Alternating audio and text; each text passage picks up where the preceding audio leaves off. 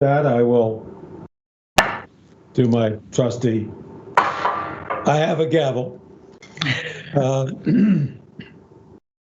So let us then, this is the 21st of April meeting, regular monthly meeting of the State Board of Education. Let us just begin with a call of the roll. Let us try to do this alphabetically. Lyle, just identify yourself and your community, please. Sure. Lyle Jepson, Rutland. And Kathy? Kathy Lavoie, Swanton. Good morning, Kim. Will you just identify yourself, please? Yes, sorry, Kim Gleason, Essex. Thank you. And Tom, please. Tom Lovett, Waterford. Oliver? Oliver Olson, Londonderry. And Jennifer. Jennifer Samuelson, Winhall. And I'm John Carroll, the chair of the board from Norwich. I believe that Sabina Brochu is unable to join us today, but I've have not heard from anybody else indicating they're not able to be here. So we expect they will join us shortly. Are there any amendments to the agenda? Anyone wishes to propose? All right, hearing none, thank you. Let us then move on to the consent agenda. There's only one item in the consent agenda, which is the minutes of the prior meeting. Good morning, Angelita. Would you like to identify yourself, please? Hello. Introduce myself real fast? Please. Okay, my name is Angelita Pena. I am a student representative for Moncton. Thank you very much, Angelita. Welcome. You have seen the minutes.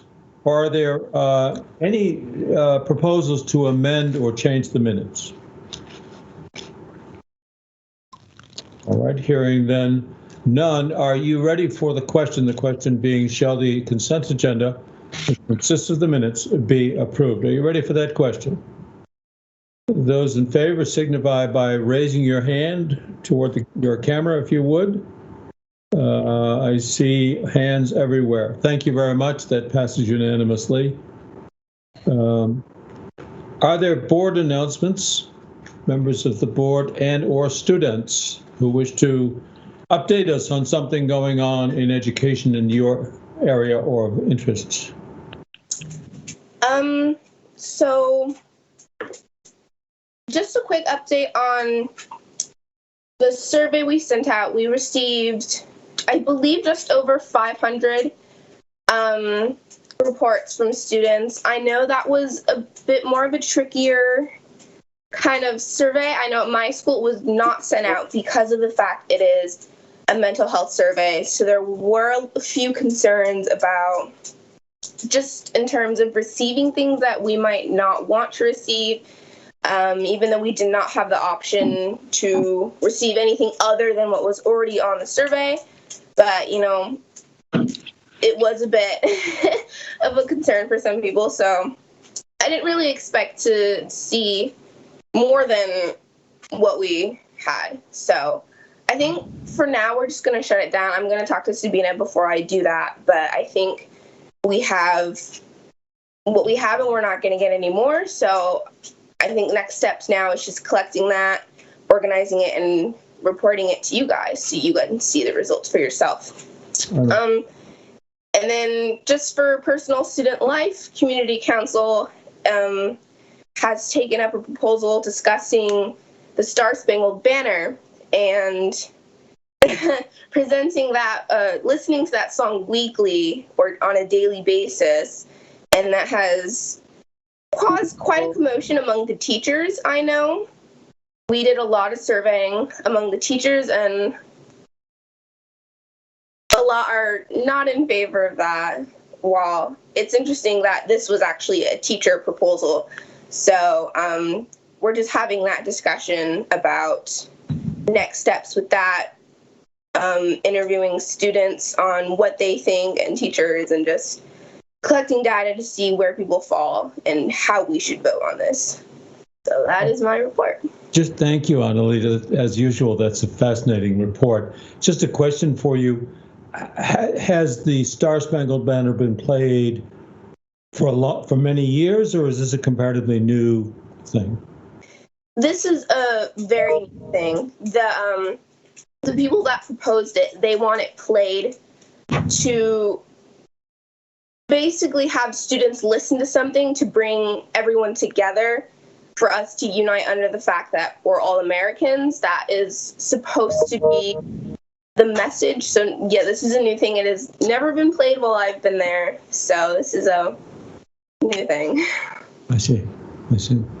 Jennifer, you had a comment or question? Yes, I did forward the survey on to a few of our local schools, and one of the questions that I got back was whether there would be a way for the schools to see the results of the survey that we could share with them. I will have to talk to Sabina about that, because we did say this was an anonymous survey. So we're not going to share all the results. Well, and Cool. I don't think they were looking for specifics for their particular school, but, like last time you had different pie charts and bar graphs and the presentation that you made, I think they were interested in seeing sort of the overall results. Yeah. For now, I'm going to say I don't think we'll be sharing that, because we did say this was anonymous on the survey to students. And yeah, it's anonymous, but we also said that we were only intending to share it with you guys. Okay. That's what we said at the start between ourselves, but I could be wrong. I'll talk to her. Okay. And I'll see if we can maybe just cut a few things out and then share just some specific pie charts. Okay. Or the whole thing if we change our mind. But And alternatively, they could always go to the recording or join the meeting and watch it. yes, and they can always see the presentation. Okay. All right. Thank you. Yeah. Kim, you have a comment or question?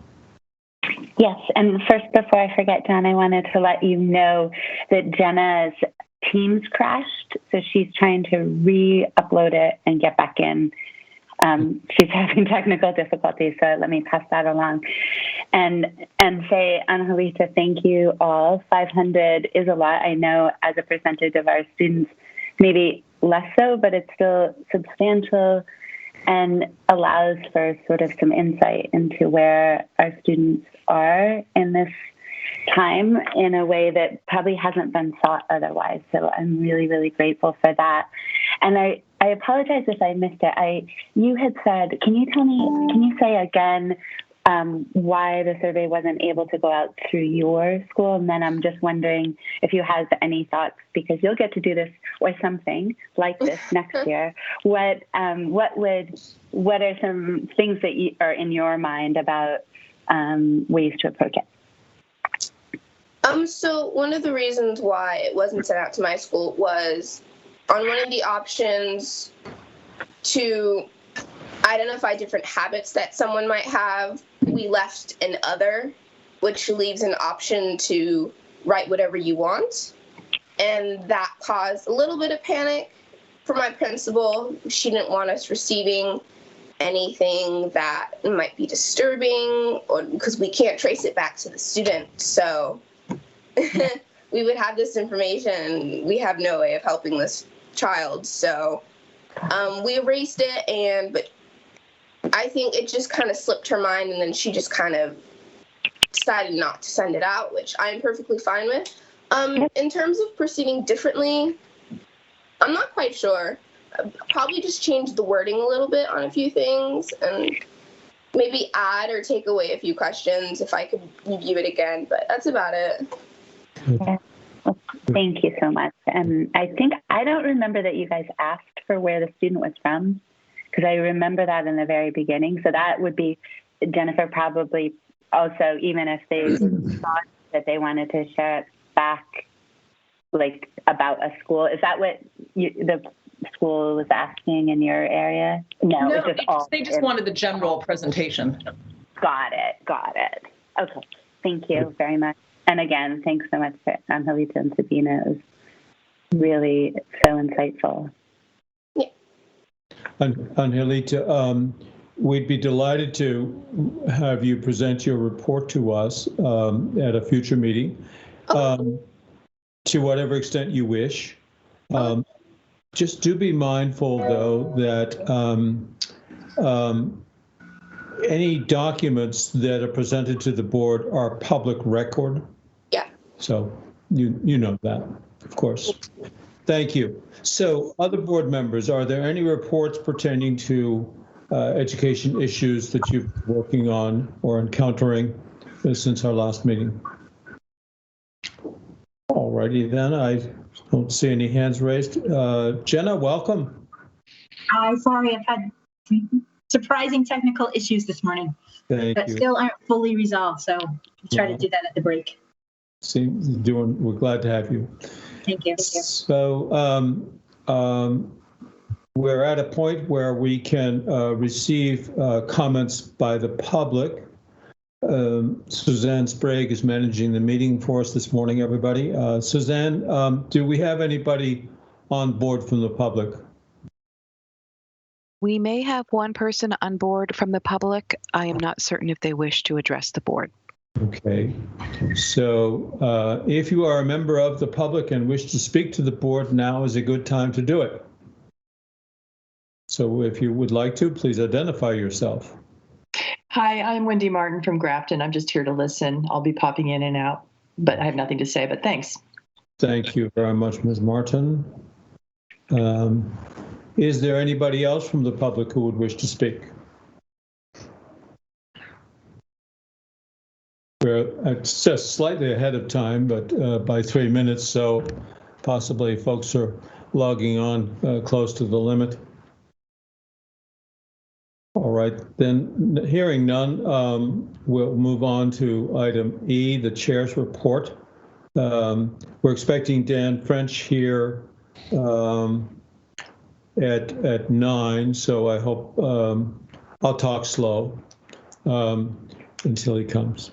I actually do have a fair amount of interesting stuff to review with you.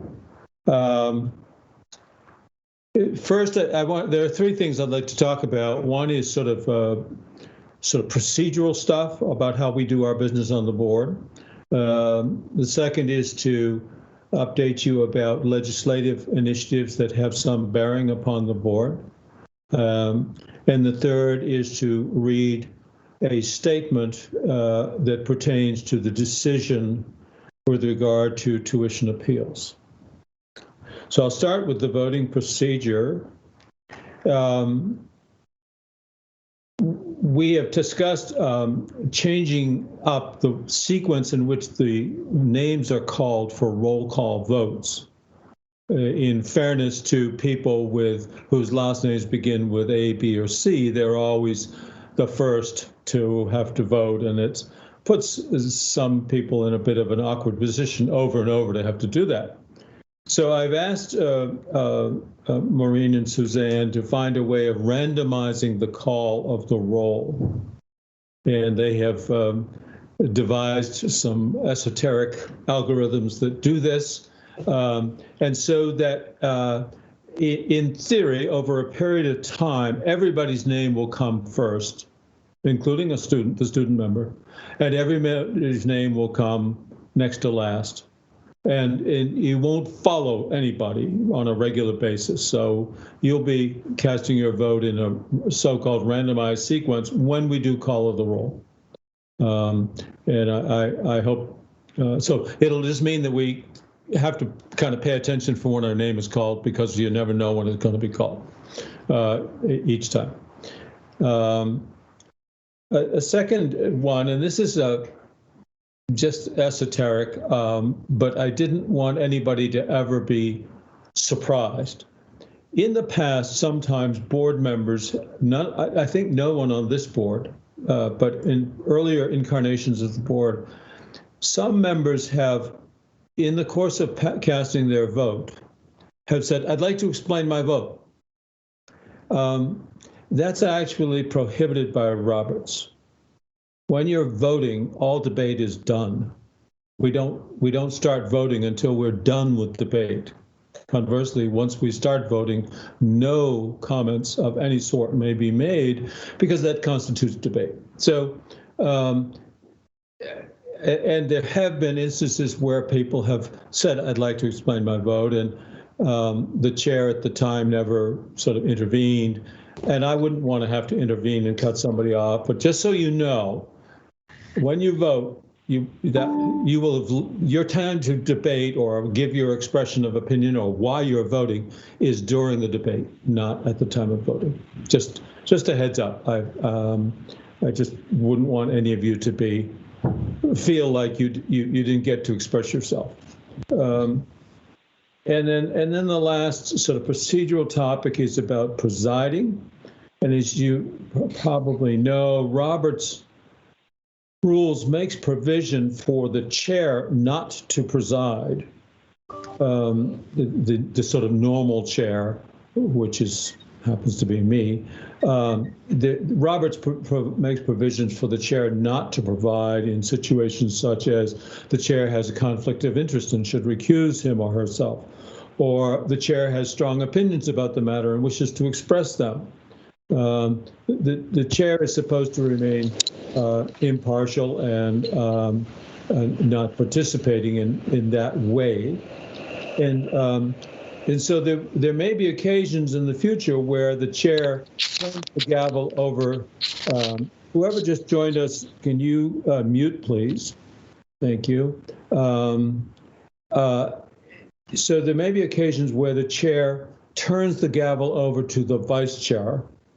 And that will be the case today on two occasions.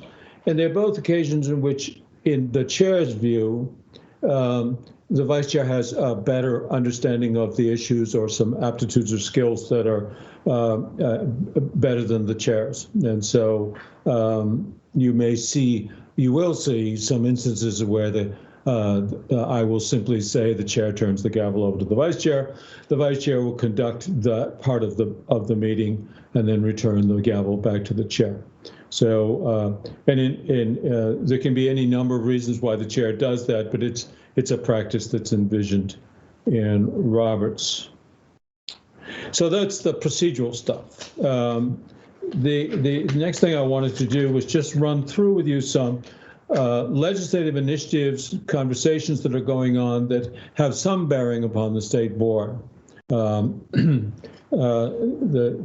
first one I'll mention is concerning diversity. Perhaps you've seen some public discussion about the diversity, or perhaps the lack thereof, of the board. There was some noticeable misinformation included in some of these comments.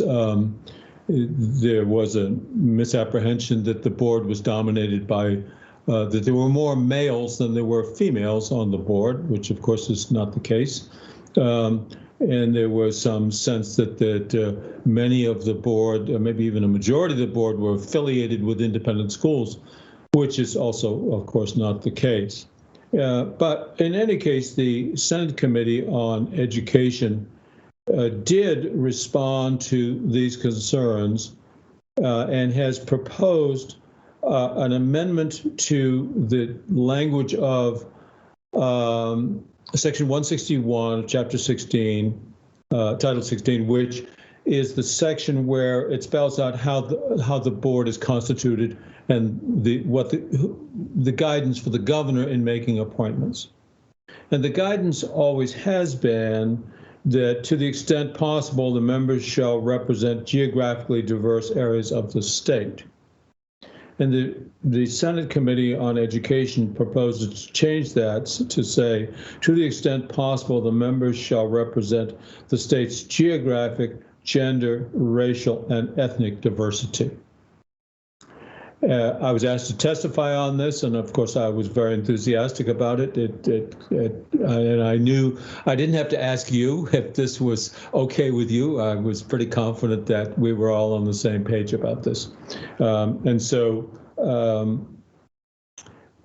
the Senate Committee on Education is going to, it's kind of late in the session, they've already initiated any new proposals that they can. Crossover date is long since passed, but they're going to find some bill to hitch this onto. So that you will see that coming.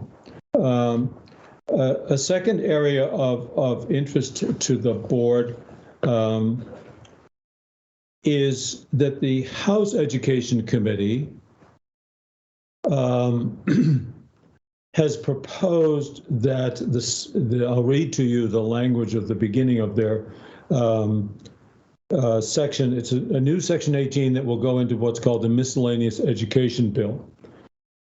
The denomination of that bill is S115. It originated in the Senate, is now in the House. The House Committee has added a new section 18 that's called the title of State Board of Education, Agency of Education, Roles and Responsibilities. And the first sentence sets it forth fairly well. The State Board of Education and the Agency of Education shall jointly report to the House and Senate Committees on Education on how the roles and responsibilities of the State Board and the agency should be restructured.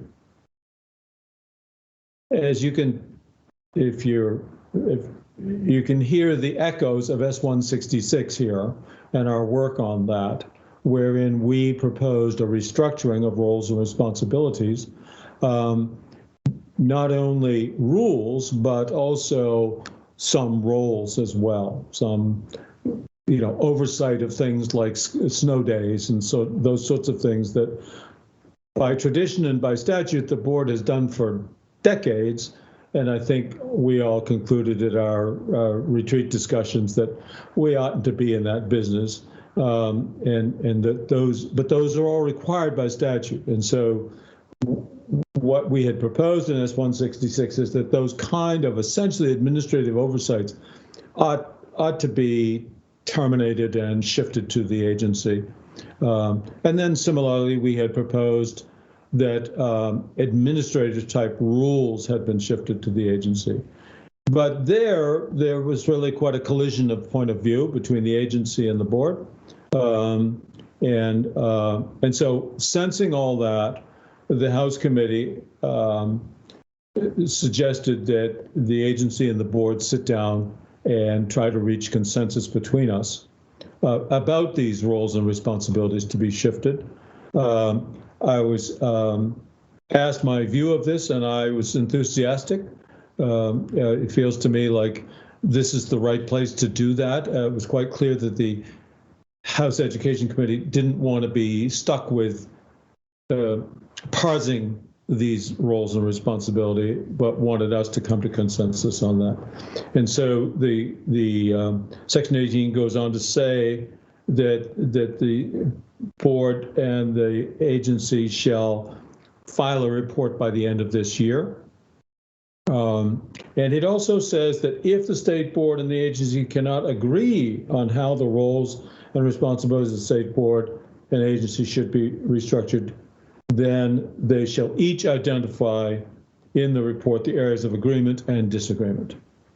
So it's seems like a pretty straightforward and sensible proposal.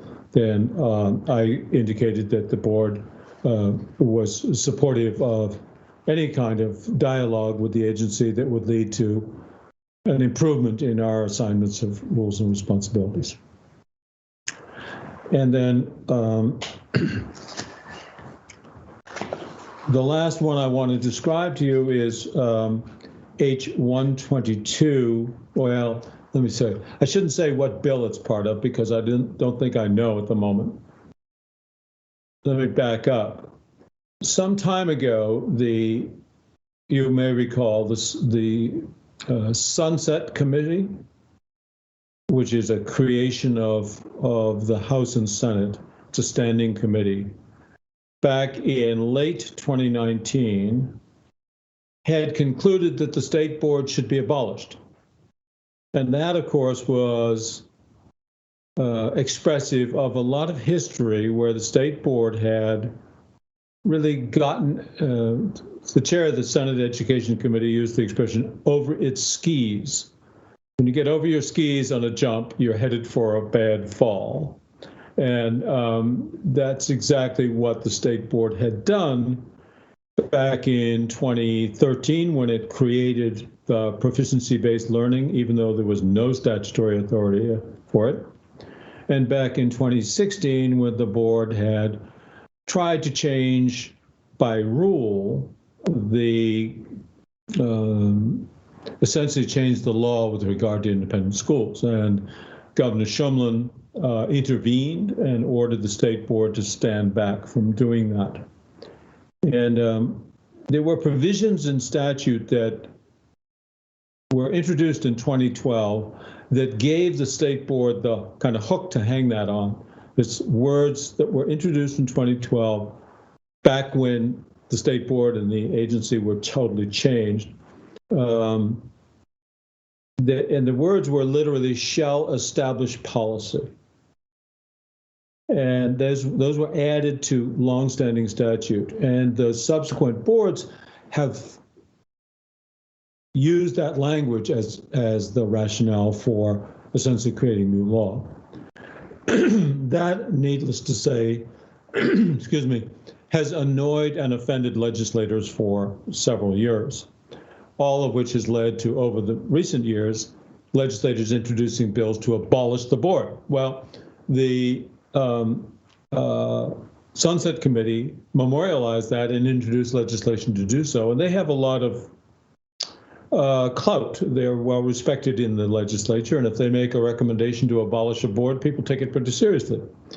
But then you may recall Peter Peltz and I spoke to the Legislative Sunset Committee and said, look, the board is mindful of these problems and is eager to make changes in statute so that we don't get out over our skis anymore and we don't try to arrogate to ourselves legislative authority. And so they gave us a break and they said, okay, you make some changes in the law and get this fixed in the next year and a half, and we'll back off.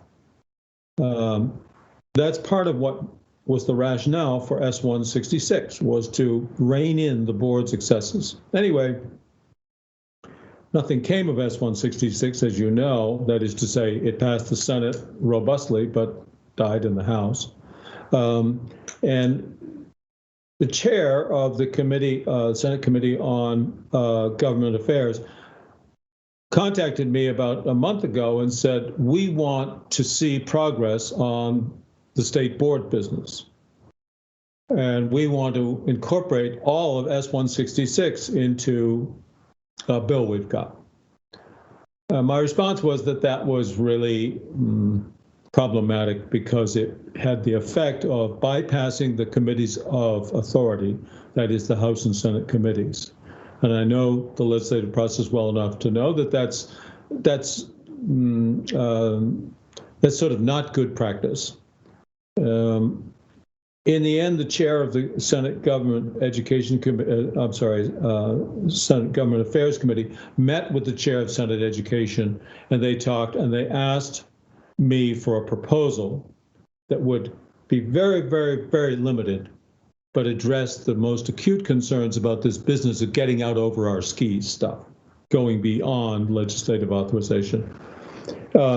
And I'm glad to see the secretary is on board now. Thank you. Welcome, Dan. Good morning. Good morning. And so I drafted a simple proposal, basically adopted from the first 2 pages of S-166. Then the committee asked Dan and me to meet and confer, which we did, and he and I made further small changes, and by agreement, then together presented to the committee last Friday, I guess it was, our proposed language that satisfies both the agency and the board to address these specific problems of excessive authority of the board. It doesn't get into anything about rules or assignment of other responsibilities. That's left for us to sort out in this committee that the House is proposing. They don't call it a committee. They're asking us to sit down together and sort that out. So the Senate Education Committee received this proposal, which is essentially the first 2 pages of S-166. with a few things taken out to really strip it down to, number one, removing this language that says we shall establish policy. And because establishing policy is what the legislature does, not what we do. And second, we added language that says that any rulemaking by the board shall be within the limits of legislative intent, to emphasize that we can't create new law by way of rule. I think we all know that, but the language of statute has been so framed that other boards have been able to stray pretty far from the straight and narrow about this. So so Dan and I both spoke on Friday last week about this, and with our shared proposal, which and we expect them to try to find a bill to hitch that onto. And it might be the so-called Boards and Commissions Bill, H-122, or it might be some education bill. We just don't know. So that's where those three things stand. I see, and that's getting close to the end of this part of my report. Oliver, do you have a question or comment? Yeah, just thanks for that. Just a quick comment going back to housekeeping matters. One thing I wanted to have a little bit of a discussion with the board about having members of the public in our meetings, and you know, we've had a problem that's been ongoing for the past year with members of the public who are dialing in, and we encourage and want members of the public to join in, listen in, participate, and comment at the designated time. But we've had problems with members of the public who are coming in through the video link, and either not muting themselves and also appearing on camera throughout the meeting. And I think there's a couple of issues there. One is we've had numerous distractions where there's this random noise in the background, and for when there's a board member or a designated member of the public speaking, it's very distracting to have that background noise. The other thing is, I think for members of the public who are watching the meeting later on, it's very confusing if there's a member of the public appearing on camera. It almost, if they're not speaking and clearly speaking as a member of the public, it almost gives the impression that they might be part of the board. And I think it's to the benefit of the public that when they're reviewing our proceedings, that it's really clear who the board members are, and that's where the focus should be. So I just wanted to propose as a housekeeping matter that when we make the Teams link available for members of the public to join in, that should be prefaced with some ground rules, such as when you join the meeting, your video is off, your audio is muted, and it's only appropriate to turn the video and the audio on when you've been recognized and invited to speak. Yes, Oliver, thank you for reminding me of that. Oliver's written a good piece on this that I frankly had sailed past. That seems to make a lot of sense, to simply the legislature has a different system because the only people who get the link are people who are invited to present. But you can watch live stream without having interactive capability. We don't, I think, have that ability to do that. So I agree. Is there any comment or question about that? Oh, Kim, yes.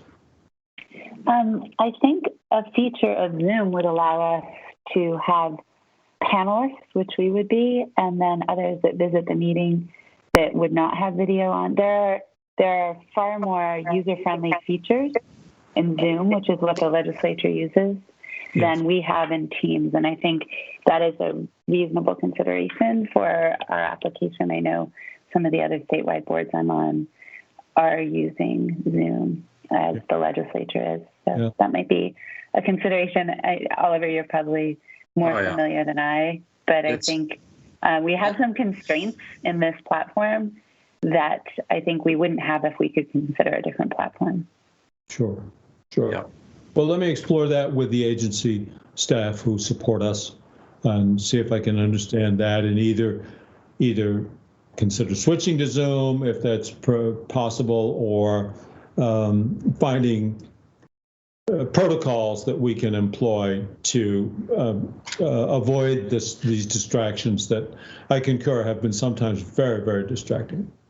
So if I may, the last thing I would like to cover with you is the third part of my presentation, which is to read to you a statement. It's entitled Statement by the Chair. It's actually a statement by the entire hearing panel that was convened in response to the appeals.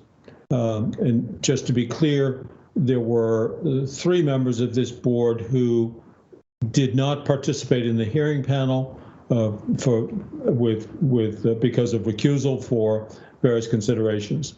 But most of the board members were also members of this panel, and they have approved the following statement by the chair. And I'm going to read it because we want to get it right. This morning, the State Board of Education issued its decision in 4 appeals brought by families living in school districts that tuition their high school students to other public schools or approved independent schools.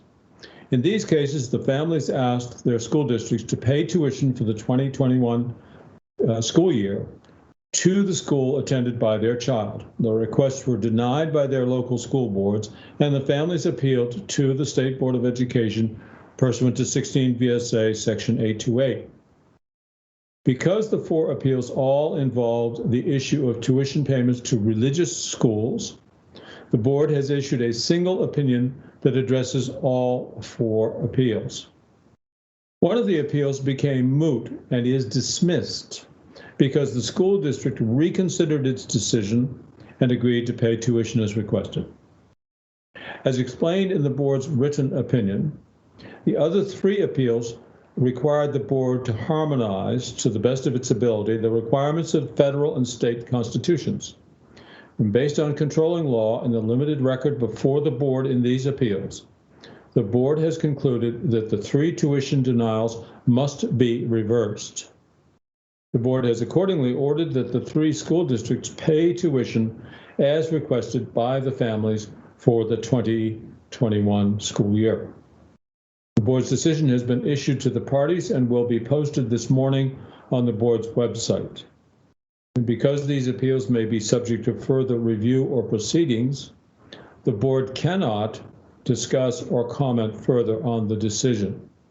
That applies to all of us, especially me. Separate and apart from the decision, which is addressed to the specific facts of those cases, there remain unsettled issues and questions in this area where this board or the legislature may wish to provide guidance. Moving forward, the board may take up some issues through rulemaking. That's the end of the statement. The statement is concurred in by all of the members of the panel, as was the decision itself concurred in by all members of the panel. There won't be any further comment or statement from me, and I hope not from any of you. This is a judicial matter. And think about judges. When they issue a decision, they don't then talk to the press about why they did so. That's simply off limits to us as well, and I'm sure you all understand that. So that's all I have on that. And we're a little bit ahead of schedule, and Dan, we're delighted you're able to be with us. And it's now time for the Secretary's report. Well, good morning. It's good to see you all. In my report, as I have for the last several months, I'll provide some comments on our response in the COVID-19 emergency, and then invite any questions you might have in that regard, because that still is the primary focus of our work at the agency. Since we last met, the governor announced what we call the Vermont Forward Plan. And you can Google that up. There's a nice website. If you just Google up Vermont Forward, you'll come to it. That describes essentially the reopening of Vermont and the end of the pandemic, so to speak, perhaps eventually the end of state of emergency. And it anticipates that, I think. But you'll notice there are phases that are tied directly to vaccination rates. And we're about to approach one of those milestones on May 1st. And the vaccination rate projections are still holding up in spite of the Johnson & Johnson delay. So that being said, a lot of what's been happening in the background relative to the planning across state government is to align the various guidances, if you will, that are been out there in different sectors of our economy and our society, and to bring them under sort of the Vermont Forward Plan. So we also in education issued an update to our Safe and Healthy Schools guidance that largely references the Vermont Forward sort of framework and timing relative to reopening the state. It anticipates conditions improving significantly as a result of vaccination. The primary components of the new guidance are, firstly, just a general reduction in the scope of the guidance by sort of deconstructing the larger, what was a 40-page document down to a 20-page document. Certainly, I'm sure you're aware the distancing requirement has shifted from 6 feet to 3 feet. Now K-12, previously it was 3 feet at K-6 only, and 7 through 12 were 6 feet. The daily health check requirement has been pushed. That can happen at home as opposed to happening at the school day, which frees up quite a bit of instructional time in the morning. Those are the major changes in the guidance.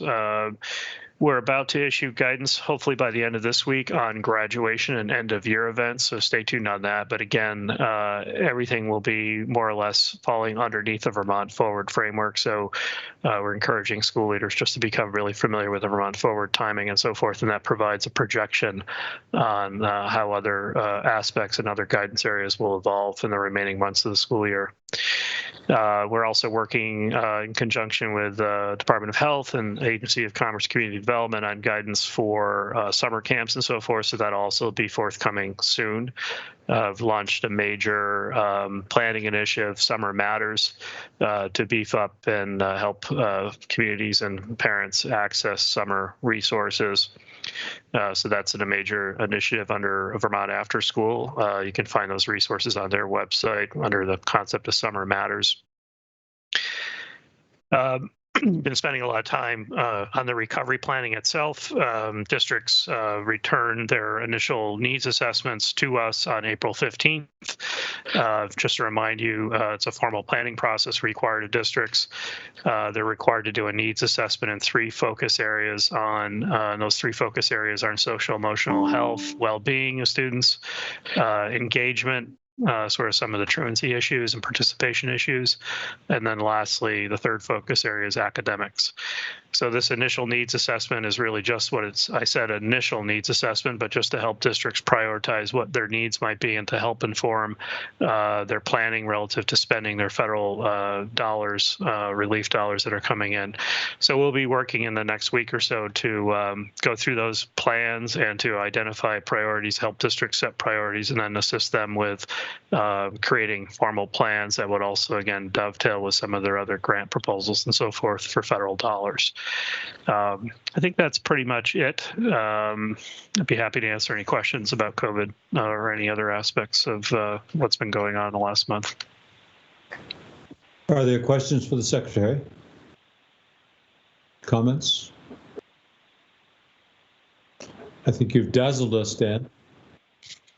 Yeah, it's an interesting time, so much effort at the front end of the emergency to ramp up things, and now it's equally challenging to sort of deconstruct them. But it's complex, but it's all very good news.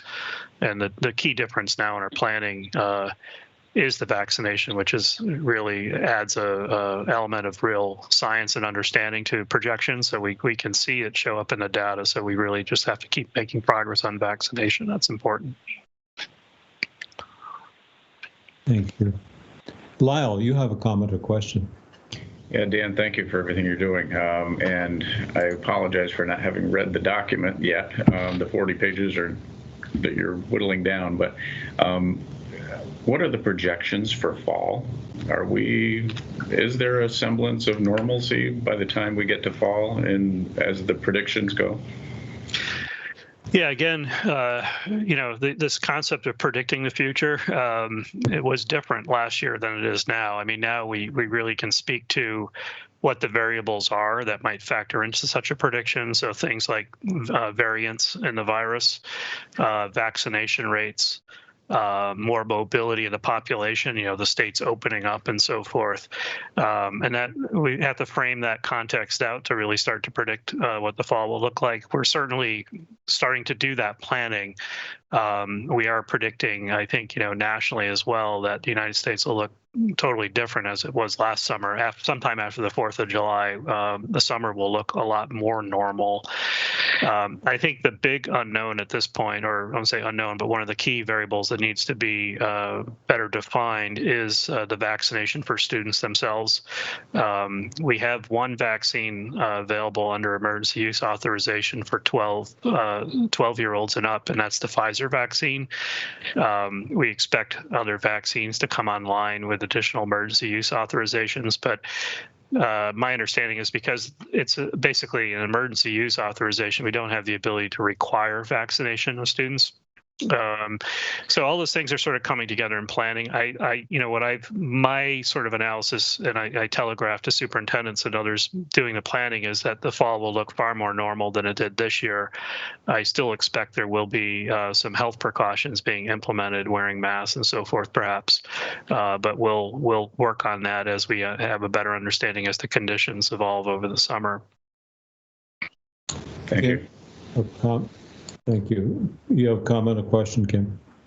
Yeah, with respect to requiring the vaccine and thinking about what some colleges have begun to describe as their plans for the fall and requirements for vaccination, and one of them, I think, being Rutgers, so public, I believe I'm recalling it was a public institution in New Jersey or some portion of these schools being public.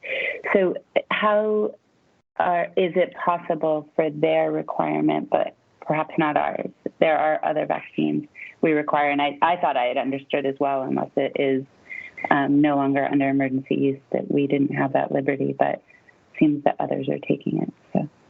Well, two distinctions, I think. One is the age of college students. They're adults, essentially, and can give consent. And I think colleges also have a stronger legal context in which to require certain things as a result of enrollment. It's essentially with public school, and particularly, it's not a sort of an option to enroll in the system. You're required to attend, and the factor that they're minors, and also that the vaccine is essentially not approved. It's available under an emergency use but not approved, makes all that very difficult. So I think we are seeing more and more colleges require the vaccine, and they feel increasingly comfortable that they can do so. But I think it's a whole nother question as to whether public school can do so at this point, considering both the legal context of the emergency use and the fact that students would require parental consent to participate in the vaccination in its current form. Thank you. Any other comments or questions for Dan? Very good, Dan. We have a little more time if you have other things you would like to take up. No, I apologize for being late again. I typically have another meeting on Wednesday morning, so I look forward to today's conversation. And right now I'm projected to be here the full meeting, so I look forward to working with you today. Terrific. Thank you, Dan. So board members, we're ahead of schedule. Excuse me. And I'm uneasy about moving right to the next item in the agenda. Well, the next item is a break, but I hesitate to have a short break and start the next item, the middle school, ahead of schedule, simply because I'm not sure that all the important people who need to speak to us would be available to us much before 10. So if, with your indulgence, I would like to use a little bit of the time we have. We'll aim to take our break at 9:45 as planned. But I would like to use the time we've got between now and then, which is about 20 minutes, to jump down to item Q. Excuse me. Item Q is the SBAE agenda and work plan, and I had hoped I could share with you some thoughts and stimulate some conversation. And I consider this a two-part conversation. I'd like to begin it today. I'd like to develop some materials based on our conversation and then continue it in May. So with your consent, I will take up item Q, and we'll finish this conversation at 9:45. And if we feel we need more time on item Q, we'll find it at the end of the meeting. So here's what I've been thinking, and I don't think I'm alone in thinking about these things. We've been talking together as a board really since late 2019 about that the way things are structured. There's so much that we have to react to or respond to. There's initiatives from the General Assembly that appropriately demand our attention. Act 173 being a great example. Act 46 before that being another example, which, you know, sops up huge amounts of the board's time and attention, as it should. Then there are things that we have to respond to. Good example being these petitions to withdraw from school districts. It's the state board that is obliged to address these matters and to reach findings and conclusions and vote. And then there are routine kind of things, like, we haven't seen much of it lately, but in normal times, every other month at least, we would get a renewal for an approval of an independent school. And we'd have to spend time on that. And then there's sort of what you could call the really small stuff, like approving school days and stuff like that, which we all agree we don't add much value to those conversations. But it's just by way of saying that there's a lot of stuff that comes at us that we don't ask for, but it's in the nature of our duties and our work. These appeals that we just heard, for example, and there's another one on our agenda today. 100 years ago, in my very first job, I had a boss who said that he articulated a principle that the routine drives out the non-routine. And what he meant by that was that the stuff that kind of comes at you every day, like, you know, doing the dishes and making the beds, drives out the time and attention for the big stuff, like, will we add on to our house, or like, where will we send our child to college, and that sort of stuff. The big strategic stuff easily gets displaced by the repetitive routine stuff. And so I think we all feel frustration that we don't spend much time sort of thinking big picture stuff. And I've been struggling with that, and I think we've been trying to find a way to do that. And I want to make a proposal to you about a way forward on that, so that we get a better balance between thinking proactively about stuff, whether it's strategic or tactical, but proactively on our own initiative, as opposed to just responding to stuff that comes at us. It's not an either or. We cannot and we should not expect to stop doing the responsive things that by law we must do. But that's, I think for many of us, that's not enough. That's not good enough. I'm visualizing an approach. There are lots of ways, different ways you could do this, but let me outline to you some of my thinking, and then I welcome critique and conversation, and I hope to get to consensus, certainly by the May meeting about this. I hope by the May meeting. My take is I'm uneasy about appointing, quote, committees, because committees have a way of hanging around and being kind of amorphous and sort of standing. But I love work groups. I feel that, for example, the work group that Kim led on resolving tensions in the 1300 and 2360 was terrific. It had a beginning, a middle, and an end. It had a clear charge, and it delivered on that charge. The group that Oliver is now leading regarding 2220 Non-Act 173 changes is similarly functioning that way. So I think of these as work groups, and I just like the term better than committees because the notion is to convey that there's work to be done. This is not just to stand around and opinionate, there's work.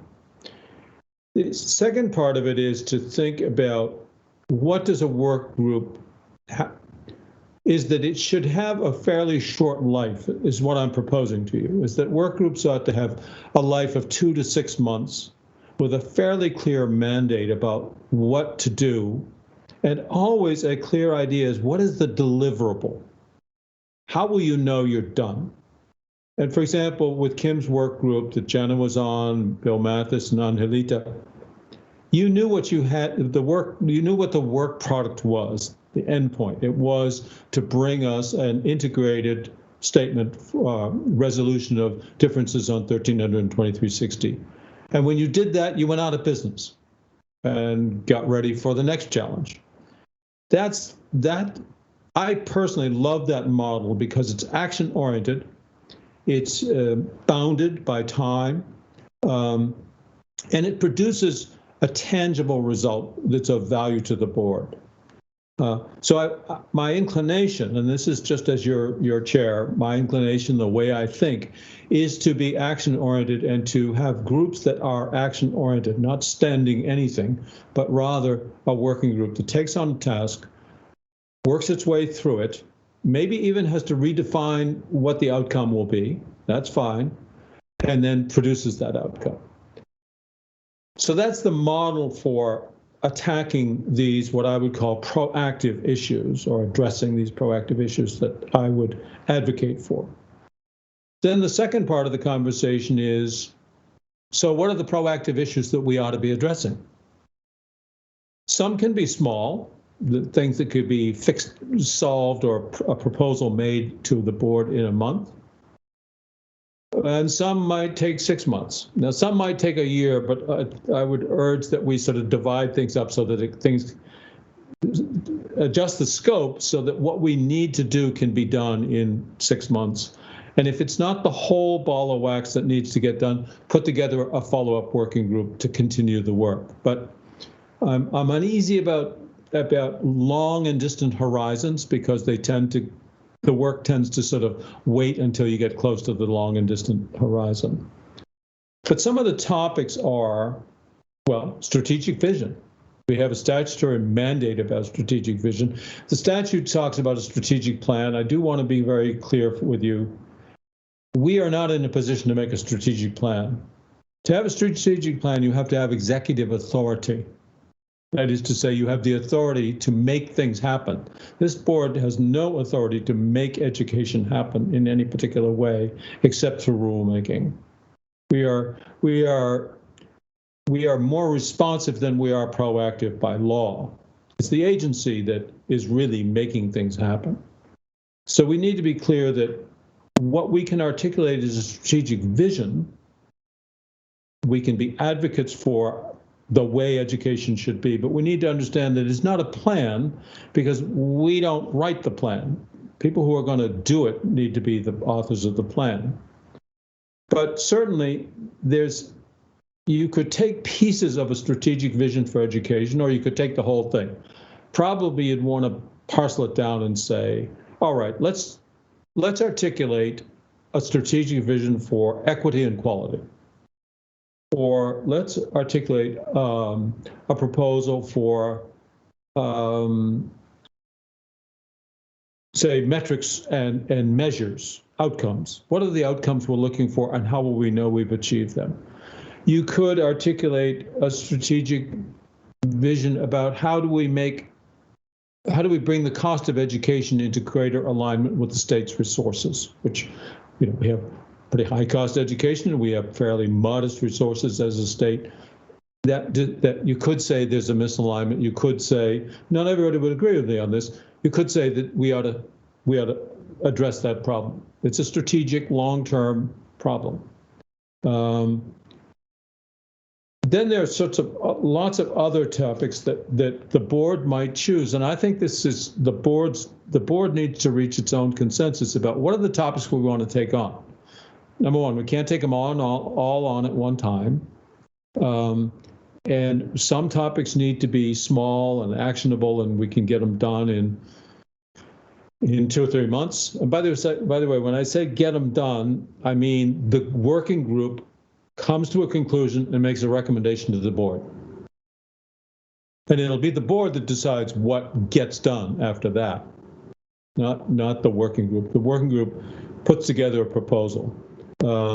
Other topics might be governance of education. You know, we have in Vermont a deep tradition of a multi-layered governance of education. There's the General Assembly, which clearly articulates policy, or clearly has the responsibility to articulate policy. And then there is implementation by the Agency of Education. And at the opposite end of this continuum of governance, there are the school districts and their governance and the authorities that they have. And there's a role in there for the state board to be maybe the entity that talks to both ends of this spectrum. There's a role for the state board to make recommendations to the General Assembly. In fact, that's probably one of our most vital functions that we could do much better at, is to frame up strategic visions and then persuade others, the people who have their hands on the levers of power, to move in that direction. Assessment and accountability, that's a concern, certainly the secretaries and might be ours. Independent schools and recognized schools, both of them. Are we doing as good a job at oversight of them as we ought to be doing? And another one is a really interesting and timely topic is what's to be learned from the pandemic, and what of the things that we've done during the pandemic that we've never done before might we consider continuing to do? Is there a sense out in the communities that there are some pieces of what we did during the pandemic that really worked pretty well for some students? How do we protect those and retain them going forward? So that gives you an idea of the range of kinds of topics, all of which are either strategic or tactical in nature, none of which we will have or most of which we won't have any authority to do anything about. Remember, we are an advocacy group. We are a group that facilitates bringing stakeholders into the conversation. Our role in rulemaking, we played a vital role in Act 173 of making sure the stakeholders were really at the table in drafting those rules. So that's the kind of, the board is a funny kind of creature. It has responsibilities, certainly to handle appeals and stuff, but in terms of the big picture of education, we don't have any levers to pull other than to persuade others to do things the way we advocate. And the people we particularly need to persuade, of course, is the General Assembly, since they actually have the authority to create the laws and the policy. So I'm sorry to speak so long about this, but I just wanted to sort of do a dump with you about some ways of thinking about becoming more proactive in addition to our responsive work, not instead of, but in addition to it. Whew, thoughts? I see Kathy Lavoie, I see your hand. Thank you, John. I like the idea of a work group, number one. Most of us live very busy lives outside of the State Board of Education, and although it's important to us, the idea of giving a set date for an end, I can, in my brain say, okay, I've got to focus on this for the next 3 months and be able to focus on it and not feel the overwhelming of another committee. So I like that. the engaging of the public is what I believe the State Board of Education does best and what our most critical role is. No offense to the education world or AOE, but we are that line for, I believe, parents in particular. And so to be able to engage them through some strategic visioning is, I think, is incredible. And you say we have no levers to pull, but I do believe to that point, it is the parents that we have levers to pull on, and they can help to influence the AOE, can influence the legislature, because we've had a solid conversation with them and educated each other on a specific topic and so forth. So I like the idea, and I hope the rest of the board does. Kim. I definitely appreciate the opportunity for us to think about our strategic role in all of this. I caution us to be chasing the loudest voice in the room around where we focus our efforts. So I think we have the opportunity to really think about how we articulate a vision for education in the state of Vermont, and then how we hold some accountability to that. I certainly appreciate the ideal of us engaging and around those topics where we have a role. Broader issues, matters of equity, outcomes for students, where we can, but if we start getting into operational issues or knee-jerk reacting to parents not liking a particular procedure or process at a school, we insert ourselves in a place we don't belong, and I think that would be an unfortunate outcome. Thank you, Kim. Lyle. Yeah, I would tag on to what Kim just said and hope that we would continue to focus on three areas which I think historically have been, and in documents I've read, have been the purview of the board, which is equity and quality and efficiency. And to me, efficiency means affordability. And so I think when we're focusing our work groups, if we can focus on those three hierarching concepts, that will keep us focused. Thank you. Thank you. Anybody else? Jenna. Jenna, you're muted, I think. I know, I just saw that. I like what Lyle just said, and I'm sure that those three frameworks around equity and proficiency and quality, or efficiency, as he said, as well, I think they are embedded in the strategic plan of the AOE. And I think, John, you made a good point around the difference between a strategic plan and a strategic vision. So it'll be interesting to see how things are laid out, how those qualities are laid out in the plan, and then how the vision turns into our work. So there's some coherence between what the overarching goals are for the agency and how they align with the board's work. Thank you, Jenna. And Tom? Yeah, I'd just like to follow up on Jenna's comment. I was sitting here thinking that there are lots of people right now thinking about strategic vision for Vermont education. And I think it would be a great opportunity. First of all, I like the work group idea, and I think we have a great opportunity to bring some consistency and coherence of all those voices in Vermont who are thinking about exactly this topic. So I think it's really timely. And I think Lyle, with his three main buckets, I think he hit on a way to at least get started crafting that vision. Mm-hmm. Mm-hmm. Mm-hmm. Thank you. And Kim?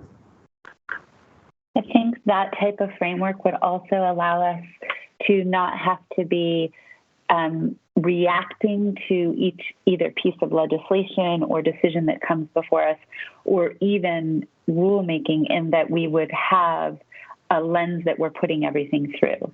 And that would have been clearly articulated, so that as we look at our legislative positions in January, we're doing so through a lens that we've clearly articulated, that is aligned with our vision, which we've articulated, so that, again, as the legislation moves, we still have the same goals. And we know, and you know better than many, the way the legislative process goes. And it would give us an appropriate lens to be looking at everything, but that is one example that I see would benefit. Right. That we would look at any legislative proposal and say, so how does that serve equity? How does that serve quality? How does that serve efficiency? This is great. I'd ask you to start thinking about how do we break this very kind of global question of education, vision for education, equity, and quality and efficiency into sort of, I guess I would say, bite-sized chunks that because I don't think it's going to work for us as a committee of the whole to address. You could do it that way, where we set aside an hour every meeting or 2 hours every meeting for the next 4 meetings to collectively to come to this. But it feels to me like, especially because we don't have staff people who can draft proposals for us, it does feel like it would be, I don't see the way, but maybe one of you can see the way to segment this work into 3 or 4 discrete parts that we then knit together into, maybe we would say, you might just say, we'll have a work group about equity. What is it? How do we achieve it? What's it look like when you get it? How do you measure it? We'll have a work group about quality and a work group about efficiency. I mean, that's one simple way to do it. And then it, of course, all has to be reconciled because, of course, those things sometimes compete with each other. They even sometimes conflict. They obviously, in an ideal world, harmonize and enhance one another, but there would be an integrative process. So I guess I'm just looking to get this very large thing, as I say, segmented into components that smaller groups could address, and then we sit down, kind of like we're doing with Rule 2220. We got 3 groups working on it, and we're getting really close to integrating them into a single document. Thoughts about that? How we go about this? Kim. Do we envision the possibility of a retreat? Because I think it will be important for us to agree on what the buckets are and have a robust conversation around that. Maybe facilitated. I mean, we have money in our budget for like a facilitated retreat conversation around how we would define. I remember at maybe one of the first meetings, Jenna and I came on the board, we began to try and unpack definition around those 3: equity, quality, and efficiency. And then, so that might be something that would be beneficial in a retreat setting with a facilitated conversation to try and put some definition to what that means if those remain our foci of our work. So that's a thought. And then let the work group begin to flesh out what that looks like in terms of accountability. So that what does that look like in our work calendar for the year? If we're going to have points at which we try and follow up on how the state is doing in those regards, right. What makes sense. So that's just a thought that might be helpful. Yep. Typically, the board has its retreats in late summer, and I guess I'm okay with waiting till then. I'm sort of itchy to move forward, but that's certainly, Kim, that's certainly a way to, together as a committee of the whole, sort of scope out the scope of the project and then divvy it up into digestible hunks that work groups could then flesh out. We're getting close to the time we should stop for a break and to get ready for back to our agenda. This has been very helpful. I hope it's been of interest to you. Are there any further closing comments about this? Kathy? Just one, John, I'm sorry, my hand's been up a bit. And, Sorry. just to be clear, to Kim's comment, I wasn't certainly suggesting that we do knee-jerk reactions to the public and parents, but I think it's always nice to have visions of what our strategies will be. But if within those visions, we do not have a venue in which we can respond to concerns of parents and students and others, maybe special interest groups, then the vision, in my opinion, isn't worthwhile. So I'm absolutely on board. I like the suggestion Kim made of a retreat and looking at to Lyle's point, those three areas. But then we work really, really hard at what in education world and what in the lives of our students every day fall under those three categories. I think personally about technical education and how critical it is in the lives of our students today, especially, and it falls someplace under there. And we need to be able to make sure that as a state, we're delivering and supporting what students need to be successful in technical education. So visioning is fine, but we can't forget those very, very succinct areas that we have a chance to influence. Thank you, Kathy. I'm mindful now of the time, and I'm going to recognize one more of you to speak, and then we'll stop there. And if you wish, when we get to the end of the day, we can return to item Q if you feel there's some more conversation that we should have today. So I see Jennifer Samuelson's hand up. Thanks, John. Just in thinking about this, I think it is really important for us to sort of keep the 30,000-foot view. But, the analogy I always go back to in my mind is like the forest and the trees. We're sort of surveying the forest, but we need to recognize the trees. And I think, to Kathy's point, it is important to get the participation and input, when we get into these groups of the affected members, because how would we otherwise know? I mean, otherwise we're really speculating. But, to sort of distill that information to sort of a broader picture that would inform the vision that we would have for Vermont. Very good.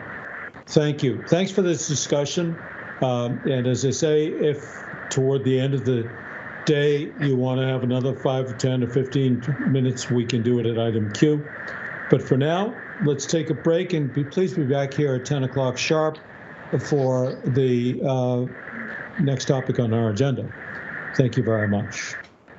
Turn the gavel over to the Vice Chair, who will preside over this item in the agenda. Jennifer. Great. Thank you so much. To confirm this for the record, and for those who may be participating by phone, here's item G on the agenda of the State Board Education meeting on April 21st, 2021. This is a preliminary conference regarding a petition for declaratory ruling, which was filed in the middle school rate appeal. I am Jennifer Samuelson, Vice Chair of the Board. The following board members are also present: Chair John Carroll, Kim Gleason, Lyle Jepson, Kathy Lavoie, Tom Lovett, Jenna O'Farrell, Oliver Olson, Angelita Pena, and Secretary Dan French. Secretary French, will you be recusing yourself from deliberations? Yes, I will. Okay, thank you. I understand that the middle school is represented by Mark Ottinger, who is here with us now. Mr. Ottinger, is your client also here? Yes, I have a couple people that are observing, John McCooey, Jen Barnett, who are principals of Belvedere, which is the parent company of the middle school. And we also, I believe, have Carrie Myers, who is our CFO, and Tim Feeney, who works directly at the school. Thank you. Secretary French, are you participating on behalf of the agency, or is Ms. Simmons? Ms. Simmons is available, but I don't know to what extent it'll require agency participation, but we'll take that up as it comes up. But I'll recuse myself from deliberations. Okay. Is there any other party of interest who's participating? Not on our side, no. I'll just get myself on the record at this time. This is Emily Simmons for the Agency of Education. Thank you. Good morning. Okay, before we begin, I thought it would be helpful to review what brings us here today and the purpose of our conference. The petition for declaratory ruling was filed by the middle school under date of April 1st, 2021 with attachments. The petition requested first that the board construe Rule 2366 to permit reimbursements for the 2019-2020 school year. Second, that the board instruct the Agency of Education to rescind the October 27th, 2020 memorandum. Third, that the board instruct the agency to communicate the ruling directly with the 11 affected LEA districts. And fourth, that the board instruct the agency to process the reimbursement request in the ordinary course. As of yet, the board has not seen an answer to the petition for declaratory judgment. Vermont Law 3 VSA Section 808 and Board Rule 1235 allow the board to hear a petition for declaratory ruling. If the petition is contested, the matter would be heard as a contested case. The purpose of today's conference is for the parties to give enough information about their position regarding the petition so that the board can decide what hearing process will be followed. For example, should the matter be heard by the full board, a hearing committee, or an assigned hearing officer? How much evidence is expected to be presented? Are the facts sufficiently uncontested so that the matter could be presented on stipulated facts, with the parties giving oral argument on the agreed facts? Today's conference is not an evidentiary hearing, and I ask the parties not to speak to facts which are in dispute or unrelated to the process issues that we are addressing. This is also not an opportunity to argue the merits of the case, the law or the rules involved, or the collateral consequences of any decision that the board may make. Mr. Ottinger and Ms. Simmons, I ask that you each address your preference as to whether the case should be heard by the full board, a hearing committee, or a hearing officer, the likelihood of a comprehensive stipulation of facts making an evidentiary hearing unnecessary while still allowing for argument, and finally, if evidence is to be taken, how extensive do you expect your evidence to be? Please keep in mind that if the case proceeds as a contested case, there will likely be a pre-hearing conference with the presiding officer for the hearing so that technical issues such as discovery, subpoenas, scheduling, and the like need not be addressed here today. With that in mind, I would ask that you each limit your total presentation to no more than 15 minutes, which includes any questions from the board. Finally, before we begin, I also wanted to provide the following instructions to my fellow board members. The purpose of today's conference is to get a general sense of the petition so that we can decide further process. Please do not ask the parties any questions which might elicit facts or arguments which would properly be presented at a later hearing. We are only concerned today with the appropriate process for the board to follow and not the merits of the petition itself. If you do have a question for a party, please also identify yourself before speaking for the benefit of those who are participating by phone. Are there any questions? No questions. Great. Okay, Mr. Ottinger, you may proceed. Thank you very much, Madam Chair, members of the board. Thank you for having us in this morning. We appreciate the opportunity. By way of further background, I mean, we appealed a rate setting determination of the agency that pertained to 3 years, all 3 years of the middle school's operational history at the time. We began serving students in March of 2018, and so we had a partial year there, and then our first full year was 1920.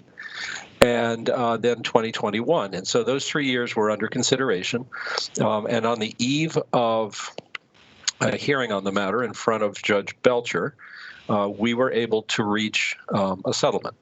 That settlement addressed the appropriate rate for 2018-19, and it was agreed that we would not attempt to collect the difference between the original rate, which was around $45,000, and the new rate, which was around $65,000. We agreed we would not attempt to collect it for that partial year. Very clearly in the settlement agreement, however, we indicated we were going to be attempting to collect the difference from the school districts for the 2019-2020 year. And that's the year that basically the disagreement about that year is what brings us before the board. We are currently operating the current year under the increased rate that was granted to us through the settlement and which was approved by the state board. During the year in question, the 2019-2020 year, I think we served a total of 24 students.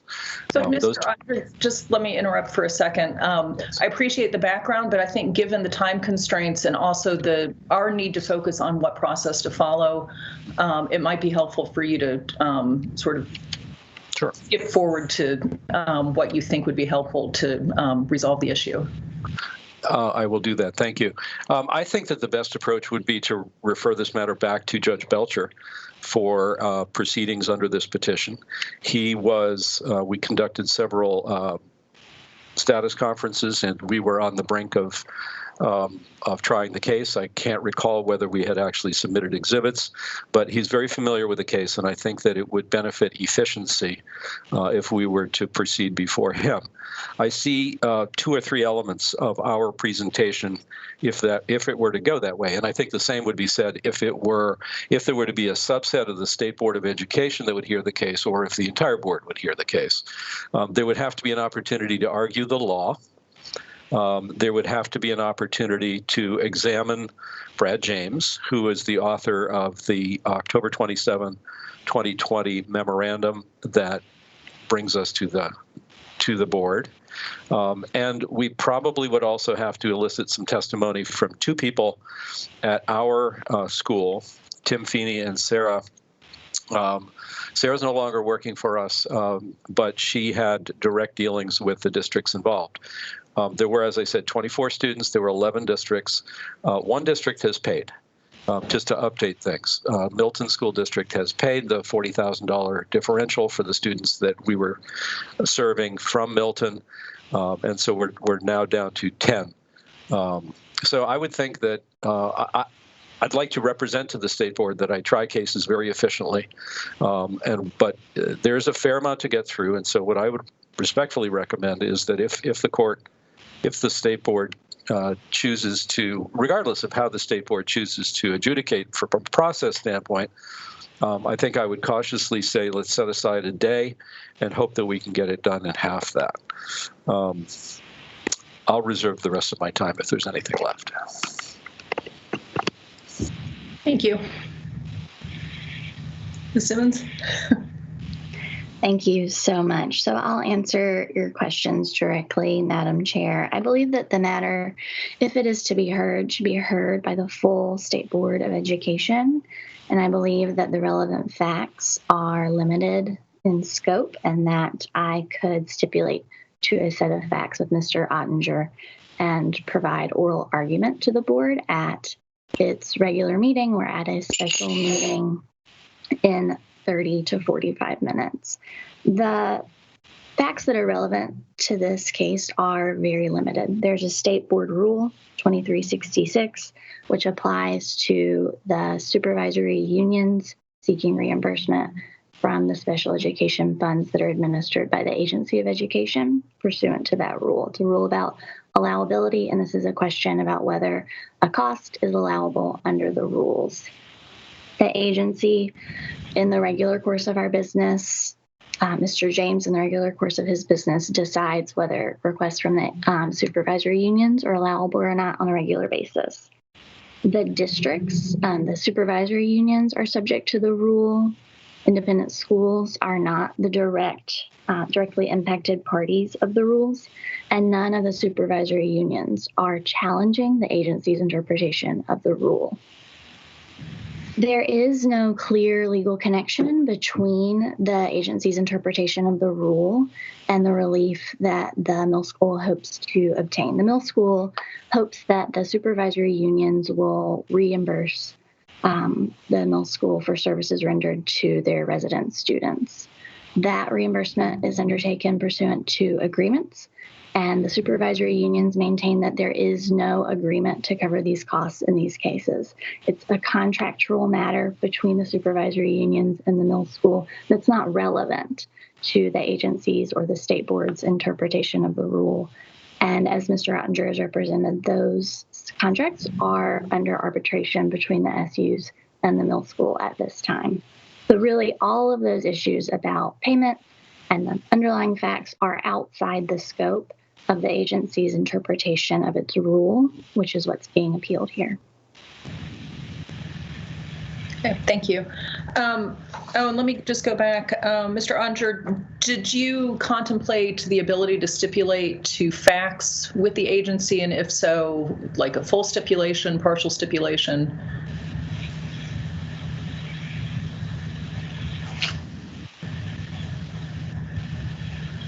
Sorry, I don't think that the facts are in dispute. I do think that we could stipulate to facts. This is, for the most part, a legal question. Although there are some facts, as I said, with respect to Mr. James, and there are some facts with respect to our dealings with the districts that bear simply on, well, it's mostly about Mr. James, actually. He would be the primary witness. I don't know that we will need to have our witnesses testify. As Ms. Simmons says, our attempts to enforce our right to recover the difference in the rates for the year in question are currently being debated. The 10 school districts are, let's see, 9 of them are represented by Pietro Lynn. He's actually, I noticed that he's on this Zoom or on this conference. I disagree with Ms. Simmons in terms of the impacted parties. The amount of reimbursement under the formula, as I see it, is roughly 2/3 of what we're seeking. And so the amount that, if I may just... Go ahead. I'm trying to keep us out of the facts today, just so that we can settle on a process with fully understanding that we're going to get into the facts, however it proceeds from here. Right. If I may just make one point, I mean, we're talking about $311,000 in dispute here that we understood through the initial process we were going to be recouping, which is, a critical sum of money for this business. And I do think that the districts are parties in interest, in large part because of the fact that the reimbursement, if we are proven correct in our interpretation of the rule, which we strongly think we will be, the reimbursement falls about 2/3 on the state and 1/3 on the school districts. So I do think there are parties in interest in this, the districts.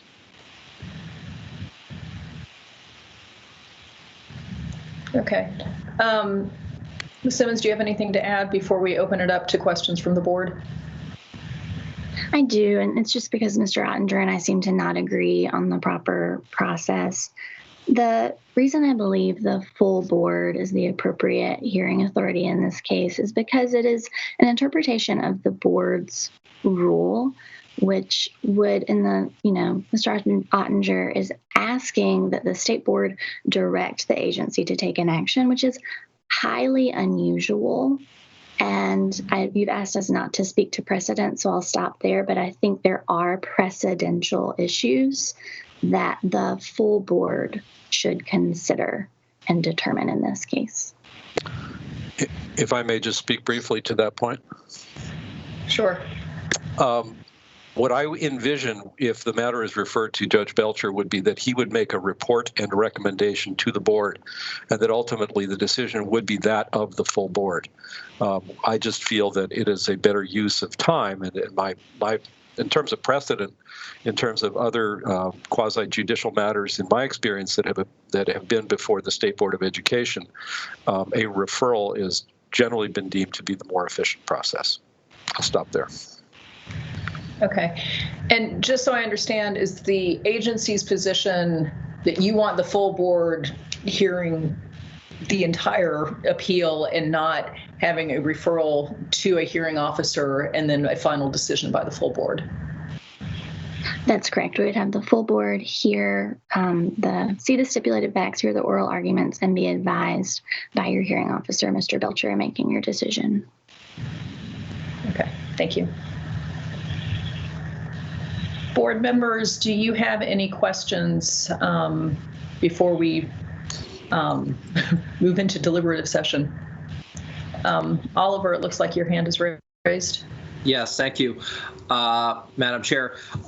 So I just want to summarize, I think what I'm hearing is the sort of the two fundamental questions relative to process that seem to be in dispute, and I want to make sure that I'm hearing this correctly.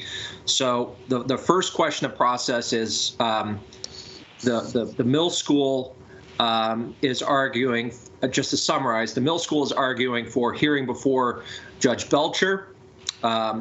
The agency is arguing for a hearing before the full board. So I think that's pretty clear. Let me know if I'm wrong. The second question I'm a little fuzzy on, and I want to be absolutely clear, and I want to hear from both parties on, and that is the question of who the parties actually are. And I think what I'm hearing from Mr.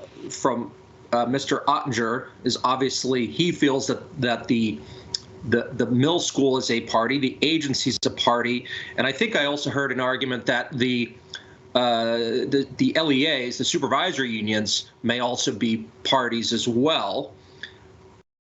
On the flip side, I think I'm hearing from Ms. Simmons that not directly, so that's why I want to get a clear answer, but indirectly, I think I heard an argument that the middle school is not a party or should not be a party. And perhaps I heard that incorrectly. No, I do not argue that the middle school is not a proper party. I argue that the state board, and as far as it has discretion, ought not to take this up for hearing. But given the procedure that we're following, the agency hasn't given an opportunity to respond to the petition yet. We might not be to that point yet, so I'll stop there. And our view, if you're looking for further input on my part, is that it's indispensable to the dispute between the middle school and the school districts to have the rule that's being discussed construed. And under Section 808, it is the duty and the right of the State Board of Education to construe the rules, its own rules. So I would agree that the school districts are not party to this petition.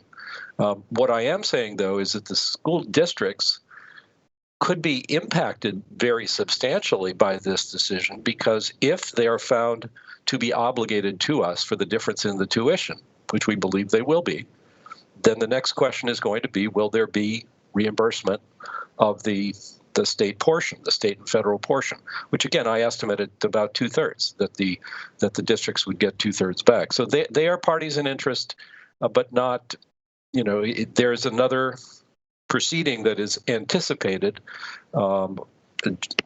Since Ms. Simmons mentioned the arbitration, the reaction of the attorneys for the districts is that they feel that the arbitration clause in question is not valid, and therefore they appear to be pressing us for actually going to court over the issue. So I think with respect to what's before the board today, it is the agency and the middle school who are the proper parties. The districts are only derivative parties to the extent that they may end up seeking reimbursement and seeking whether a waiver could be granted from the timeliness issue. So I'll stop there. And Ms. Simmons, just so that I understand, who are you thinking are the proper parties here? The middle school as the petitioner and the agency as the party defending our interpretation of the rule. Okay. Agreed. And Mr. Ottinger, are you expecting, under your vision of how to resolve this, that the districts would be participating either as witnesses or? With respect to the construction of the rule, probably not. They are certainly going to be, they're taking positions with respect to the contracts that, that we're not entitled to get the difference in the rates for a number of reasons. And our position is that we are clearly entitled based upon the contracts and based upon the agreements that we had with each district. Each district knew we were on appeal. We were on appeal for 3 years and finally got it resolved. We gave up recovery of that first partial year, but very clearly in the settlement that was approved by the state board, we indicated that we were going to be seeking reimbursement for the 2019-2020 year. It was $351,000. We've been paid by one district. It's down to $311,000. I don't know whether that district has sought or will be seeking reimbursement under the rule from the agency. Obviously, that would be, an important development for everyone's consideration. So I hope that answers your question.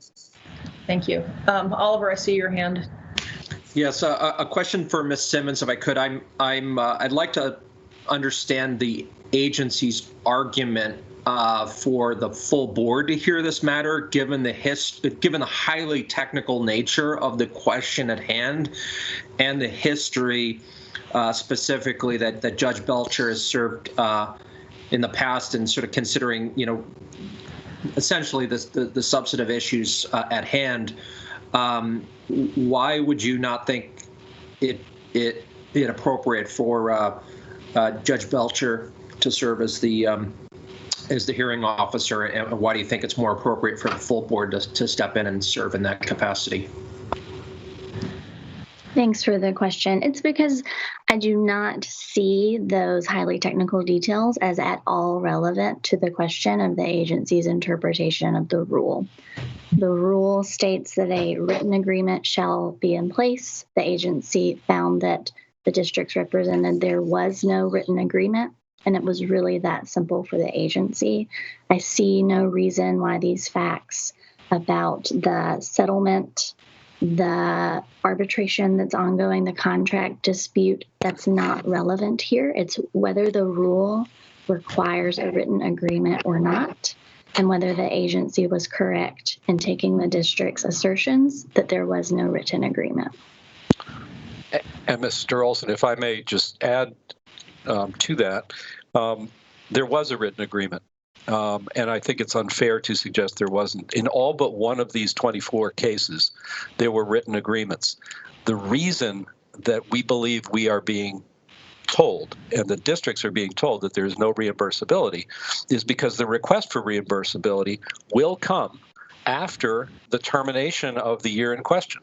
In other words, the contract that was in place for the 2019-2020 year has obviously expired because that year it's in the past. So they're basically. Let's stay out of the facts. Yeah, Okay. But in any case, so there was a written agreement in all but one of these cases. The year was over. That's the issue, is from a legal standpoint, is whether the fact that the year is over is going to bar recovery of reimbursements. And we'll dispute part of what Mr. Ottinger has just said, to be clear. Okay. Are there any other questions or comments by any members of the board?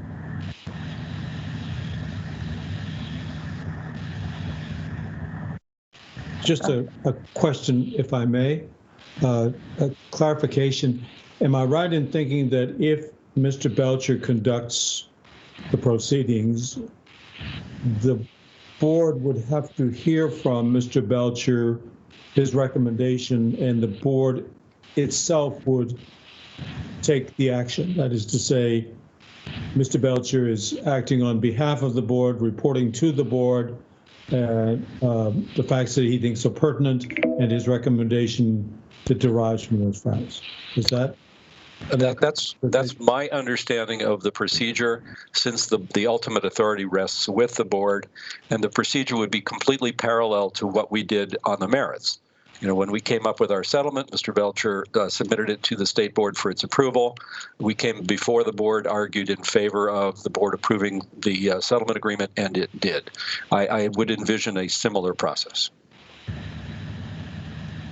Oliver? So would I. Sorry, one more. And when I was speaking before, I invoked Judge Belcher's name and his person, and I was really I meant to sort of convey the process. So I just want to further clarify, if the board were to appoint a hearing officer, if that's the board's choice, do either party have objections to Judge Belcher serving in that capacity? No objections. None. Okay, thank you. Okay, and then I think the one other thing I wanted to make sure I heard correctly is, Mr. Ottinger, you are predicting a half day to a day to accomplish this. And Ms. Simmons, I understood you to say something less than an hour. Is that accurate? Okay. That's correct. Okay. Anything else? Not from us. Thank you. Thank you. Okay, at this point, I would entertain a motion to enter deliberative session. Kathy Lavoie, Swanton, I move that the board enter deliberative session pursuant to 1 VSA section 312E to consider the process by which to address the Mill School's petition for declaratory ruling by the State Board of Education. I'll second that. Thank you. I can't see everyone, so I'm not sure if we need to call the roll or how to do this. And I'm open to suggestion here. Why don't we call the roll? Okay. Suzanne, would you mind calling the roll? I will call the roll. Kim Gleason. Yes. Lyle Jepson. Yes. Kathy Lavoie. Yes. Tom Lovett. Yes.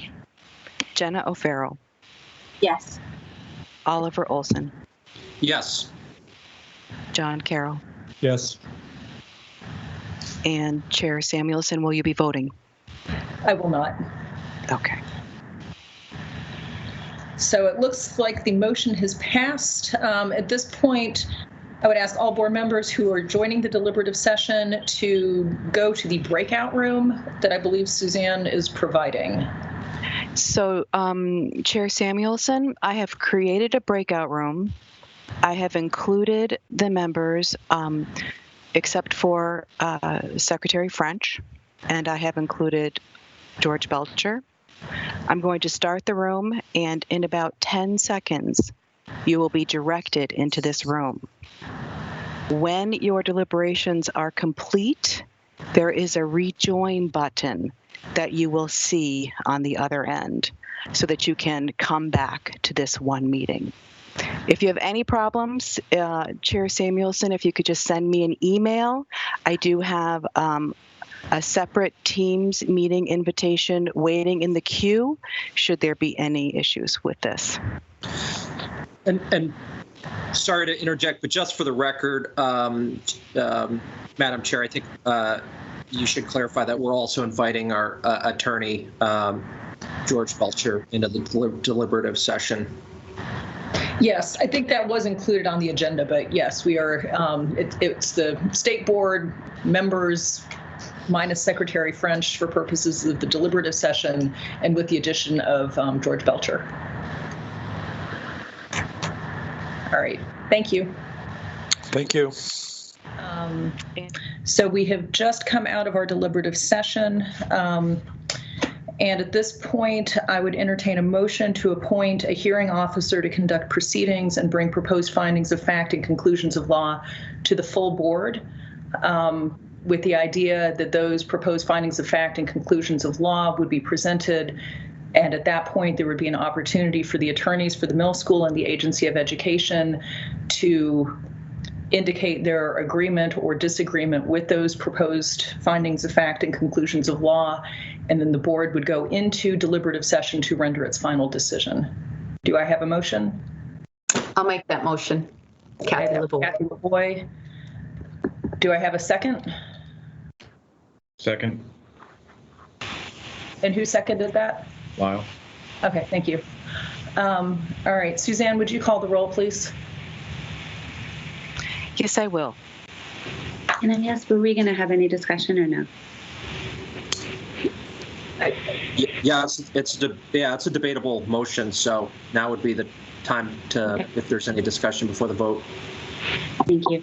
I will dissent in that I believe the full board should be part of the hearing. I am appreciative of the notion of a hearing officer to provide the stipulated facts and guide the process, but I will be dissenting. Thank you. Any further comments or discussion? Okay, are we ready for the question? Suzanne, could you call the roll, please? Yes, I will. Jenna O'Farrell. Yes. Lyle Jepson, Yes. Kim Gleason, No. Tom Lovett, Yes. Oliver Olson, Yes. Kathy Lavoie, Yes. John Carroll. Yes. Chair Samuelson, will you be voting? No. 6-1 in favor. Okay. Thank you. So the motion has passed, and I will entertain a subsequent motion to appoint George Belcher to be the hearing officer to preside over and execute the responsibilities as outlined in the preceding motion. I'll make that motion, Kathy Lavoie. Thank you. Is there a second? I'll second it. It looked like both Kim and Oliver seconded. Any discussion? Okay. Suzanne, could you again call the roll, please? Yes, I will. Thank you. Oliver Olson, Yes. Lyle Jepson, Yes. Jenna O'Farrell, Yes. Tom Lovett, Yes. Kathy Lavoie, Yes. Kim Gleason, Yes. John Carroll. Yes. Chair Samuelson, will you be voting? I will not. Thank you. Unanimous. Terrific. Thank you. So I believe this concludes item G on the agenda. With that in mind, Chair Carroll, I will pass the gavel back to you. Thank you, Madam Chair. Board members, we're now at item H in the agenda. Oliver, let's see if I understand correctly, you have two things to do here.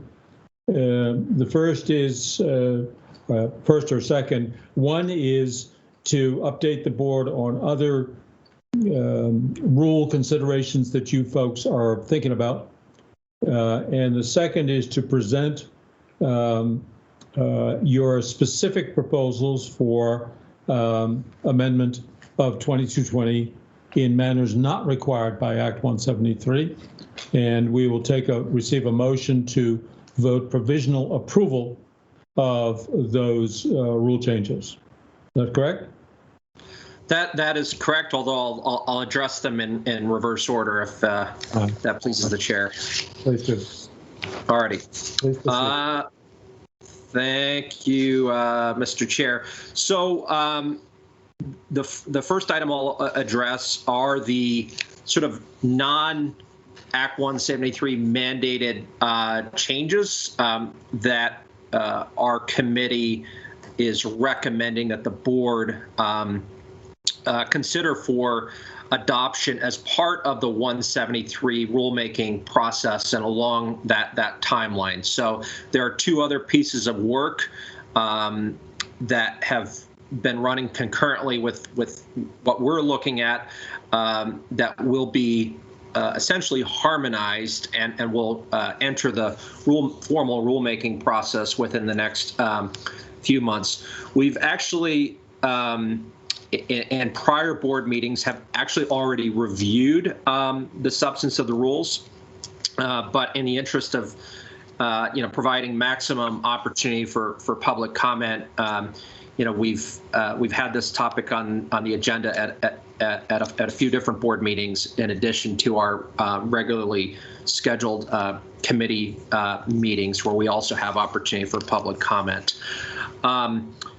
We had previously shared this draft. I believe back in February was the last time that we shared a draft.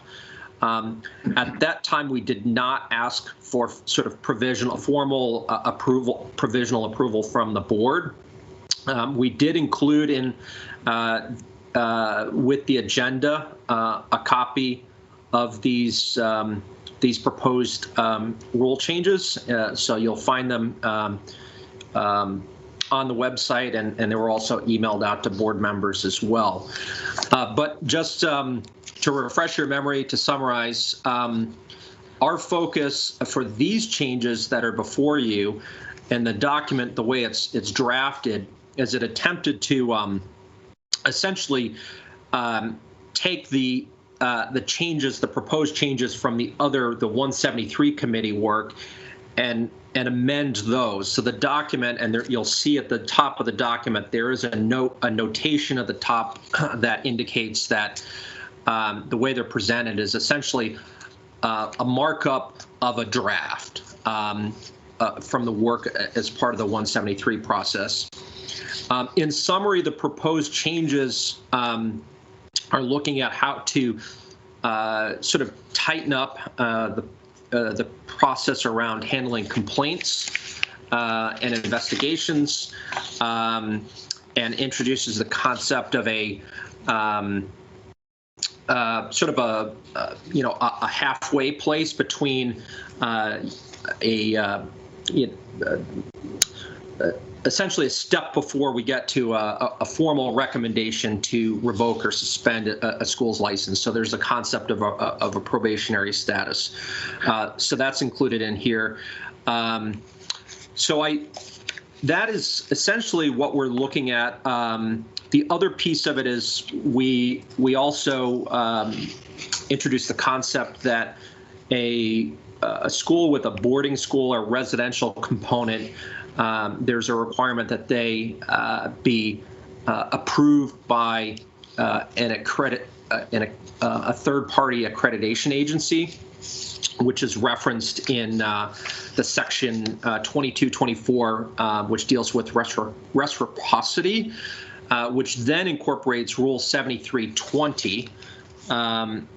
And I'm going to talk a little bit about that 7320. We've had a number of discussions at our last few committee meetings about how the board recognizes third-party accreditation agencies. So I'll talk about that in my next section. But for now, what you see before you should be familiar because we've reviewed it in prior board meetings. And at this time, I'm going to offer a motion that the board provisionally approve these amendments to the Rule 2220 series in anticipation of those being harmonized with the other changes as mandated by 173 for formal incorporation into the rulemaking process. Thank you. You've heard the motion. Is there a second? Second. It's been seconded by Tom Lovett. Is there further discussion?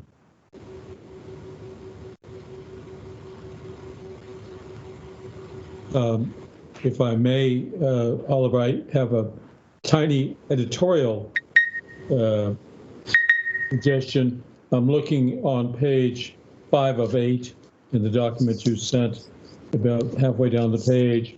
Just before the title, section 2224, reciprocity, the last sentence, reports concerning the safety of facilities, water supply, electricity, plumbing, or waste disposal systems shall be referred to the department to the appropriate agency. I think you mean shall be referred by the department to the appropriate. Yes. Very small, very trivial. Yep. We'll take that as a Scribner's error. And yes, precisely.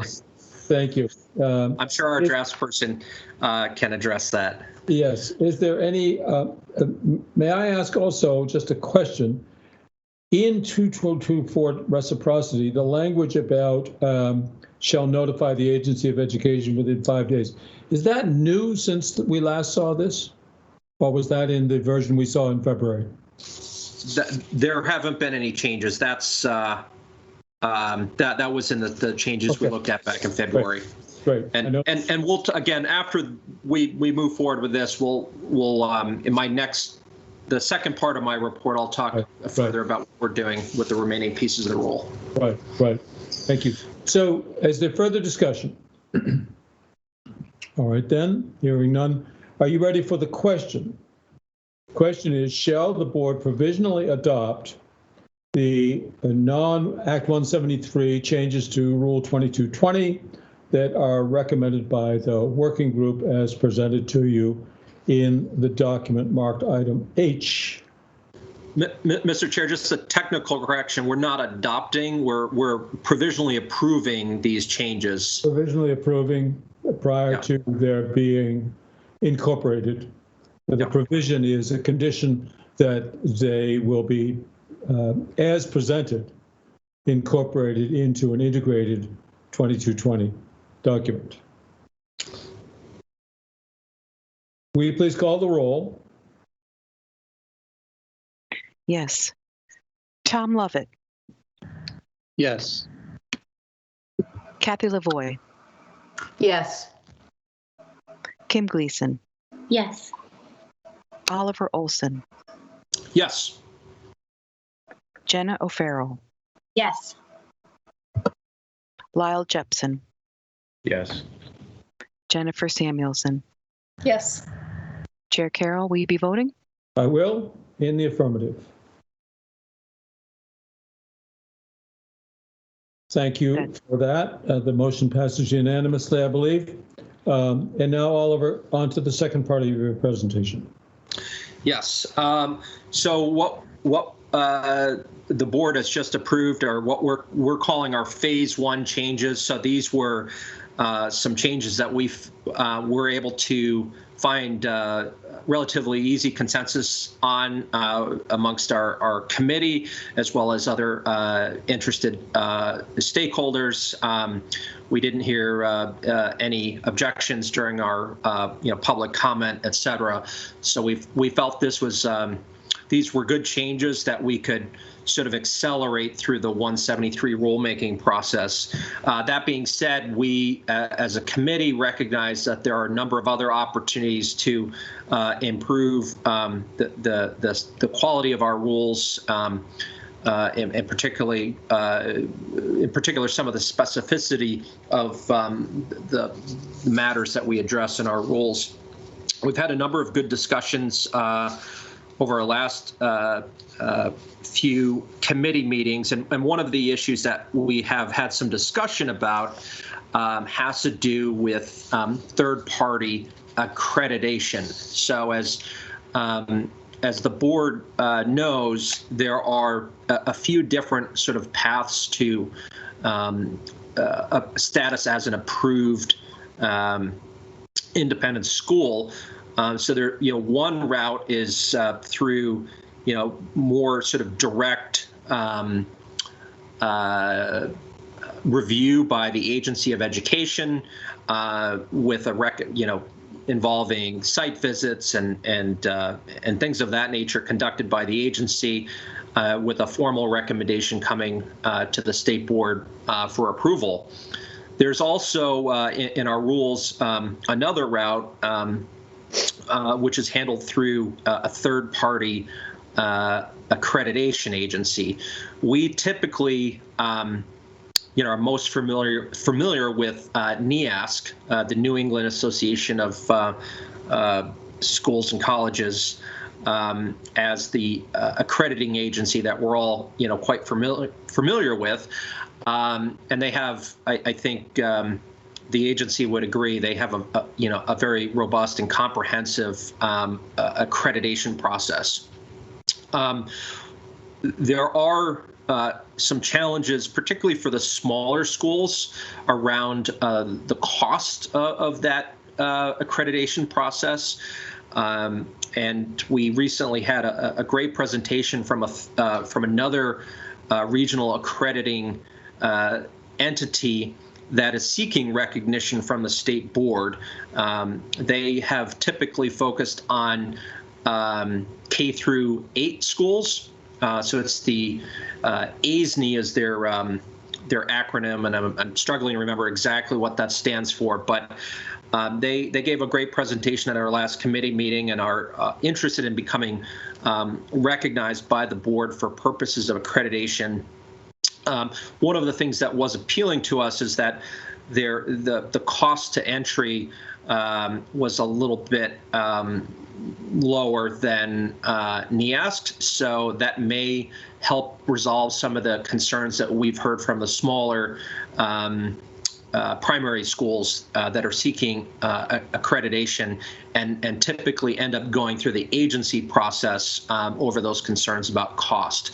So we think there could be an opportunity by bringing in another accrediting agency that might be better suited to working with these smaller elementary schools to actually provide a more robust and comprehensive review process than what the agency provides today, but without the same cost barrier that they see with the NEASC process. So we've been having those discussions. On a related note, we've over the last couple of committee meetings, we've identified an issue in the rule that we reference, where we reference and sort of acknowledge these various third-party accreditation agencies. It's specifically Rule 7320. There are a number of, in addition to NEASC, there are a number of other accrediting agencies that are listed there. And some of that list is, quite frankly, out of date. Others, other entities in there may not be appropriate for the purposes that we're looking at this point.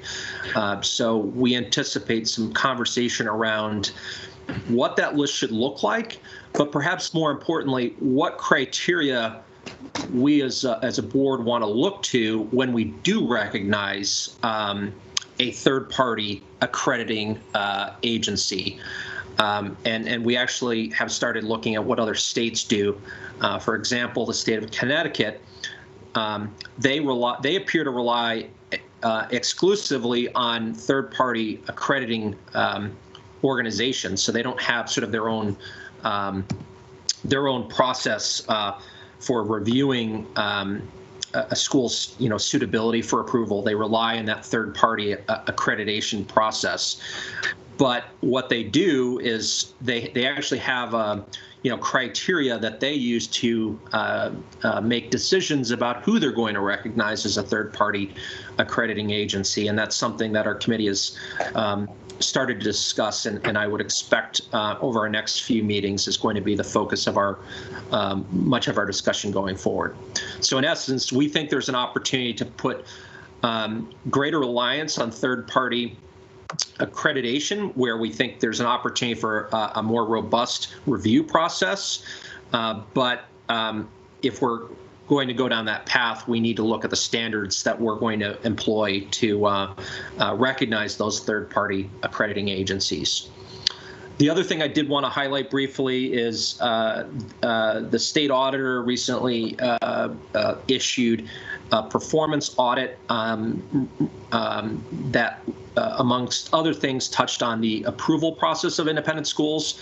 And there were a number of, at least in my view, some pretty good recommendations that we reviewed briefly at our last committee meeting, and we think there's an opportunity to actually take some of those recommendations and codify them within our rules, so that we have a stronger approval process, and that when there are issues, particularly when there are issues of concern that the board should be aware of when a school is coming up for renewal, that there are safeguards in place to ensure that appropriate information is brought to the board's attention, so that we are making appropriate decisions when it comes time to renew a school's approval.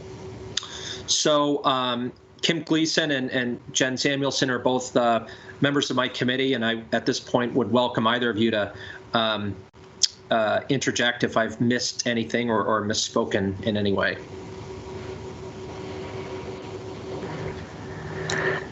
Yes, Kim. Thanks, Oliver. I feel like you got pretty much all of it. The only thing in there was maybe a reference to the agency's process for approval maybe not being as robust as those of the accrediting agencies. And I'm not sure that we necessarily, had that conversation as much as there may be other accrediting agencies, as we heard from with ASNE, that would have comparable standards and be able to be part of the accrediting process in a similar way that NEASC is. So I don't, because we know that there's site visits and other things, there's capacity limitations at the AOE. So I don't think we had a characterization so much as there may be another comparably good option that should be considered in the context of these rules. Thank you, Kim. Are there other further comments or questions? Then hearing none, we're complete with item H, and thank you very much, Oliver, for that presentation. Thank you, board, for your vote of acceptance of this draft. We'll now move on to item J, 2220 again, but this is with respect to rate setting. And I believe I see you, Emily Simmons. And do you have anybody with you? Are you aware of anybody else? I see Mill Moore joining us now. So welcome, Emily and Mill, and thank you for your work. Would you like to present your proposal to the board? Yes, thank you. Again, it's Emily Simmons for the agency. Mill, why don't you introduce yourself? Yes, good morning all. I am Mill Moore, Executive Director of the Vermont Independent Schools Association. Today I'm representing both that association and the Council of Independent Schools, which together made up a working group that joined with the other stakeholders in putting together some proposals. Thank you. Thank you so much. So as you'll remember from your last monthly board meeting, you had a discussion with all of us about the working group's progress and sticking places in the rule that we've been drafting together. And you recommended that we have Jennifer Samuelson attend our meetings to help us look at the disagreements with fresh eyes and suggest places where we might find compromise, and you scheduled a tentative state board special meeting where you would, if you had been called upon, choose between the competing proposals. We did come to an agreement. Thank you for working with us, especially the chair and the vice chair. You delayed that tentative meeting to give us a couple of more crucial days to come to final agreement, and we were able to do so. So we were happy to come up with a good work product that everyone in the working group could stand behind. And we were also happy to not cause you to have a special meeting and spend more time solving these problems. So what you have posted online and emailed to you in your packet is the strike all text that the working group proposes to the Rule 2200 that you have provisionally approved. So a little note on understanding how these two fit together. You have a hyperlink at the top of the document I provided. That's provided in case you need to go back and see the larger context, the full markup of 2200 as it stands with your provisional approval last meeting. And again, the rule that we're editing is currently, before rulemaking, it's 2228.8. But in all of the rearranging and renumbering and simplification of rules, the new number will be 2232. That's how it appears in your provisional amendments to the rule. So we did not take too much time in the last meeting to go over the content of the rule we're proposing, since we used our time to talk about the sticking points. I'd like to do that in my presentation. I'd like to have Mill's input where you think it's helpful. Mill, I'm perfectly comfortable with you just jumping in, and then of course to answer the board's questions. So I won't highlight, unless you ask me to, where things have changed since last you saw this, because it's sort of throughout the rule. We'll just go over the text point by point. So in 1, you have a statement from statute, which gives the secretary the duty to set maximum rates that will be paid. by supervisory unions to therapeutic independent schools. Remember that therapeutic independent school is a new defined term in this go round of edits to 2200 that appears in what you provisionally voted approval for. And those are currently called often special purpose or special education schools. It's a subset of all approved independent schools. So they have rates approved by the agency.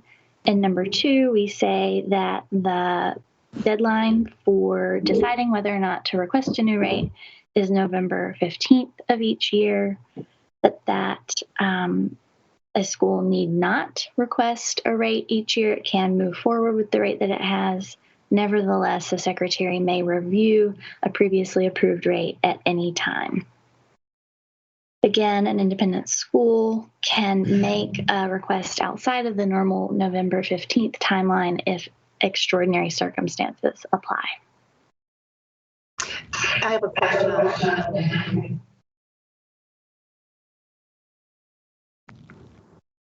Okay. Is there a determination by the AOE or the secretary what is considered to be extraordinary circumstances before the information is given? I mean, there's a little difference in my brain on when that decision is made. Does he hear it and decide it's not extraordinary, or is he making the decision before information is heard? Neil, do you want to respond to that one first?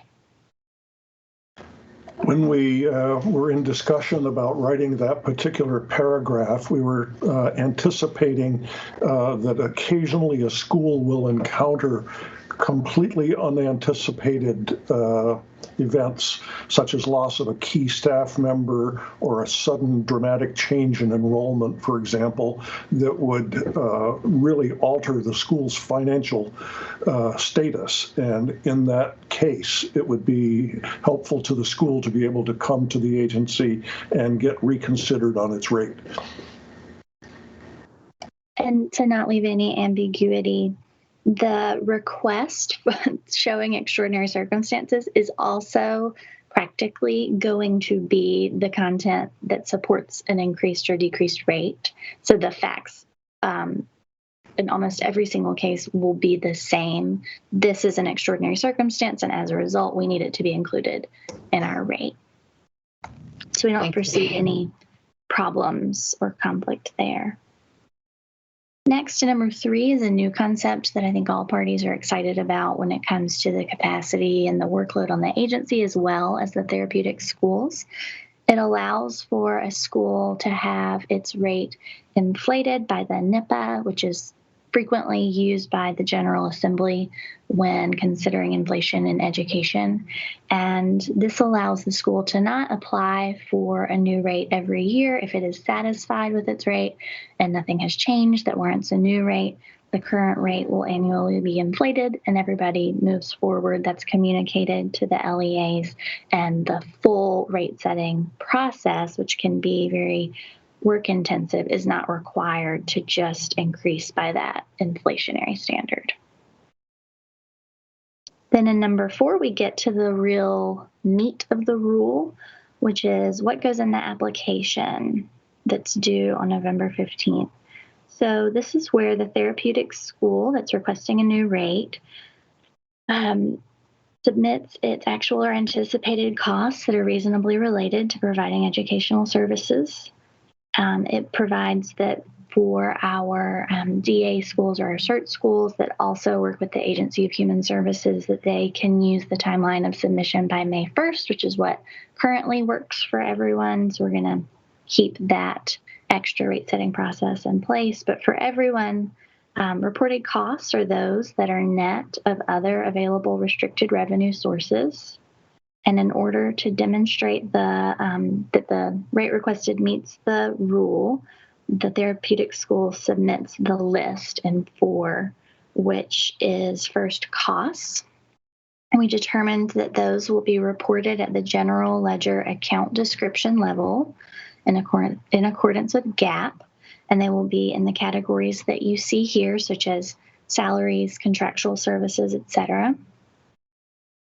And second, that the school will submit its proposed operational capacity, which the school will submit along with a narrative that describes how what it proposes as its operational capacity reflects its circumstances, including a list here. So that's a narrative of the school describing why an operational capacity is appropriate in the application.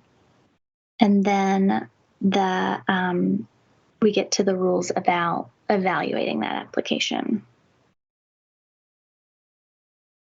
So we have a rule that's important about a timeline to keep things moving. If an application for any reason is incomplete, the school will have 10 working days to turn around the additional information.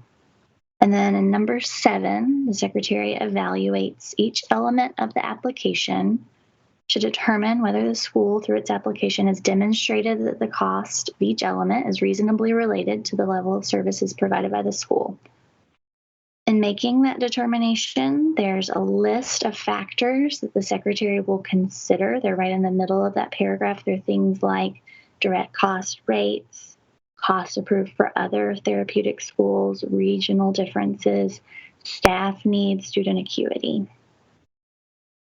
There's a provision in 7A, B, and C for some information that relating to those comparables that the secretary is responsible for clearly articulating and publicly posting to ensure that therapeutic schools making applications have good, reliable information for how the secretary is going to make those evaluations. Then in number 8, we have the secretary determining the rate on a per student basis, dividing by the school's approved operational capacity, which is described above in 4B.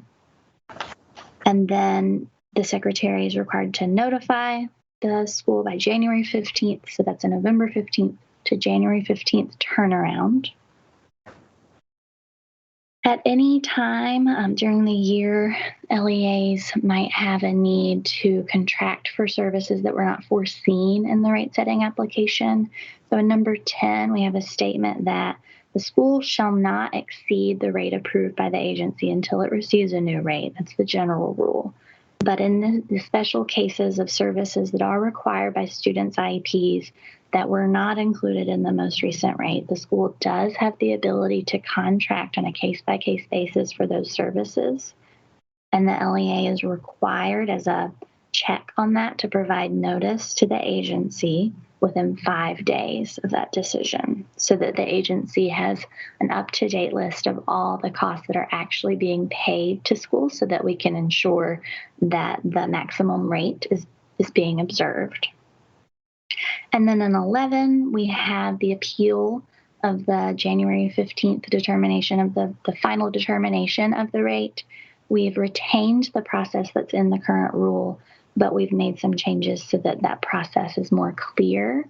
And we have formally stated what has been informally offered, which is an opportunity to, before appealing to the state board, ask the secretary to review the agency's action and reconsider. So the state board's decision is still the final determination on a rate. And that's the whole list. Thank you, Emily. Board members, do you have further questions or comments? I just have a clarifying question. It's probably irrelevant, but in 7A, A and B, you reference a database. Is that a formal database that's created, or is that a? It will be. It will be a database of information compiled by the agency. This rule is not the first place requiring the agency to compile that information. The statutory changes in Act 173 contemplate the agency collating and reporting that information. So we're making a very clear reference to what that looks like in terms of rate setting in this rule. Other questions or comments? I see, Tom, you have your hand up.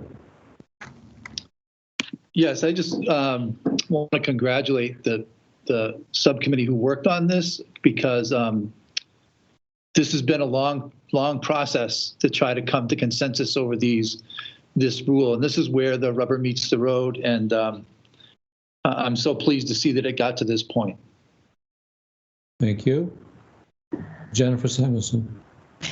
Yeah, just to sort of follow on to that, I really want to commend Emily and Mill and everyone in the working group who came and really worked through some really challenging issues in good faith with a lot of trust and transparency. And I think you all reached a really good result, and you should be super proud of your efforts. So thank you, guys. It was a pleasure for me to be sitting in on those meetings.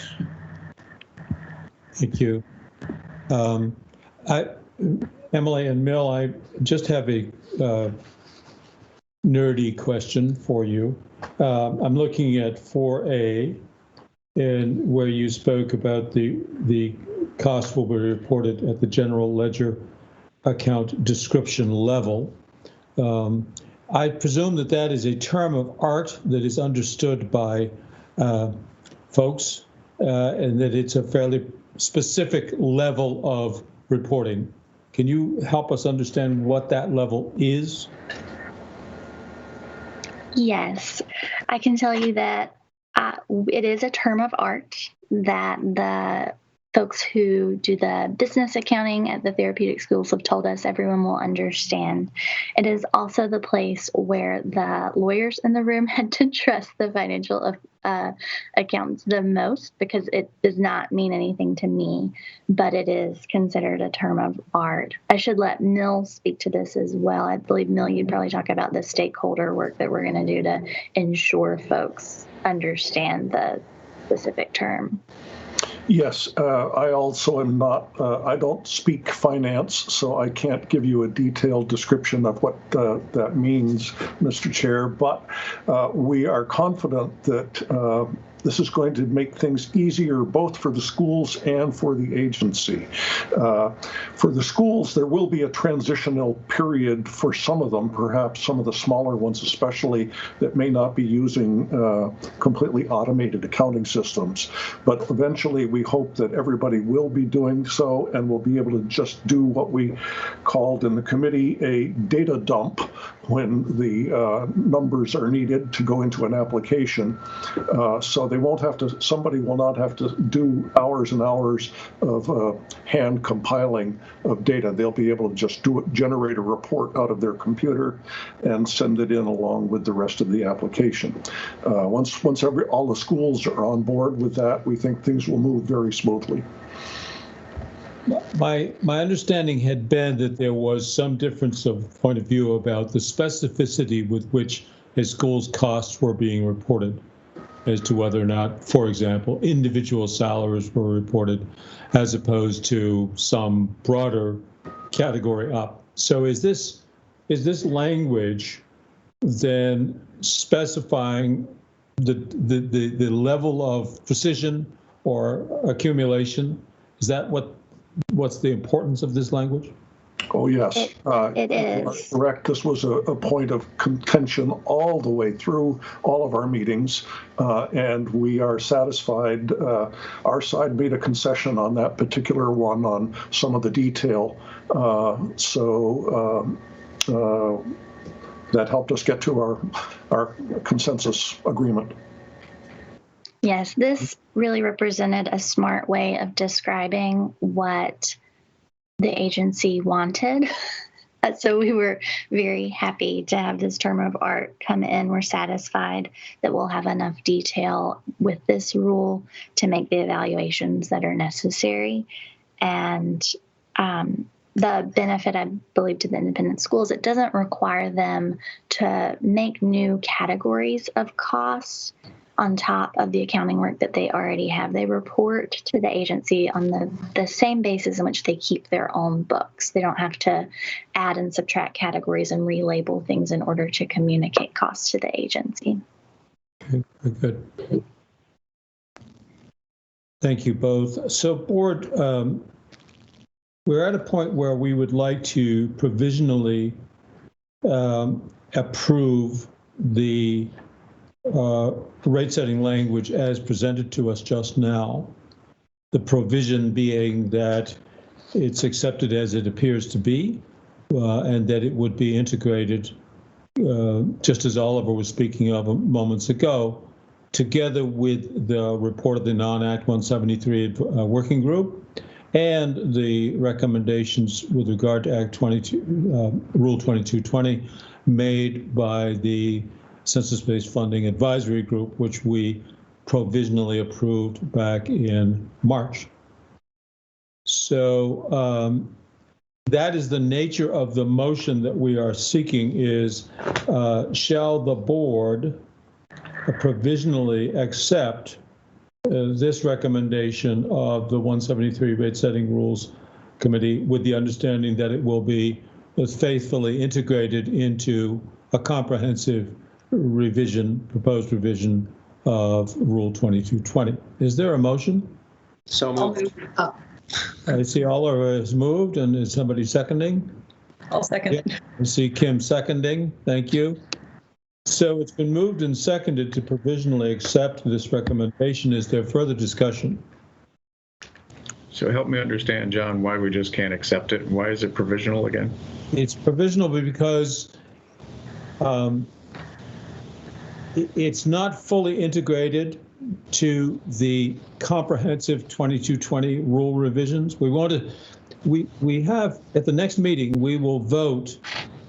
At the next meeting, we will be presented with, by the three groups, a comprehensive revision of Rule 2220, incorporating the recommendations that you have heard here, recommendations that Oliver just described to us, and recommendations that had been made before you joined us in March from another group.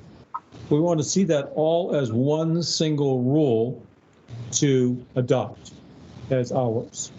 So this provisional acceptance is simply saying, we like it, it's great, so long as it shows up in the final rule in exactly this language, it'll be adopted. Got it. Thank you. Okay. Any further questions or comments before we take a vote? You are ready for the question? So again, we provisionally accept this recommendation for subsequent integration with the other recommendations that we've already received and provisionally accepted, excuse me. Would you please call the roll? Yes, I will. Oliver Olson. Yes. Jenna O'Farrell. Yes. Tom Lovett. Yes. Kathy Lavoie. Yes. Lyle Jepson. Yes. Kim Gleason. Yes.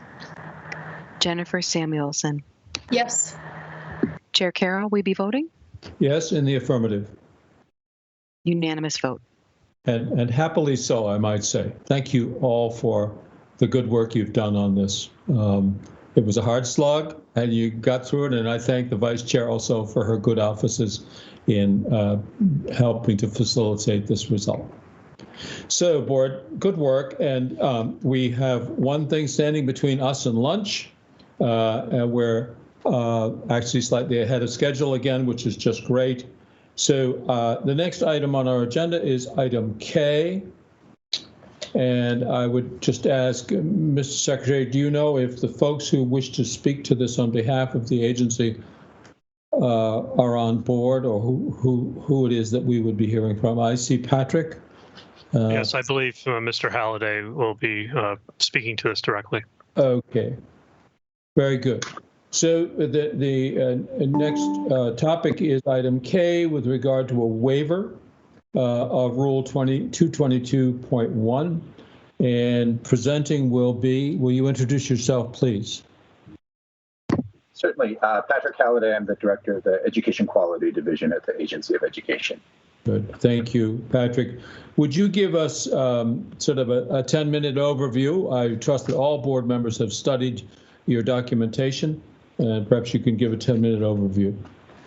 Absolutely, I'd be happy to. Thanks for the opportunity. And just to clarify, the independent school review process lives in our division at the Agency of Education. We do have Deb Ormsby is listening in, who actually conducts these reviews, and if there are some real detailed questions, we'll call on her to help provide those answers. But simply because of COVID, over the course of the last year, we have not been able to conduct in-person reviews, which is required under the rules of the board 22.1. And as we're starting to see a wind down in COVID, not done, but seeing a wind down, we're trying to address the backlog that has developed over time. And the waiver allowing to move to a desk review, a virtual review, if you will, as opposed to in-person reviews, will allow us to address a number of different issues that have popped up over the course of the year.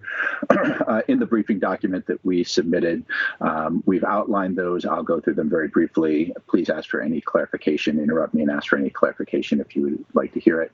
The first one is that while the Rule 22.5 allows the secretary to give an extension, to approve an extension for any independent school if there's an inability for a review to be done. But we know that with a lack of review, even though those extensions have been granted, with a lack of review, we don't really know for sure the quality of the program that's being done. So we want to get back and start these reviews as soon as possible.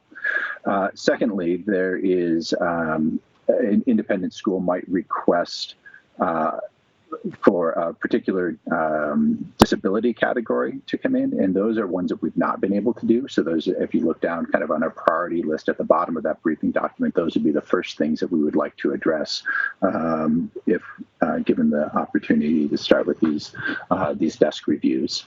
Third is that we're not sure when we're going to actually be able to, without this review, we're not sure when we're actually going to be able to get out into the field.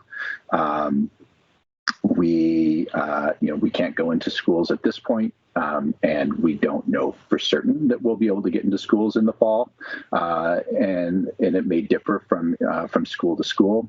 Additionally, there may be certain AOE staff who have underlying health concerns or other things that we don't know about who are reticent to go out in the field, and so this would allow essential staff to just be able to participate in those. And then the final thing is some of these schools have already exceeded their 5-year waiver, their 5-year approval, and we really want to get those schools in particular approved and back in full standing at this point. In the briefing document, we kind of outline what the priorities are going to be for the schools that we'd like to address, or that we'd like to complete the desk waivers for. The first are those that are seeking an amendment, number 2 in that list that we had before. So those are schools that are currently unable to provide services to an individual student based on the category of the student. And the second is, I don't need to read this straight off the list, but basically this is, I don't want to say triage, but a prioritization. So looking at those that really have the most needs. So an initial school, we want to be able to get those up. We're not concerned. We're less concerned about schools that have had a NEASC accreditation, and they're asking for to do the renewal for those because we know someone has been in and looked at those. And the reason we're saying general education over those with general and special education is just that the general education ones are ones that can be done more quickly than the special education ones. And then finally, looking at renewals would be the final in that prioritization that we're looking at. We feel that we have the ability to do high quality reviews going this way through working with the individual schools with the technology that's available. I'm not going to say that they will be as rigorous, fully commensurate to what we would see in an in-person review, but we're confident that they can still be of very high quality, and that we have folks at the agency who are ready and able to do that. A couple of other things that being able to do the desk reviews will allow, we can get to this more quickly. We could start by, assuming this waiver were granted, we could start optimistically by the second week in May to do these, to start to address that backlog almost immediately. Whereas if without this desk review, it's possible that September would be the earliest that we'd be able to get into schools, and then that would be specific to individual schools. We have a higher capacity to do more desk reviews in the same amount of time as in-person reviews, not because they're done shoddily, but because we're not spending half a day driving across the state to conduct those reviews, so that there's more time that can actually be given to the review themselves, as opposed to travel and the like. And so as opposed to maybe doing 6 or 7 reviews in a month, we might be able to do 5 or 6 reviews in a month. We might be able to do a couple more of that in order to address that backlog. And let's see if there's anything else essential that I wanted to mention before I open up for any, or certainly any questions that you have. Yeah, I think that's kind of the high level review of what the rationale for this request would be, and happy to answer any questions. Thank you, Oliver, and then Jennifer. Yeah, thank you, Patrick. So I noticed that if I'm reading correctly, your memo, there are 3 schools that are seeking initial approval. Do I have that right? There are 3 schools, yes, 3 schools seeking initial approval. So I do have I have a concern. I'm not comfortable with. I understand that there's a school that's already operating and has been previously approved, and we've gone down there. We can have some further discussion about prioritization and what level of review we want to do. But I personally am not comfortable with approving a new school without any on-site review, and I'm curious what your thoughts are on that. If there's a compelling reason you think that would sort of counter my thinking on that. No, it's something that we considered. I think it's a very good question, but these are schools that that are asking for approval and trying to be able to respond to them in a timely manner, so that they can get up and provide support. I don't know off the top of my head specifically what those schools are. There are all schools that have a special education component to them, and so they may have some particular needs that that there are particular students who are being served by those schools, which would be another kind of a compelling reason, along with the idea, along with those that are seeking amendments, is why we put them at the top of the list. One possibility that we would, this is obviously the purview of the board. One possibility, just to throw out for consideration, would be a very limited term of approval, for maybe a 2-year term of approval, so that as soon as possible we could get out in person to conduct in-person interviews as a option. Yeah, and I was thinking that actually is an option for the renewals, so that for the schools that are renewing, we wouldn't just automatically give them another 5 years, but it would be sort of a provisional with the expectation that there'd be a site visit, once the pandemic has come to a close. My second comment or suggestion is that as there might be a sub-prioritization you might want to consider for the renewals, and I want to make sure that there's some consideration of, the extent that the agencies receive complaints or concerns about, particular schools that are up for renewal. We may not want to. We might want to have some discussion about how we should address those schools' renewal, because again, depending on the nature of any concerns that might be out there, I'd be a little little concerned about approving without a site visit. So just so I understand, would be something like if there has been the exact language we need to, the exact review process we need to determine internally in the office, but that schools where there have been complaints would not be eligible for a desk review. Yeah, potentially, but at least we need to understand who what schools are out there that would fit that criteria, and I would like to make sure that to the extent that there are any of those schools that have exceeded their 5-year period, that they're sort of at least for the desk review, that they're at the top of the list. I want to make sure we start looking at those.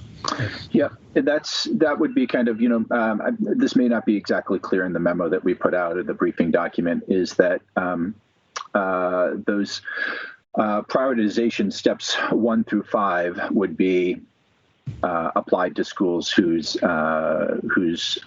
certification or approval ended in 2020. And then we'd go to 2021, apply steps 1 through 5, 2022, apply steps 1 through 5 there. And I think the other thing is, just to clarify, we are asking for the ability to conduct the desk review, not that necessarily every single one of these reviews would be a desk review, kind of based on the logic that you're citing right there.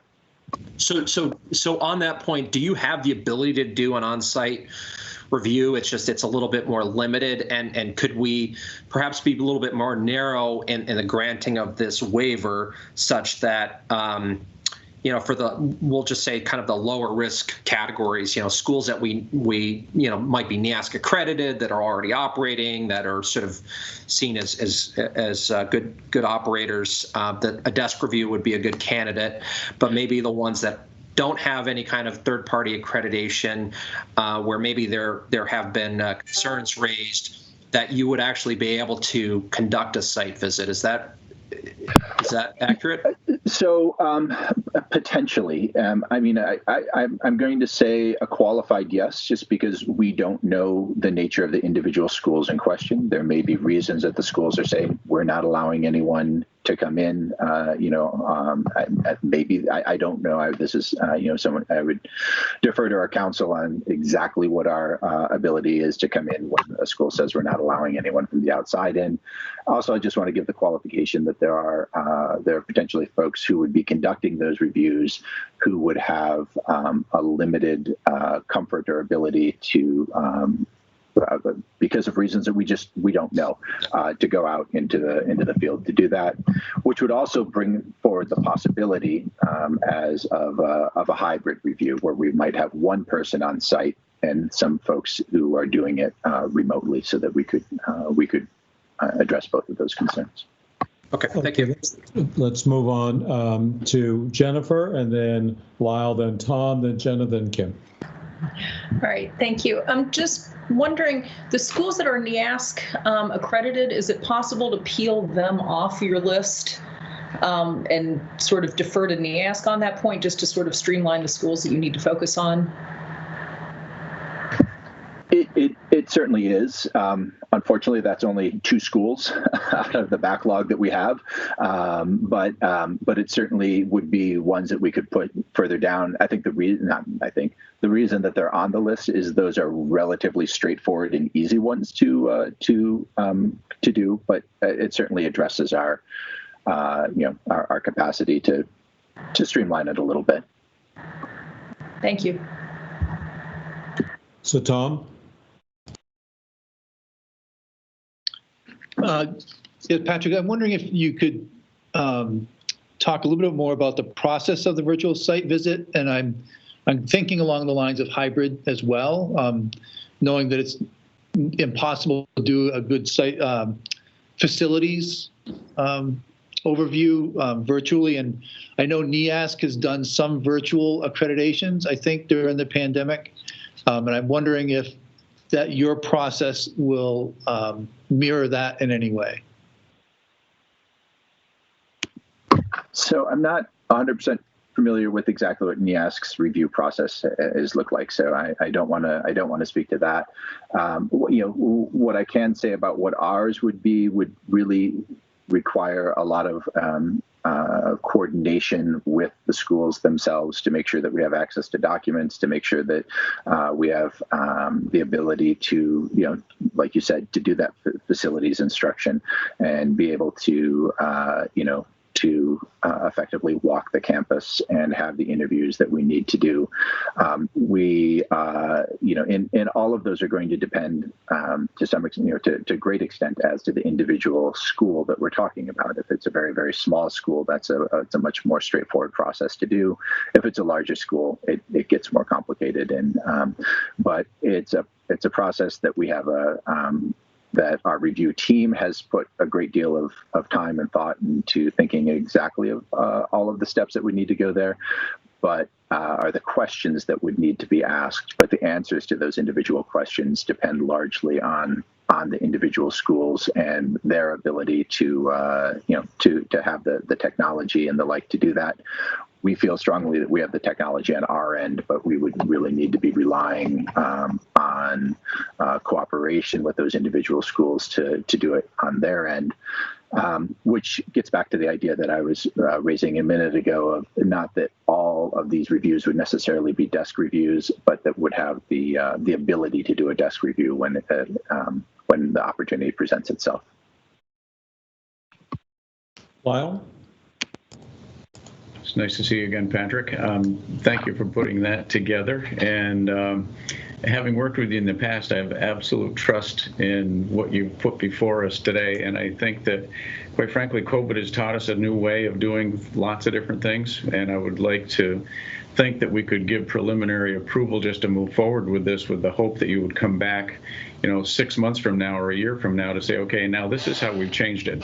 And this is how we've tried a couple, and this is what works, and this is what we need to massage.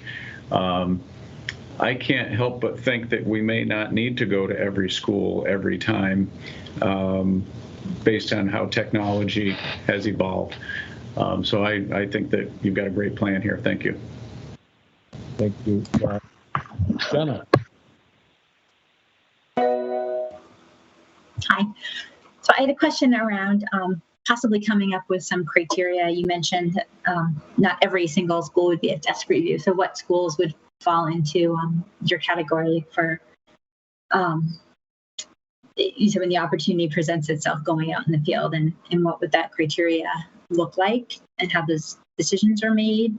And I'm thinking about when you said schools not allowing you to come in, I'm kind of wondering if you are the approval, you're doing the review, how schools are able to make that decision not to allow you in. And then I'm also wondering about staff who are not comfortable, AOE staff aren't comfortable going out in the field. Is this an opportunity to reevaluate, looking at contracting maybe with another third party that might be able to do the field visit and turn in a report to the AOE, who is then conducting kind of that hybrid virtual review? So those are kind of three of my thoughts to think about. Sure. I probably was, allow was a poor choice of words to use. I hope I said that I would really need to talk to our general counsel to find out. I honestly don't know. It's not a question that's ever been raised, or it's not a question I've ever encountered as to, you could imagine a situation where there is a full COVID outbreak at a school where they're saying, for the safety of everyone, we're not allowing folks from the outside coming in, or other similar. So I really don't know what our ability is. It's not something that I would expect to be the case, but it could also be the situation of a school saying, we'd really prefer that you wait to come until December, making up a date on, to do that. And I just don't know what our ability is to say, no, we need to be doing this on September 15th instead. And I would need to get information from our general counsel on that. In terms of AOE staff, our current position that Deb Ormsby has was created largely because using external folks wasn't very successful, and we ran into a number of problems with it. And the decision at the agency at that point was to actually create a new position to oversee these because of because of a variety of different complications that came with using those. That predated my time in my current position, so I don't know all of those that that led to that, except that I know that there was some previous concerns, and also there's just a good deal of expertise that exists within and experience that exists within the AOE staff who complete these so that they can be done very, very efficiently. And I wrote down a note to myself, something about criteria, but I have forgotten what part 2 of your question was. It was around coming up with some criteria for ones that are going to have desk reviews and and schools that wouldn't. So schools would be able to know how that decision was made. Absolutely. Yep. And that's something we'd need to be transparent on. It would be kind of something that internally at our office that we would put together. Something as Mr. Olson said, have there been complaints leveled? Is this potentially a new program or a new school? And so those specific criteria are ones that we would need to put together, and to some of it, one of the pieces of I'll just say we have not exactly designed that, but it's something that I have confidence that our office can put together. Thank you. Kim Gleason. Yes, thank you. I would echo that last piece as being pretty important, so that it is clear, and I don't know to what extent we would need to know what those criteria would be to approve this waiver. So I say that as more of a discussion for this board, because I think having standardization of when you're going to do hybrid or one or the other approach seems as though it would be pretty important. Thank you, Kim. Mr. Halliday, I have a question for you. Why is this proposal coming to us now? We are well over a year into the pandemic. You folks have apparently not been any kind of reviews since March of last year. Meanwhile, the backlog has been building up. It's hard for me to understand, why did you wait until now to address this question? Yeah, no, it's a good question, and I appreciate it. I think the biggest reason is that for the last year, schools have not, public and independents, have not really had the opportunity to be operating kind of under normal circumstances, and trying to get through normal days without further intervention for complications from outside folk, we kind of felt was really essential at that time. And the other is we didn't know how long this was going to last. We thought maybe we will start these and have a temporary hold, and we'll start them in September of 2020, and then September becomes November, and we see further spikes.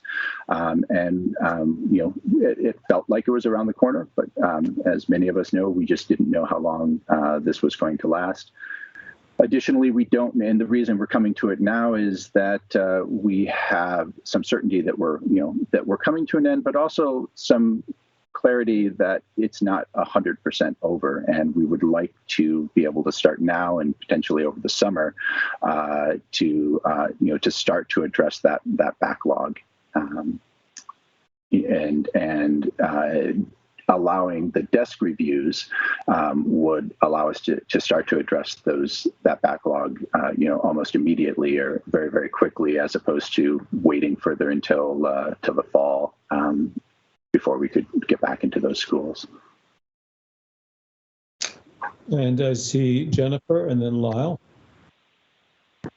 Yeah, thank you. And just to follow up on that, is there kind of an off-ramp for this? I mean, if schools go back in full session, life sort of returns to normal, and a number of people are, have received the vaccination, I think this becomes less pressing in my mind. And, there would be the hope that you could revert back to the normal system. But is there, a way to sort of say, okay, we've got the approval to do the desk visits, but then we're just going to stop doing that and go back to the way it's provided for in the rule?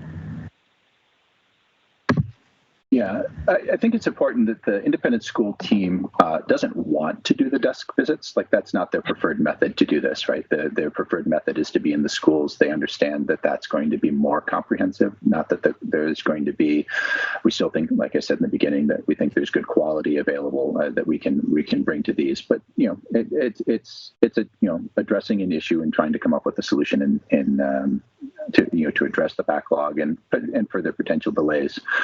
That said,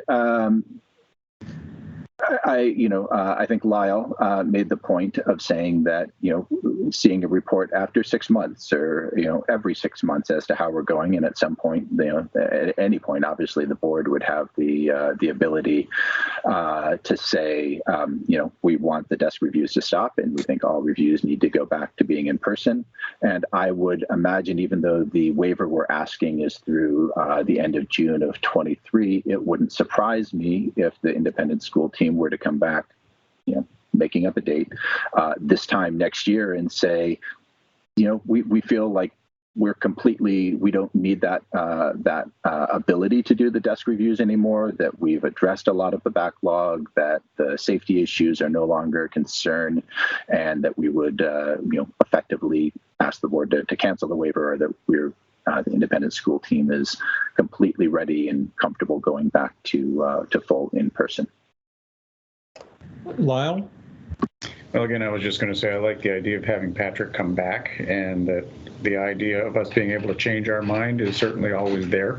I guess I'm suggesting that I don't know that we're always going to need to go out to every school. Efficiency-wise, it would be great to be able to do some things and not have to visit. And I'm sure, Patrick, that in this last year, there have been other duties as assigned for those folks that would have normally been going out to do those site visits. I'm sure there's been plenty of other things to do. There certainly have. And one other thing, this is part of the Vermont Standards Board as opposed to the State Board of Education, but our ROPA process goes out to review educator preparation programs. We've moved strictly online for the last, since I think we conducted our first review of an education preparation program back in May or June of last year in an online setting, and we found them to be really high quality. I'm not saying that that's the exact same thing as the independent school. I understand that but I think that's analogous to that, and that we've been able to do those with those in that situation. And I think the independent school team is kind of hoping for something similar, but also, one of their fears is that all renewals become strictly virtual. That's not the goal for that team. As I said, that they see great value in getting there in person as soon as possible. And Oliver. Yeah, thank you.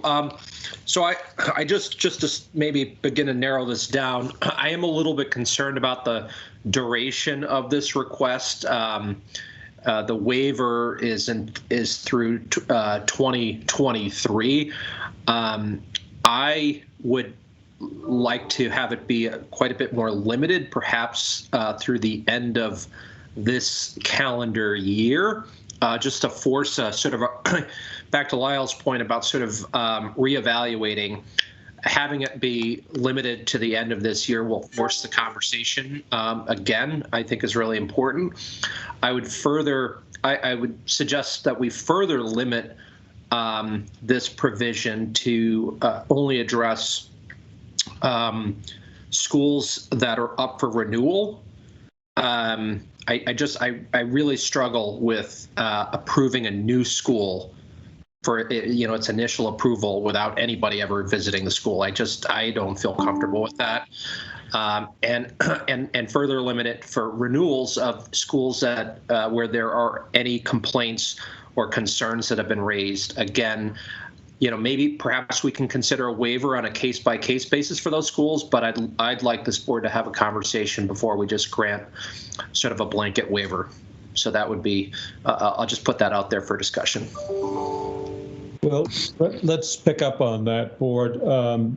There do seem to be some options. You can indicate to Mr. Halliday some preferences you have, as you have done so here.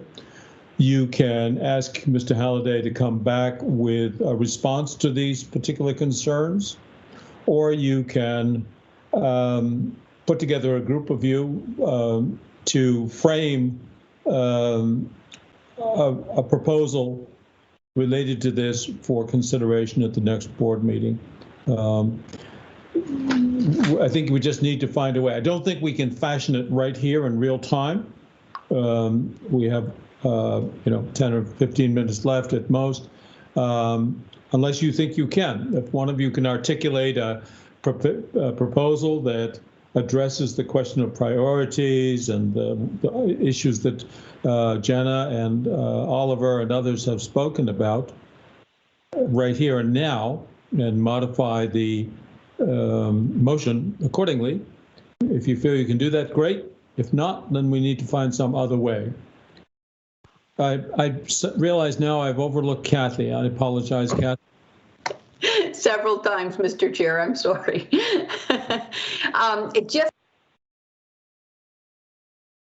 Oh, Kathy, we've lost your voice. We can't hear you. And we've lost you again.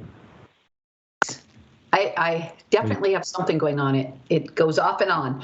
I tried to write down all of the concerns as well, and it is getting very complicated. But I think, I would hope that your name escapes me. I apologize. Patrick has enough of the concerns so that he could come back next week with greater delineation among those categories that address qualifiers in which within each category that he's referencing for a process, number 1, 2, 3, 4, and 5. Some of the qualifiers that were discussed, such as, less than a 2-year or about a 2-year approval if there was not a visit, some sort of qualifier around the concern of a new school possibly not being in the list, and then another one based upon whether or not there had been any complaints. So I think with just delineating those 5, number 1 through 5, to address those concerns, we may be able to find something. That said, I'm not opposed to sitting down as a group, a few of us, and trying to help outline what those categories would be. Thank you, Kathy. I see Kim and then Jennifer. Is the timeline such that we would be delaying your work if we were to delay decision on this till May? I heard you say you'd like to get started in the summer. Ideally, we would like to get started in May while schools are still in session. It's harder to, we think we can conduct a limited number of reviews over the summer, but coordinating schedules over the summer is always an additional complication when we have to make way for vacations and the like, and finding everyone available at the same time. And that there are some programs that we think are going to be more impacted by a delay, particularly those that were top of our list there that are waiting for what was it, number 2 in our list there that are waiting for an amendment to admit an individual student. We would be so ultimately, obviously, this is a board decision, and then we'll. Of course, defer to the board. We do have, a cross-divisional monthly meeting scheduled for, I believe it's either next Friday or the following Friday, where we can really put together that list of and kind of approve a list of what's those qualifications for which programs are available specifically, or which schools are available specifically for a desk review. But that would, a motion that would allow us to go forward right now would allow us to address some of those, come back to the board for those, to share what that those qualifications might be, but also be able to schedule reviews, right away. So I guess to that, I'm sorry, but just to follow up, board, could we consider a provisional approval and of desk review or hybrid under conditions that would be articulated at a coming meeting, to address the concerns we raised? I wonder if that helps them move along in the process. Yep. Let's see. Jennifer is next, and then Oliver, I see. And Kathy, your hand is still up. Well, and so I think what might help is what if we sort of do a hybrid and say there are certain categories of school that, from what I'm hearing, everyone agrees might be appropriate for a desk review at this point. So why don't we identify that category or those categories and let, those reviews begin now, and then come back next month and maybe, meet in the meantime, but plan to have a sense of what would be appropriate for the more complicated schools. Oliver, you want to respond? Yeah, that was going to be my comment as well. I think we can fashion an amendment to this that would essentially give Patrick and his team authority to conduct these desk reviews for, we'll just call it the kind of the low impact, low risk category. So you can get moving on those, but sort of reserve, for future discussion, some of the ones that maybe we have some more questions about. Okay. So how do you wish to proceed? Do a couple of you people over lunch want to fashion this language, or can you do it right now?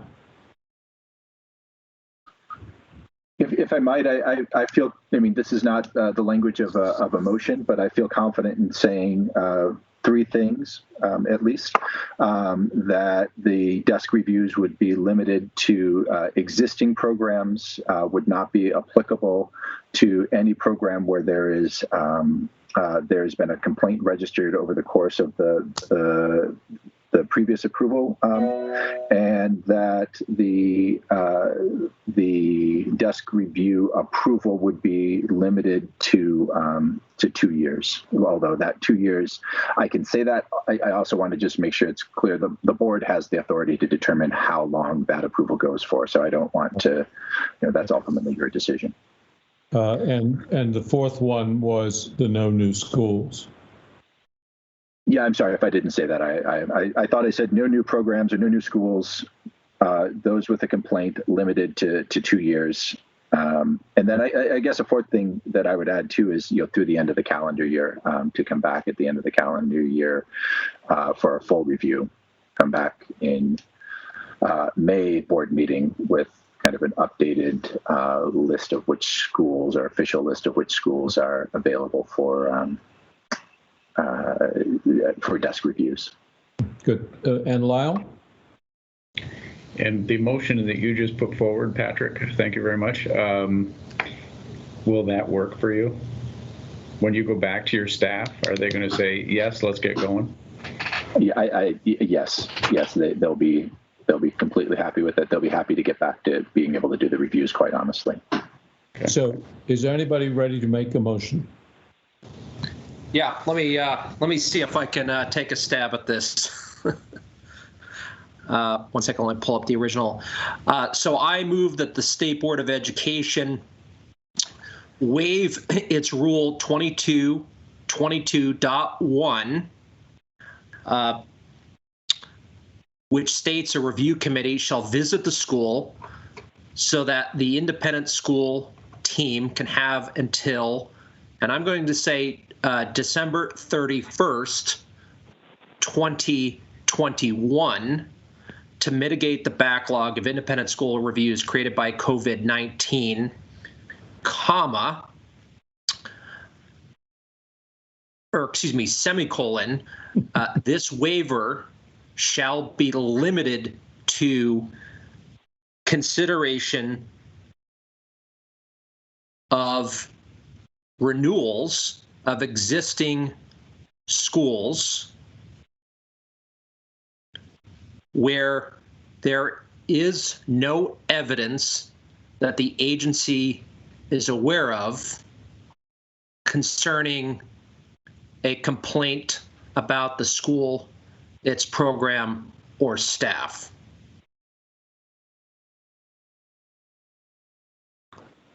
Okay, thank you. And as you can hear from that, by saying renewals, that means no new schools. Correct. And does that capture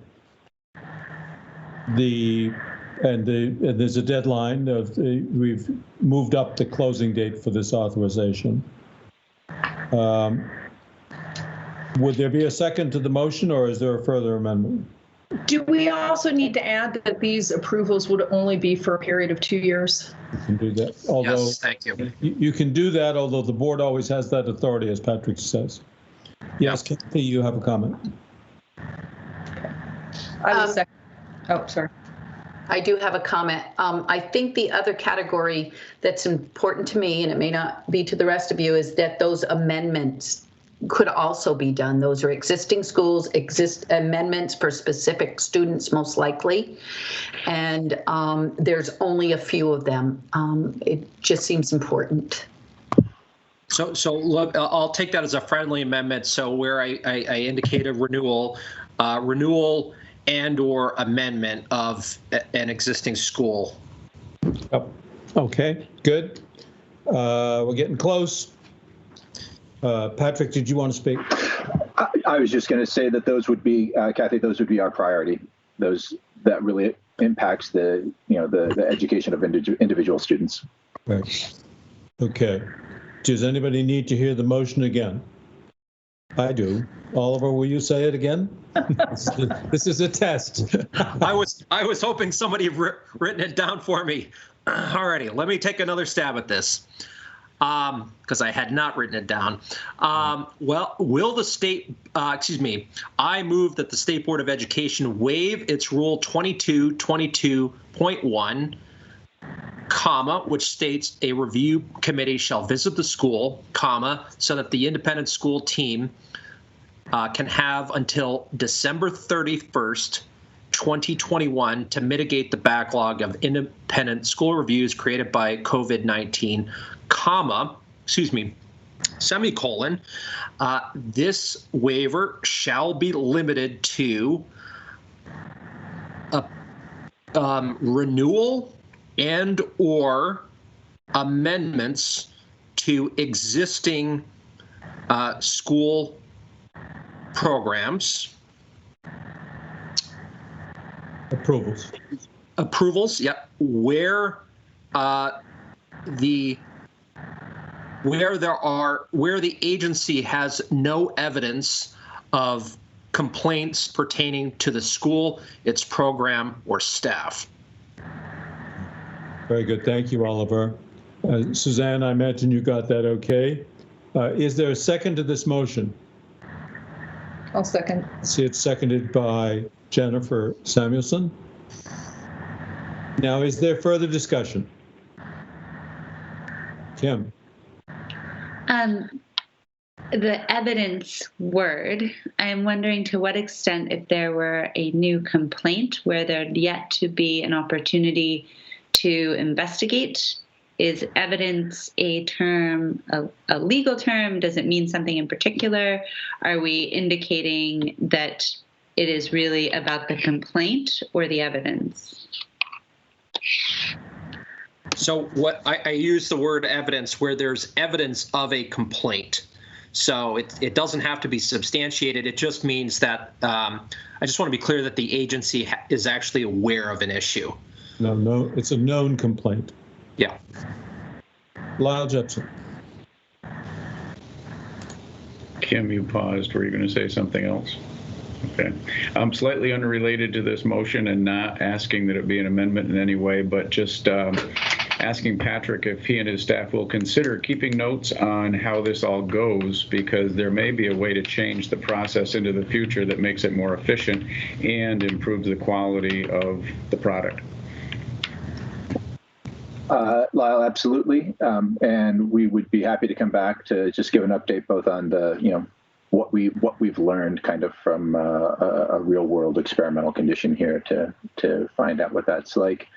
And at any point that the board would like us to present on that, we're happy to do so. Thank you. Are you ready for the question? Hearing no objections, then Susanna, can you read us the motion as you understand it? Okay. This would be one that I would listen to the tape when doing the minutes. Understood. But I wrote down that the State Board of Education waive Rule 2222.1, which states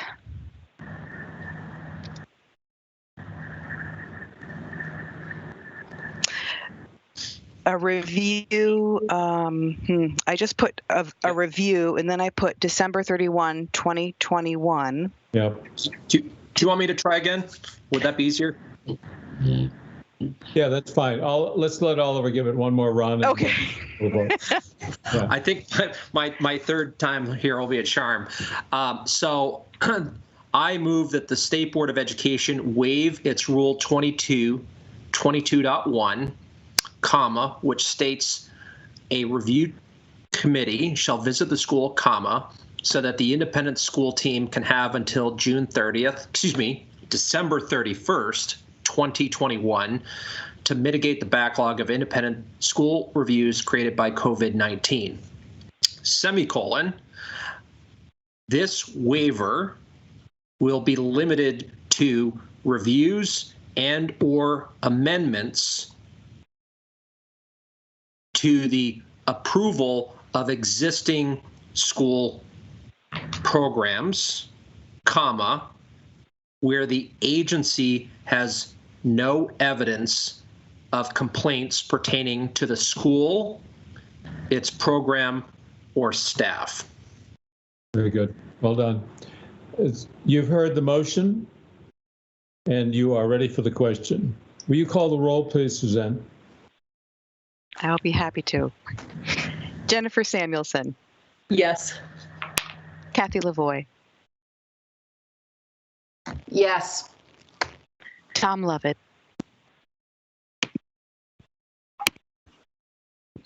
Yes. Kim Gleason. Yes. Lyle Jepson. Yes. Jenna O'Farrell. Yes. Oliver Olson. Yes. Chair Carroll, will you be voting? I will be voting in the affirmative. Very good. That's unanimous. Thank you. The motion carries unanimously. Thank you, Patrick. Thank you, board members. We are a little bit behind schedule, but I'd like to get back on schedule, which means you have a foreshortened lunch break. Please be back here at 1 o'clock so we can begin our conversation with Secretary French about policy coherence. Thank you very much. A presentation by Secretary French with regard to policy coherence. Before you start, Secretary French, to any guests who have joined the meeting, if you've joined by telephone, please be so kind as to mute yourself, *6. If you have joined by video, please be so kind as to turn off your camera. So cameras off, mics off. If you are called upon by the chair to speak, then we encourage you to turn your mic and your camera back on. Otherwise, please keep them off. Thank you so much. Secretary French. Good afternoon. Appreciate the opportunity to speak to this issue.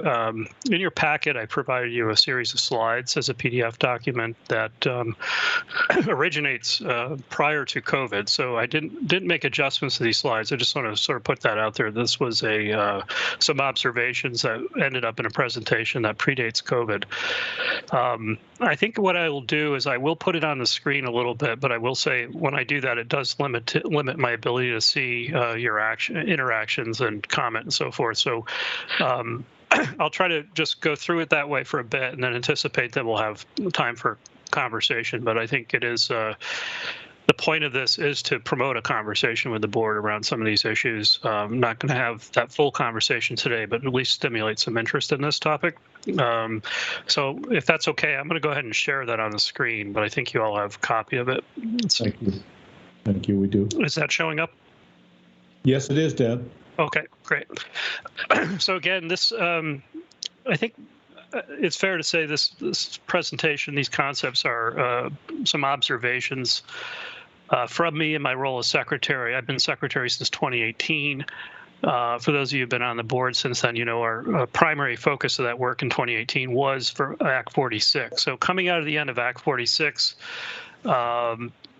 based on sort of my experience in the field for 20 years as an educational leader in Vermont, but have never worked inside the agency until this point. So also trying to put together some observations on the role of the state education agency, the SEA, as we'd say, and sort of bringing these observations together, but also trying to project forward a bit, I think, as all leaders try to do, as to, you know, what's in front of us. And I think as we came out at the end of Act 46, the board too was starting to think a little bit about, okay, so what comes next after Act 46? So the point I'd make in terms of observations is that one of the most important observations from my perspective is in the title slide, and it's this idea of school district quality standards as opposed to school quality standards. And, you know, my bias towards thinking of schools in the context of school systems and school districts comes certainly from my perspective as superintendent. But I'd also sort of, coming out of the Act 46 experience, just a little bit of a history lesson. Prior to Act 46, we had Act 153 in 2010, which is over 10 years old now. And that was, in the modern period, that was our sort of our first foray into starting acknowledging that school district governance was a concern. And there was a component of Act 153 in particular that I think is really relevant to that, and what was called the virtual merger provisions. And Peter Peltz was directly involved in that conversation previously, and Oliver perhaps was as well as state representatives. But the idea that short of governance change, it would be useful to consolidate certain functions of education at the district level. And those included curriculum, professional development, special education, data systems, and so forth. So it's only really since 2010 that we asked districts to start thinking as systems in terms of those instructional systems that are more typically associated with school districts.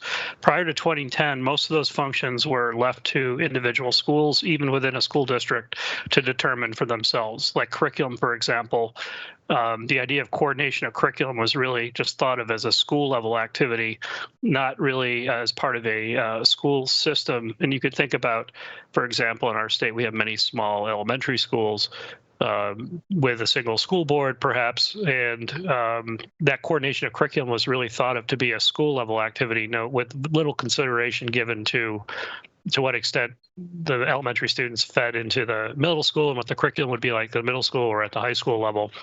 And, you know, to what extent supervisory unions were able to pull those things together did occur to a certain extent, but it was essentially voluntary. And there's always some organizational friction around doing that. So sort of one of the key assumptions in Act 153 of 2010 was, well, governance would be important, but absent governance change, we should at least get the systems to start acting as systems. And that meant putting these central functions at the supervisory union level, like coordination of curriculum, and putting SU boards sort of in leadership over those issues. So and then certainly with Act 46, this theory of district responsibilities is featured fairly centrally in the logic behind Act 46. in that governance and the idea of a preferred school district structure would support the idea of improving these education quality systems.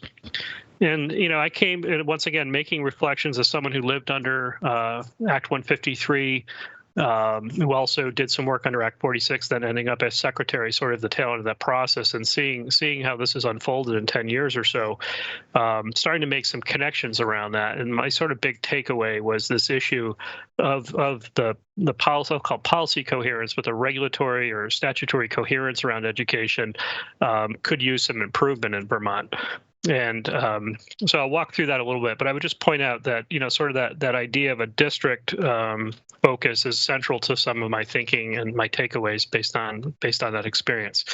So just to sort of further introduce the concept, just to some assumptions, these are my definitions. I'll say, just in a general observation, that the legislature creates policy, sets goals, so forth. Importantly, I think sets implementation parameters, like when things get done by, provides resources, most importantly. Typically, state board then creates regulations to implement the policy, accomplish the goals, and the AOE's function is the agency to provide technical guidance, leadership support, and oversight. And so I'll talk about it a little bit more. So just some basic definitions. When I started as secretary, one of the things we got into fairly quickly was the idea of a mission statement, if you will, and it was interesting to your conversation this morning. I think, having done work with boards and organizations on this topic, it's interesting to hear how that plays out based on different circumstances. So when we were thinking about getting greater coherence on what the work is of the agency, and you can imagine we get pulled in lots of different directions based on the complex regulatory environment that we operate in. But the idea that the agency, or at least the employees of the agency, even the secretary, really shouldn't be setting its own mission of the organization. Like we're grounded in the law, grounded in regulation as part of the executive branch. So it isn't really for us to define our mission and purpose. And I would suggest that would be similar to the state board. You're situated inside the executive branch, perhaps to situate yourself above the tree line, so to speak, to understand where the future of education is going, is important and a central function of the board. But I think that's different than deciding what your mission and purpose would be, as we would do in organizations.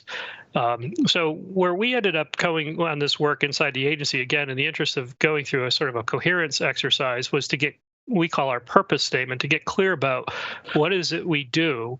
And we come back to this idea of implementing the law and seeing the law, policies, regulations, and so forth as being essential to ensuring quality and quality for all students. That's the equity piece. And to understand then, how do we do that is sort of the central piece of this document. Like, well, how does the agency actually fulfill that commitment? And we just sort of reflecting on our work as an agency, we decided we do that in three ways. We do it through our leadership, helping develop a shared-wide commitment to education and expectations, by support. This is the professional learning, technical assistance, and so forth, fiscal accountability, the technical expertise, essentially, that goes into this environment. And lastly, the oversight, which is, we would say, the accountability piece. How do we collect the data, monitor, verify, ensure that federal, state dollars are being used appropriately?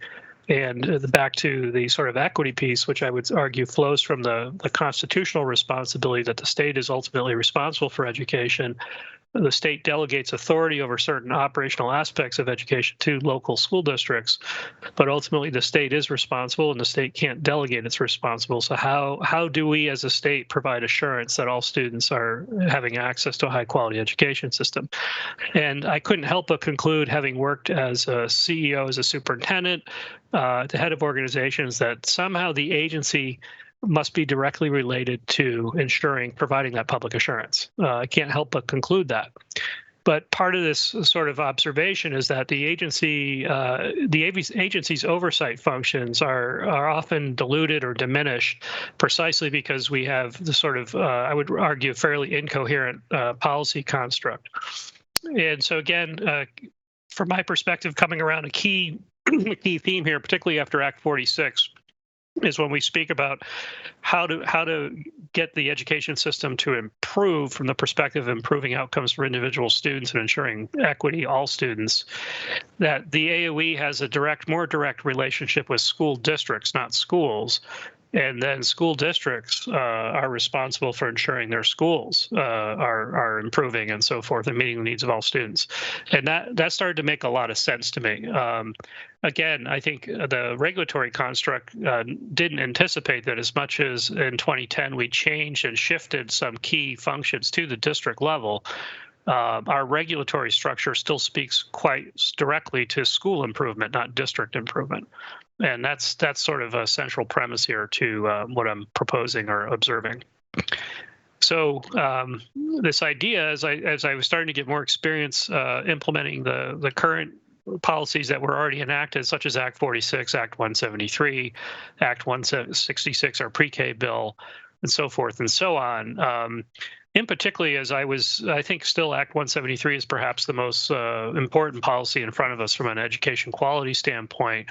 I often found myself initially as secretary looking at Act 166, the pre-K policy, side by side with Act 173. And there's a clear distinction between the two, in my view, from a quality standpoint. Act 173, as the board has experienced, clearly lays out goals, delegates authority to the state board to do certain things, delegates responsibilities to the agency. We have a lot of conversation in 173 about scope, timelines, spending. There's the financial piece. It's all sort of put together as, I would say, a good example of coherence. On the other hand, Act 166 sort of stands out to me as a policy that doesn't have those elements. It has some broad concepts about improving access to pre-K, but there's really, firstly, there's split agency oversight of pre-K. So there's a split, again, the sort of diluting of oversight function among multiple agencies. So therefore, the regulatory construct becomes difficult to create, let alone implement. It's not clear the funding process for it, and how we do the quality control on it is also sort of diffused among multiple agencies, so it's really challenging. So anyway, this is, again, just sort of a general theory. I would argue that there should be a relationship between policy goals, between regulation, therefore, and this idea of having a logic between the inputs and expected outcomes. And I use a couple examples because, again, this moment in time, those of you around the board, this is proficiency-based learning. I apologize for the acronym PBL. That this arrived in state board regulation as a result of advocacy, and I was a superintendent leader at the time. I know that advocacy quite well. But there was never any statutory language given to approval of proficiency-based learning. So when you hear, as you did, I think, as a board, when you hear from the field, if you will, about proficiency-based learning, one of the things you'll hear quite often is that there wasn't adequate support of it. It wasn't clear how to implement it. There wasn't enough resources, and the reason why those conditions existed is precisely, I would argue, because there was never any statutory priority given to that work. There was no timeline. There was no resources allocated to implement that work. It wasn't situated in the context of other policy or goals for improvement. So just as a case example, proficiency-based learning, I think the big one, and this is a priority for me, is our ESSA state plan, which is our fundamental accountability framework that in our sort of assurance that we have to the federal government in exchange for accepting the federal dollars, which we could not operate our education system without. It's our primary accountability framework with the federal government. And it's here too. I think there's flaws in terms of the coherence piece. It was based on broad stakeholder input. There were a large number of meetings held with stakeholder groups around the state, but it was never approved by the state board. It was never approved by the General Assembly and never signed by the governor. So it stood out to me when I go to national meetings and speak with my peers or learn from best practices in other states. It's pretty clear to me that we have a fairly unique situation in that we're operating under a framework that never really had sort of that broader authority put behind it. So it's a tenuous position, to say the least. So, once again, in the spirit of offering observations at this time, and again, this predates COVID, to say, my observation based on my experience, based on these sort of excursions I've had in policy as new secretary, I'd make the observation we get pretty good outcomes for most of our kids, but we've heard the phrase persistent equity gaps quite often, I think, in Vermont education, and I think we could, I think, draw the conclusion that we get pretty good outcomes not because of our policy, but in spite of it almost. That we the second bullet, that we have a lot of cost, and not just financial costs. We have a lot of costs in terms of time and so forth, caught up in processes that are a direct result of not having a coherent delineation of goals, of responsibilities, of resources. And what we started to experience pretty soon after Act 46, what often you hear from the field as this everything being piled on their plates, this idea of all these different initiatives, initiative fatigue, and what have you.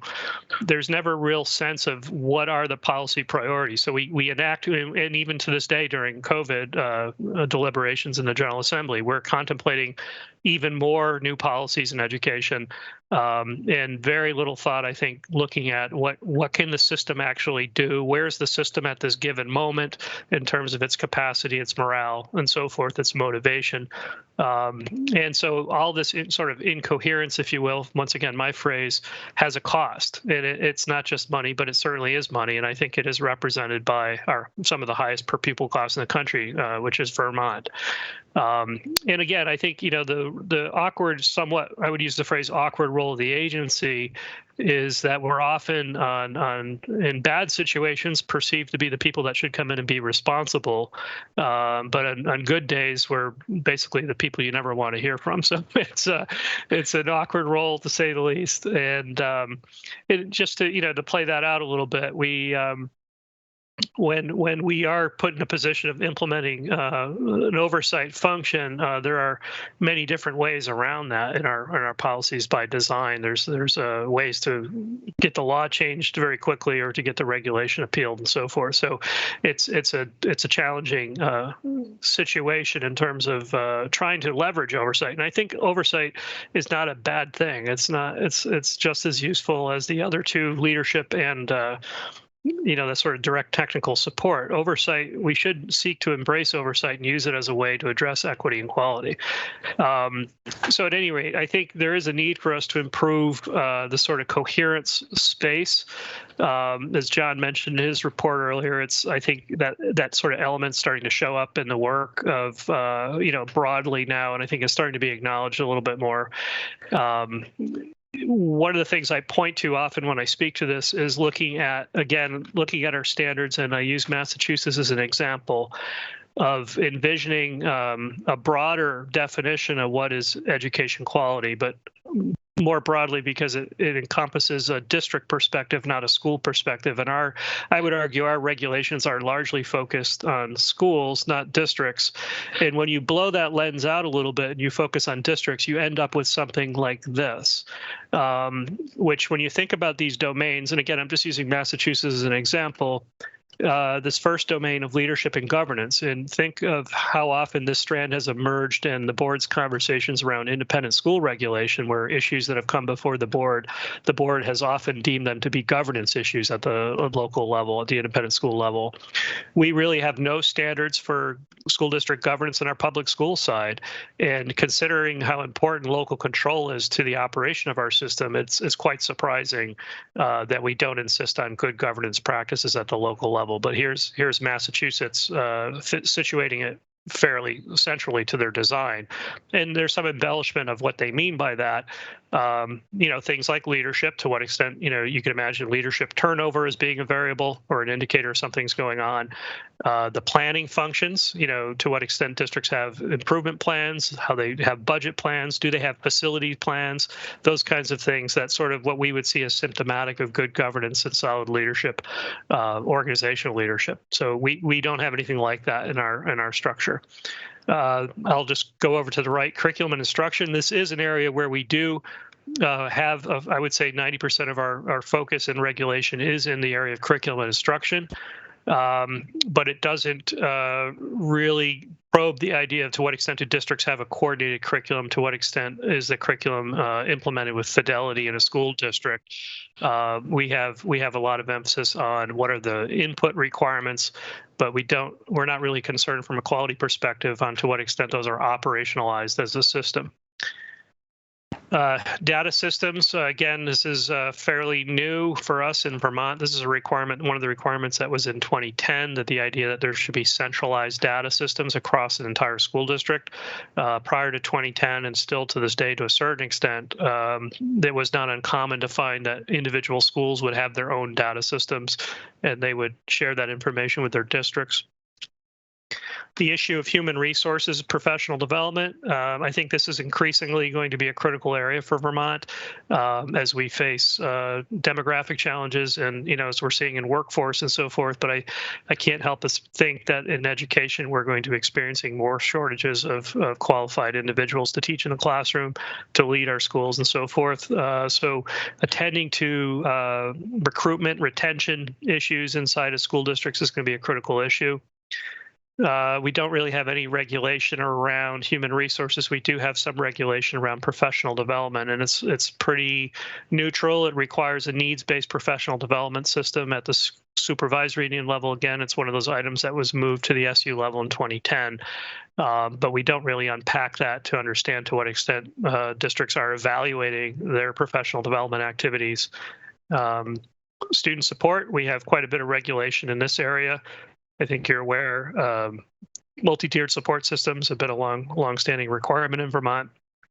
But this last one, financial asset management, we don't have district quality regulations on this. We have some certainly regulatory oversight relative to federal and state law about budgets and so forth. But this is increasingly an area too, I think, where technical expertise is needed at the local level. And if we were to situate that into sort of a more composite view of school districts, we'd see connections between these areas. Right now, often financial management is viewed in a silo.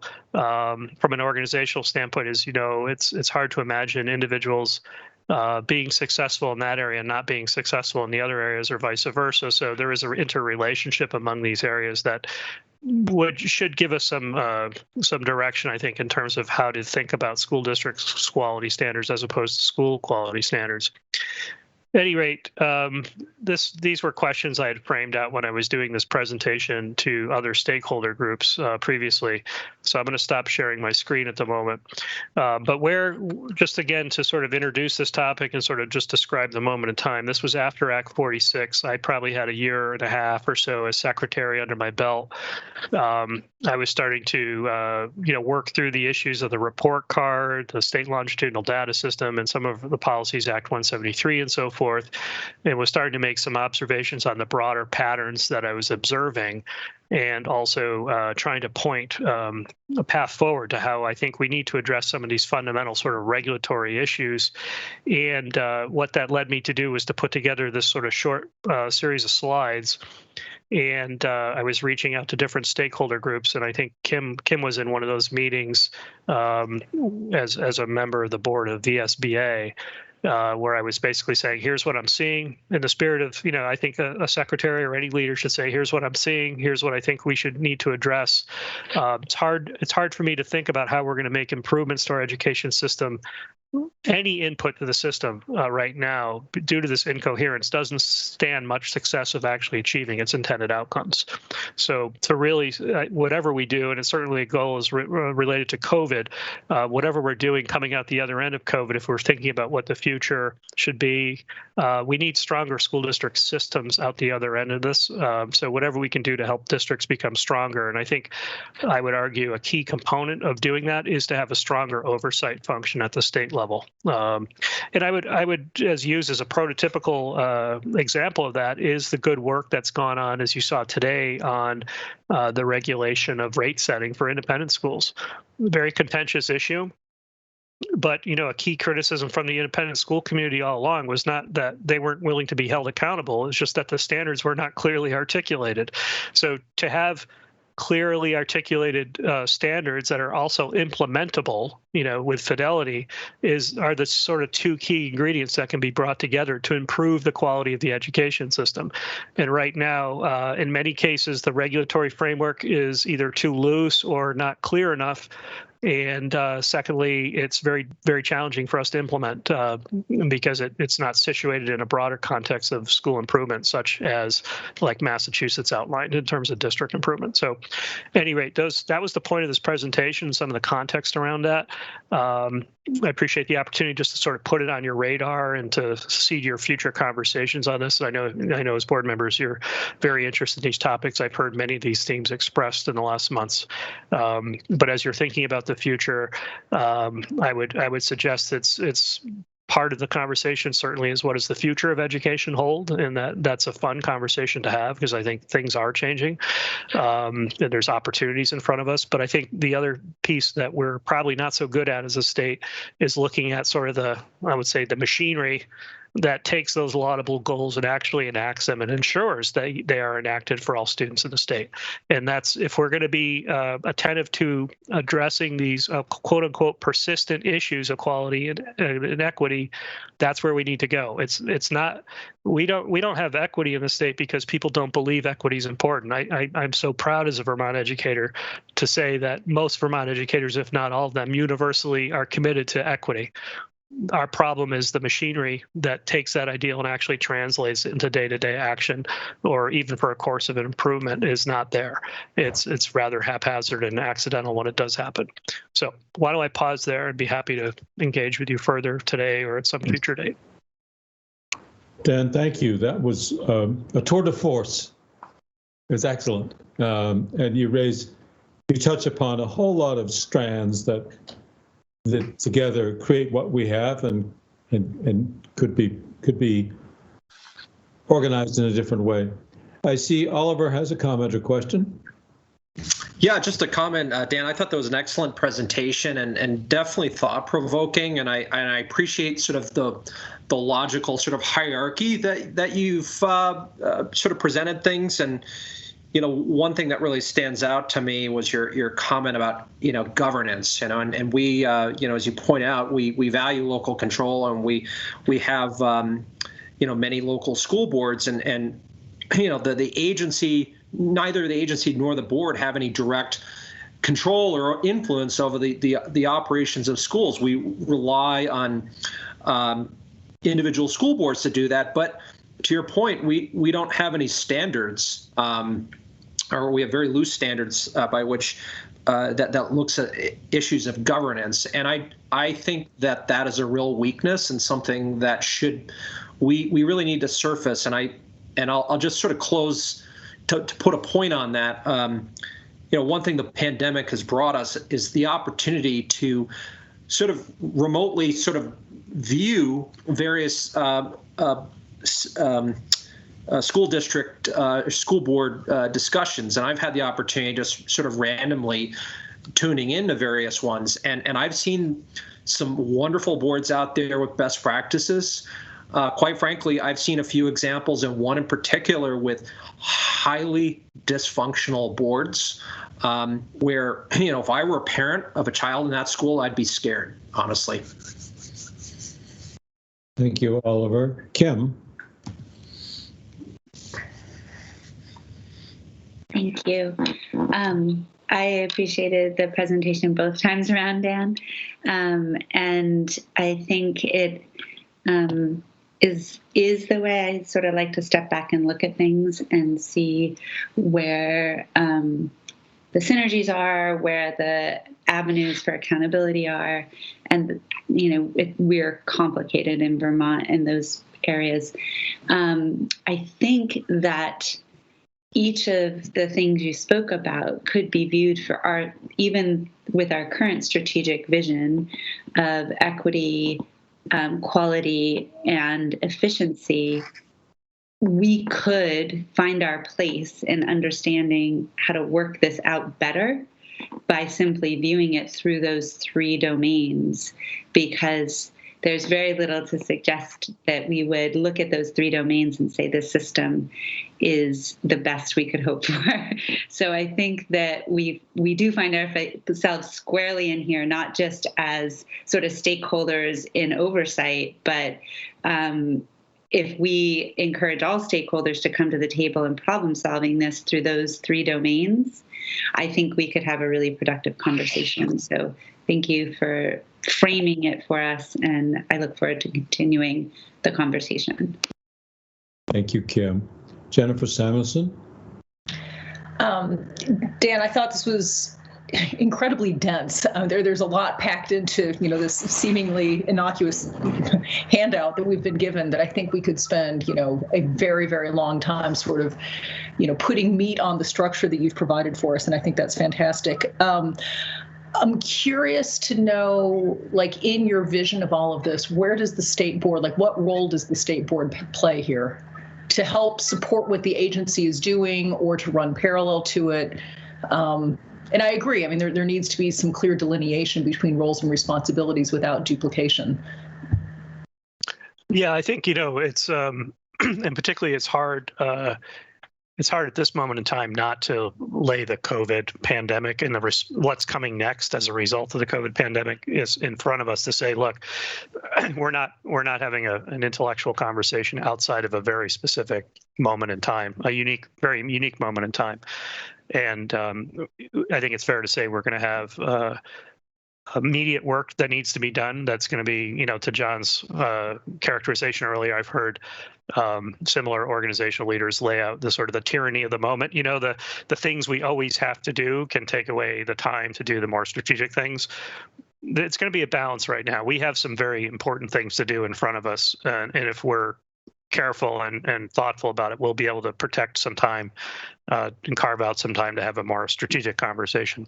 But I think specifically in that spirit, we have an opportunity around what was 166, S166. John and I shared a joint statement on sort of this general idea of the role of the board. I think really trying to make some progress on that this fall, sorting out the roles and responsibilities between the agency and the board would be, it's not high visionary work, but it's sort of addressing that middle piece where I think if we can improve the clarity there, it would help. Again, if you buy into the idea that the agency's role and how it operationalizes that role is really 3 areas: leadership, oversight, and support, to really put greater emphasis on the oversight piece, not in a punitive way, but to have that quality assurance thing come online a little more emphatically, I think would be exceedingly useful, particularly from an equity standpoint. So I think, that immediate work around the quality of the regulations and sorting some of that work out and really just bringing the General Assembly into that conversation would be really useful. And it sounds like that immediate task will be before us. And we might, I believe we are in a leadership position to help lead that work. I mean, we as a team. The other piece, I think, and I didn't mention it, but it's also essential, as John observed, strand. One of the key strands for me in this is facility quality of our buildings. And, there's a direct relationship, I can tell you, between the quality of facilities and the quality of education that occurs in those facilities. And we have this important policy issue in front of us now, started as a moratorium on school construction aid. I would say that's one contributor to the inequality or lack of good quality across the state. We also have a tradition, I would say, quote unquote, a benign neglect on the part of some school districts. Again, I think that's a failure of state regulation to come in and say, you need to fix the school. You can't have a roof leak. And, so that deferred maintenance issue, is also something that's happened as a result of oversight. But it appears that not only with the COVID relief dollars, but perhaps with what might be a once-in-a-generation opportunity in federal infrastructure funding, that rural states like Vermont are going to have the opportunity to address some of those issues both from a safety and health condition, but also to bake into that perhaps 21st century learning aspirations and ensuring even our most rural students have access to high quality learning opportunities and learning environments and so forth. So we've got to make hay when the sun shines, so to speak, on facilities. So there's a mixture of things going on. I think we need to attend to the structural, the regulatory apparatus to keep attending to that coherence piece, but we also have to leverage the unique moments and opportunities that are emerging as a result of the COVID pandemic response. Thank you, Dan. Others have comments? Kim, your hand is still up. Do you have a comment? I love all that I've just heard. I wanted to double back to the two cases that you cited, Dan. And they're both, it seems to me, I wasn't around and I wasn't really paying much attention, but from what I've been able to reconstruct, with regard to proficiency-based learning and the adoption of the ESSA state plan, their sort of incoherence, if you will, their disconnection or their lack of sort of a comprehensive engagement and connection.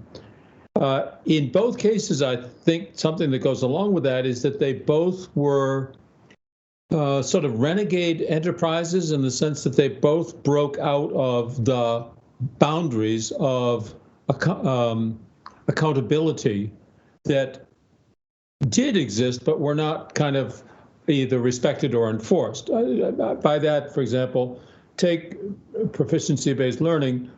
There was a large advocacy I've gone back and looked at the minutes, and there was an enormous advocacy within the agency among some individuals in the agency for proficiency-based learning. It was a new idea to to ordinary people. And so the agency became advocates for this, and the board was willing to accommodate. So in a sense, the board was complicit with the agency in an initiative that was never contemplated by the General Assembly. So that's a case of sort of both sides kind of getting over their skis, as it were, and working outside of the normal constructs of how we form policy and how we roll policy out to the communities. And the board acted in that case unilaterally. The ESSA state plan, I'm not so familiar with that, but it's sort of hard to believe that it was done properly if the state board never approved it, the General Assembly never approved it, and the governor never approved it. It sort of would seem that somehow the process, again, this appears to be a process failure. I think all of which underscores sort of kind of clear ground rules that you're speaking about, a clear and shared compact about how we formulate policy, how we translate it into actionable guidance, and then how it's actually implemented. And then finally, how we know that that has happened. It's that feedback loop that is so absent. You speak about school quality, building quality, and I think that's a really illustrative point that it's the quality of education delivered is correspondent to the quality of the facilities. And it's not probably to say that leaky roofs make for bad learning. It's rather to say that governance that does not attend to facilities is perhaps also governance that does not attend to educational quality. And then that sort of doubles back to several strands of the conversation, which is we rely upon about 1,000 school board members, about 10,000 educators and staff people, plus about 150,000 students and their immediate families who are to a very powerful extent shaping what actually happens on the ground in each classroom each day. And the question gets to be, how do we, who don't have, how does the agency, for that matter, or the legislature, you don't have direct control over those levers, you can't tell them what to do right now in each classroom or in each school board meeting, but how do we shape and influence that? And I think one of your key points, Dan, is that we need to be tracking what are the results, what's happening in each school district, so that we have some, so we know where to go. We know who to talk to and who to help strengthen their governance or help strengthen their faculty or what have you. So I see Kathy Lavoie has her hand up, and then I see Kim. Thank you, Mr. Chair. Mr. Secretary, I as well am thrilled with the presentation. You know, it was probably 16 years ago, Senator Hinda Miller and I were co-chairs of the school governance committee for the state. And I remember probably the most I remember is that it just upset everybody when individuals and individual organizations and individual school boards thought that somebody from above was coming down and telling them how to run their schools. And you know, so much of that is related to having sat on a school board for years and sat at on House Education, is that because unlike any other agency or department, everybody feels they understand education because we've all been through the system, right? So I have one question and specific to the education finance system and what you think the parallels are or are not with a governance structure like this at a district level. Given the complexity and how convoluted our education finance system is relative to any governance that we might have in our school systems. Yeah, and I would just I appreciate the comments. The centralization of finances was also one of those quote unquote innovations that was only recently introduced in 2010. For example, when I started at my last supervisory union in 2007, one of the first pieces of work I had to take on was moving the payroll systems out of the individual schools and centralizing them at the district level. And how you go about doing that is much a science as well as an art, you know, to convince people it's safe. We can actually provide you better reporting. We'll get a clean audit, you know. But those questions of local control, where it took us 3-4 years to do that, to one after another. We had to bring those centralized and save money, by the way, as well.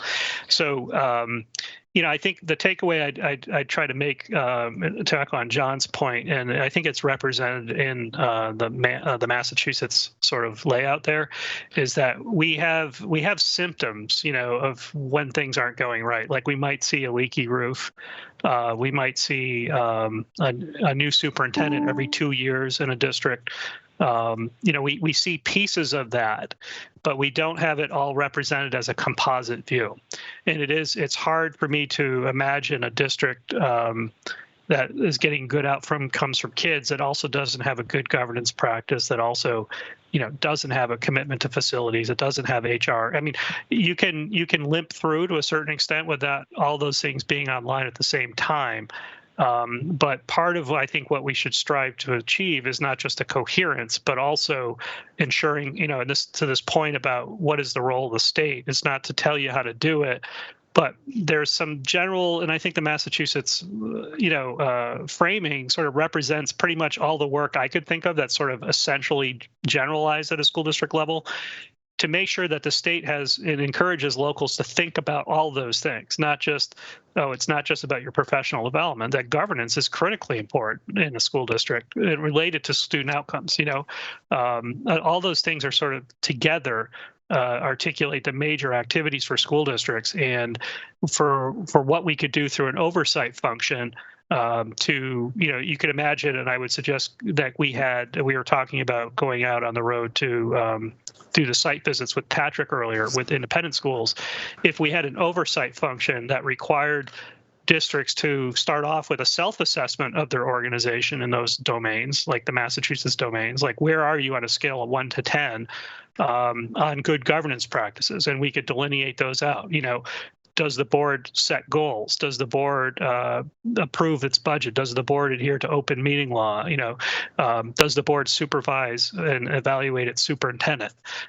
We could just create sort of those sort of checklist oversight functions to start putting some pressure on organizations to attend to those basic elements. And I think that the part of it is to envision the entire composite view at the state level and regulation so that the oversight function could work a little better.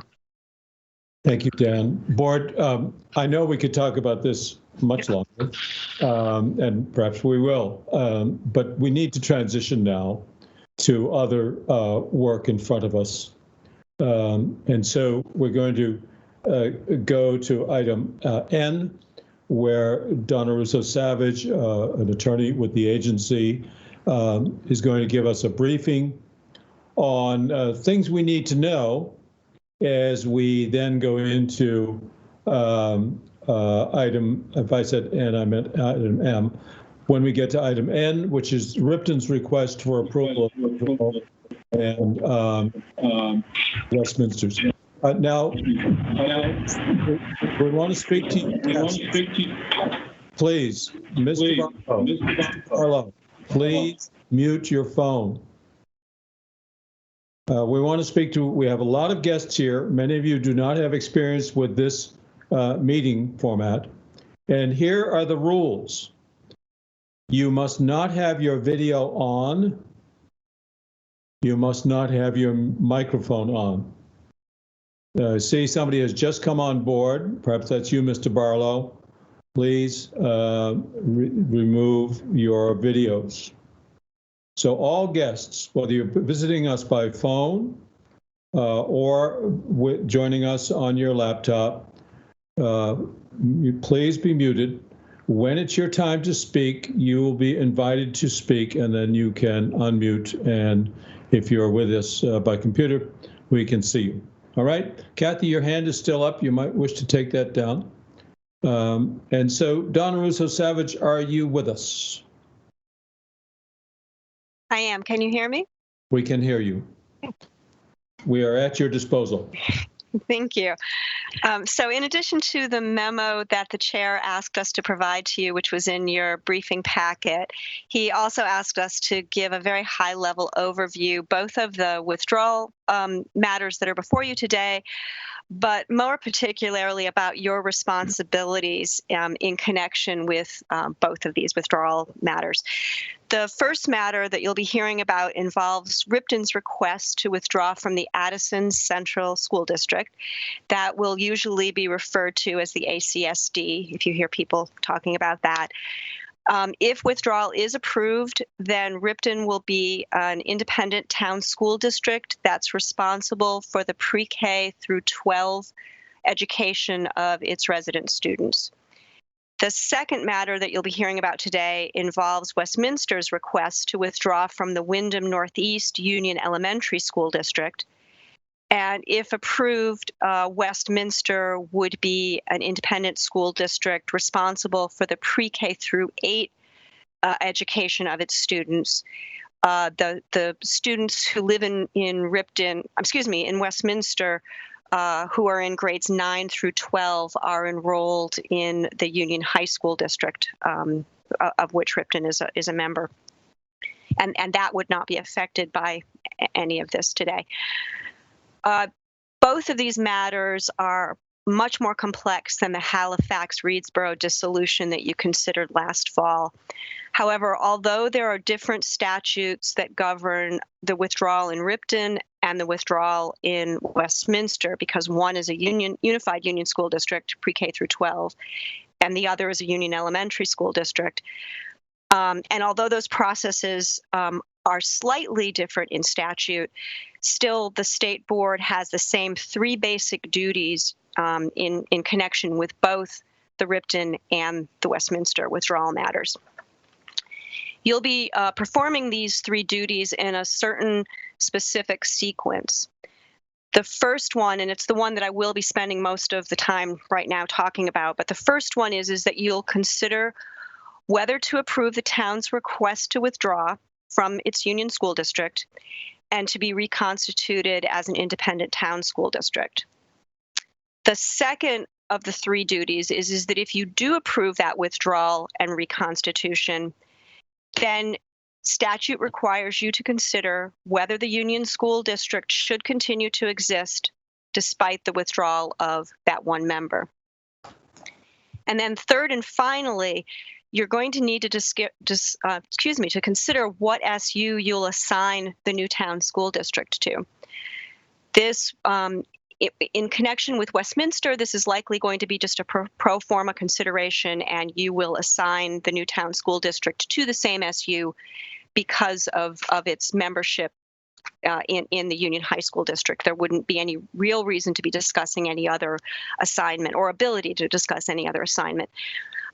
Because Ripton will be an independent through pre-K through 12 district, I imagine that you will be spending more time considering the appropriate SU to which it should be assigned.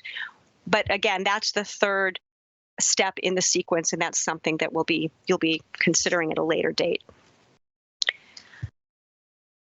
The first of those three basic duties, whether to approve withdrawal and to reconstitute the member as a town school district, involves a series of connected considerations and decisions. Some of them are relatively simple and some of them are quite complex. So Chair Carroll asked me to break down those issues that you're going to need to consider in that first of the three duties. First, in order to issue a declaration that approves withdrawal and reconstitutes a town school district, you're going to need to consider the educational access of the students in that town if you do approve withdrawal. So specifically, if you find that, and I'm pulling up the statute, if you find that the students will attend a school that's in compliance with the rules adopted by the state board pertaining to educational programs, then if you make that finding, the statute requires you to approve the member's withdrawal, even if you have other matters that you'd like to take into consideration before granting withdrawal. Second, once you've reached a finding that requires you to grant approval, you need to decide the date on which that withdrawal will be effective, and therefore the date on which the town school district will be fully operational and solely responsible for the education of the resident students. The statutes that govern withdrawal for both Ripton and for Westminster direct you to set that date as, and again, I'm going to read in part from the statute, as the next July that follows your decision, or as soon thereafter as the obligations of the withdrawing district have been paid to, or an agreement is made with the Union School District in an amount that's satisfactory to the electorate of the towns within the school district, in the Union School District. So the Union School, the townspeople, the voters of the school district need to be able to vote on whether or not they approve of whatever the financial agreement is. And so this is where the complexity in this first stage of your determinations arises, in large part because the statutes provide no guidance, particularly regarding the person or entity who has the authority to act on behalf of the incipient school district. If you look at document M1 in your packet, that's the memo that the chair asked us to provide to you, and turn to page 3, you'll see there, and you might want to refer to this at some point, at the top of the page is that statement about the timing, either July 1 or when the obligations are met. But in the middle, it lays out the minimum requirements that some person or entity is going to need to fulfill before a new town school district is able to be fully functional and up and ready and able to be responsible for the education of its resident students. So at a minimum, there's going to be a need for an entity that has the legal authority to negotiate the financial terms of withdrawal. And those terms need to both be confirmed by a vote of the residents as being quote, satisfactory to the electorate. And those terms also need to be done in a way that's legally binding on the town school district. So some person or entity needs to have that authority to be able to bind the school district that is not yet up and running. The second thing that at a minimum is needed is an elected school board that can prepare a proposed budget for the town school district on the first day that it is fully operational. And the third thing is the need for that budget to be approved by the voters of the town school district. And they are different than the very same people who are the voters of the Union School District. They wear a different hat. And that budget needs to be in place when the school district is up and running and beginning its operations.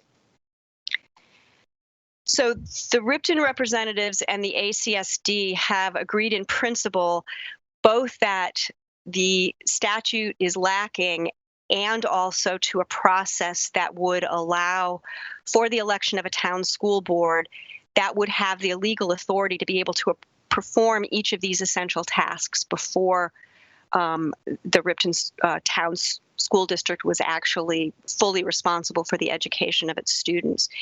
If you turn to document M2, which was attached to the memo, and it's the document that says conditional declaration, draft 3. That sets out basically what we discussed with both Ripton and Ripton folks and the ACSD. Briefly, in what is labeled paragraph A, finding, and B, conditional declaration of withdrawal and reconstitution. Very briefly, the process that they are proposing that you follow is it would provide that the withdrawal was approved and that the town school district is reconstituted on the day of your declaration, but that the operational date of July 1, 2022 would be conditioned upon certain events occurring by certain dates. And those conditions are on that M2 that you have on the bottom half of, begins on the bottom half of the first page where it says provided that. So the 5 conditions upon which a final declaration of July 1, 2022 would be based would be first that the Secretary of State would warn an election of the board members for the town school district, and the Secretary of State has the authority and the duty to do this under 16.424 subsection C, which says that if there is a school district that has a school board with all members vacant, all seats vacant, then it is the responsibility of the Secretary of State to warn a meeting to elect those board members. The second part of the conditions would be that once elected, the town school board would negotiate with the Union School District regarding the financial details of withdrawal. The third is that the voters would, town by town, vote whether to approve those financial details. The fourth element would be by September 8th, the town school board would notify you regarding the negotiations and the outcome of the votes of the electorate in each town. And then fifth and finally, you would meet at your September meeting to discuss all of this, to ask them questions, to consider the outcome of the vote, and potentially then to finalize the date on which the withdrawal and reconstitution of the new school district would be fully effective.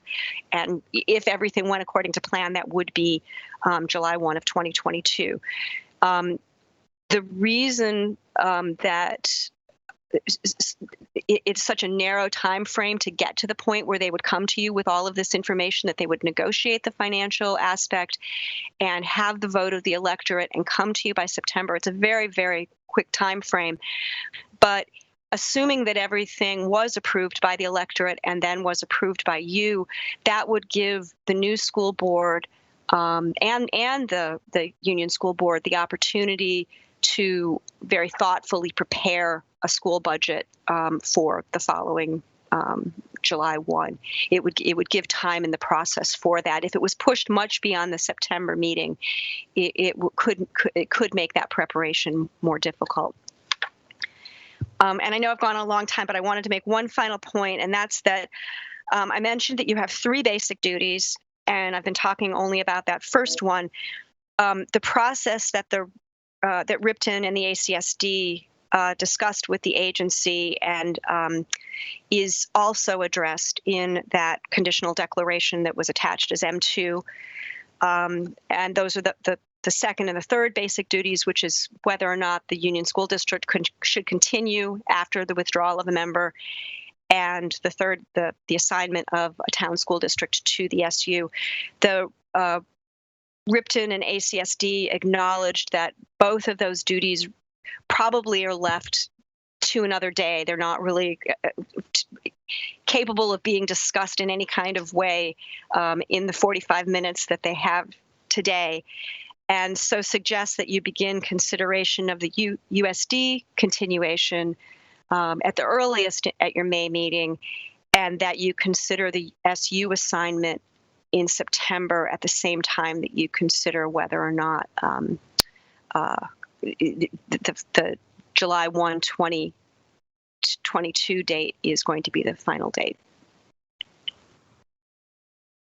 Thank you, Donna. Donna's had the opportunity, board, to confer with attorneys for the town of Ripton and for the the Atchison County district. She's not had such an opportunity to confer in any detail, nor to come to something of a meeting of the minds with Westminster. So we don't have quite the same clarity, but you will, and they are somewhat different. Both the statute that applies is different and the circumstances are different. So we will be taking these each up separately. Before we let you go, Donna, board members, do you have any questions on what you have heard from Donna?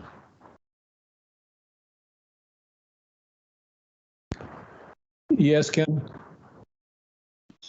I think it will materialize in the conversation, but, you know, I envision there to be the difference between schools that can meet our rules for delivering education and how they do that if they have no administrative capacity. And it sounds as though they, you know, would not necessarily be part of the school district, nor are there SU requirements of the previous district. And I am having a hard time thinking about those things separately. The sustainability of delivering quality education without a sustainable administrative structure. So I think that we haven't begun that conversation, but I am hearing that to be a place of rub in what Donna Russo-Savage was able to share with us. Thank you. So we'll keep that in mind as we go forward. So we'll now switch gears and we will take up the Ripton request. I want to outline for those of us joining us from Ripton what we will do and what we will not be doing today.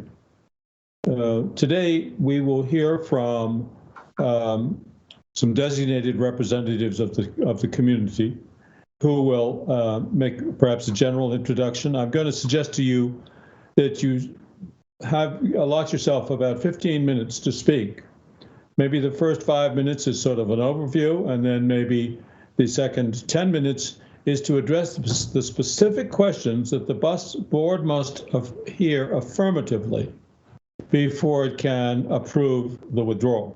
And you know what those questions are. We've briefed you on that very clearly, and board members, you know what they are on the basis of Donna's briefing.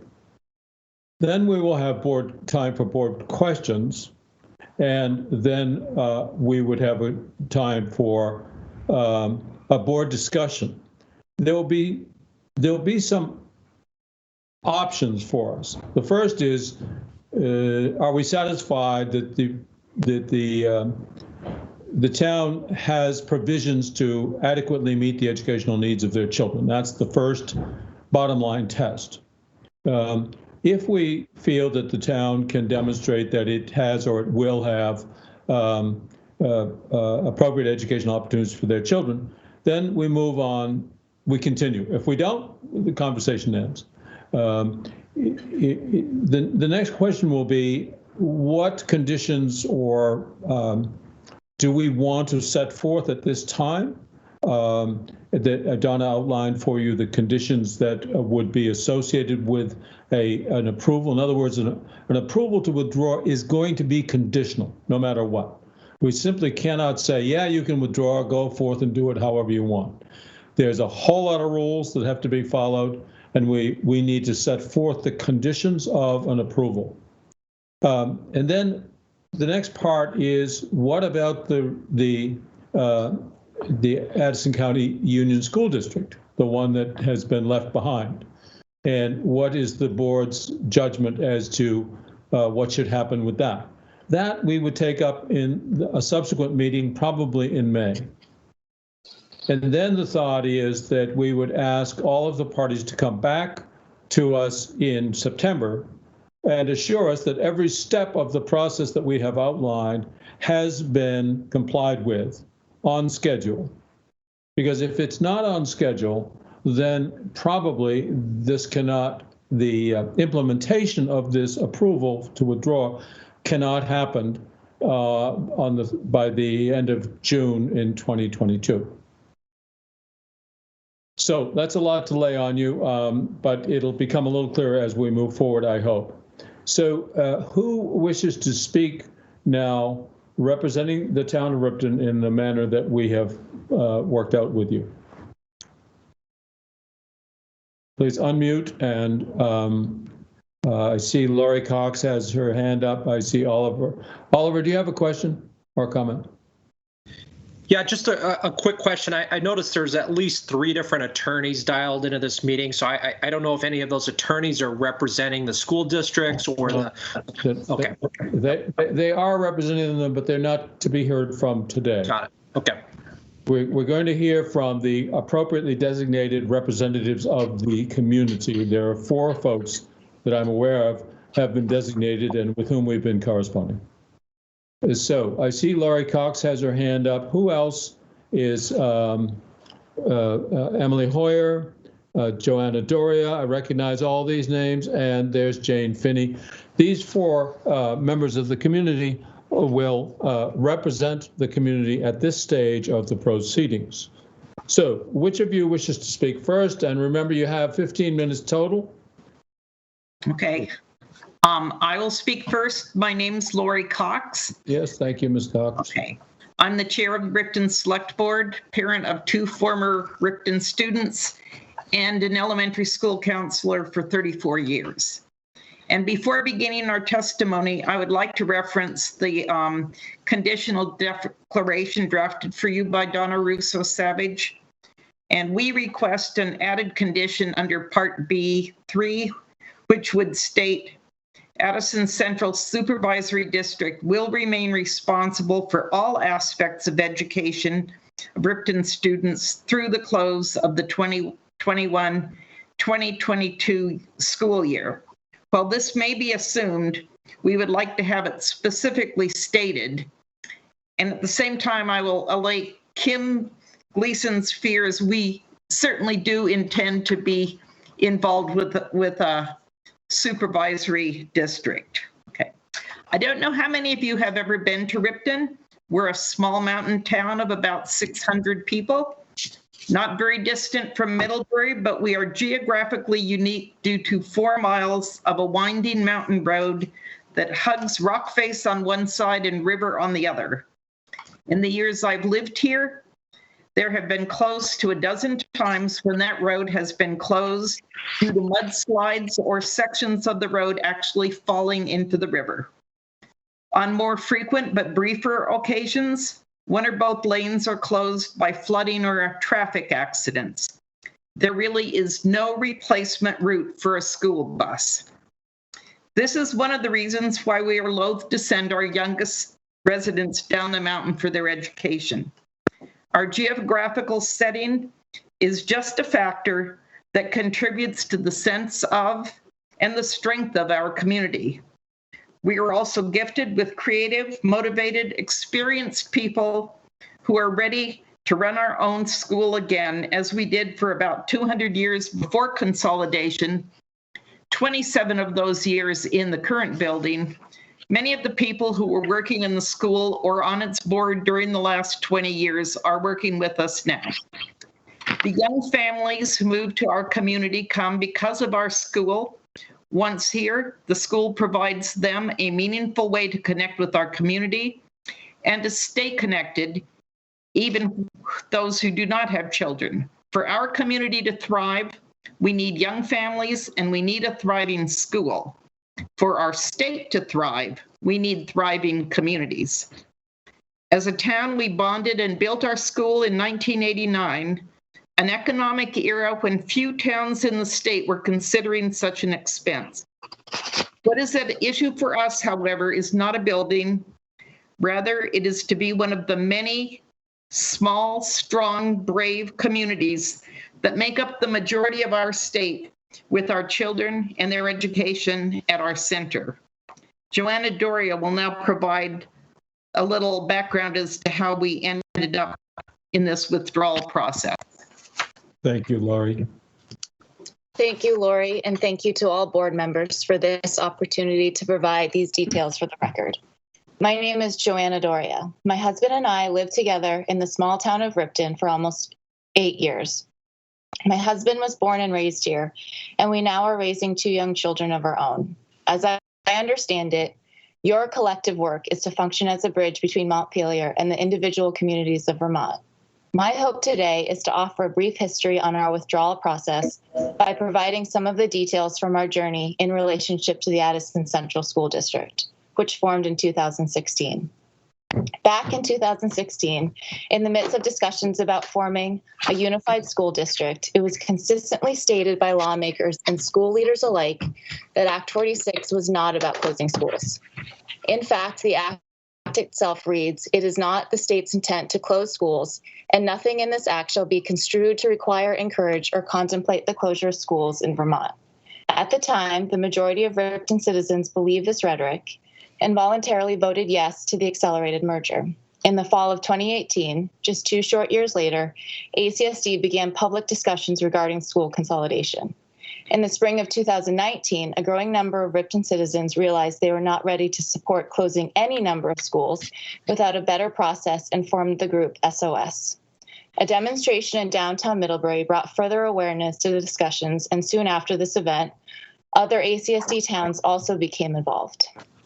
After months of public comments, editorials, and letters that called for empathy and engagement, slow democracy, and transparency, it became clear that small rural towns in ACSD had no voice nor power.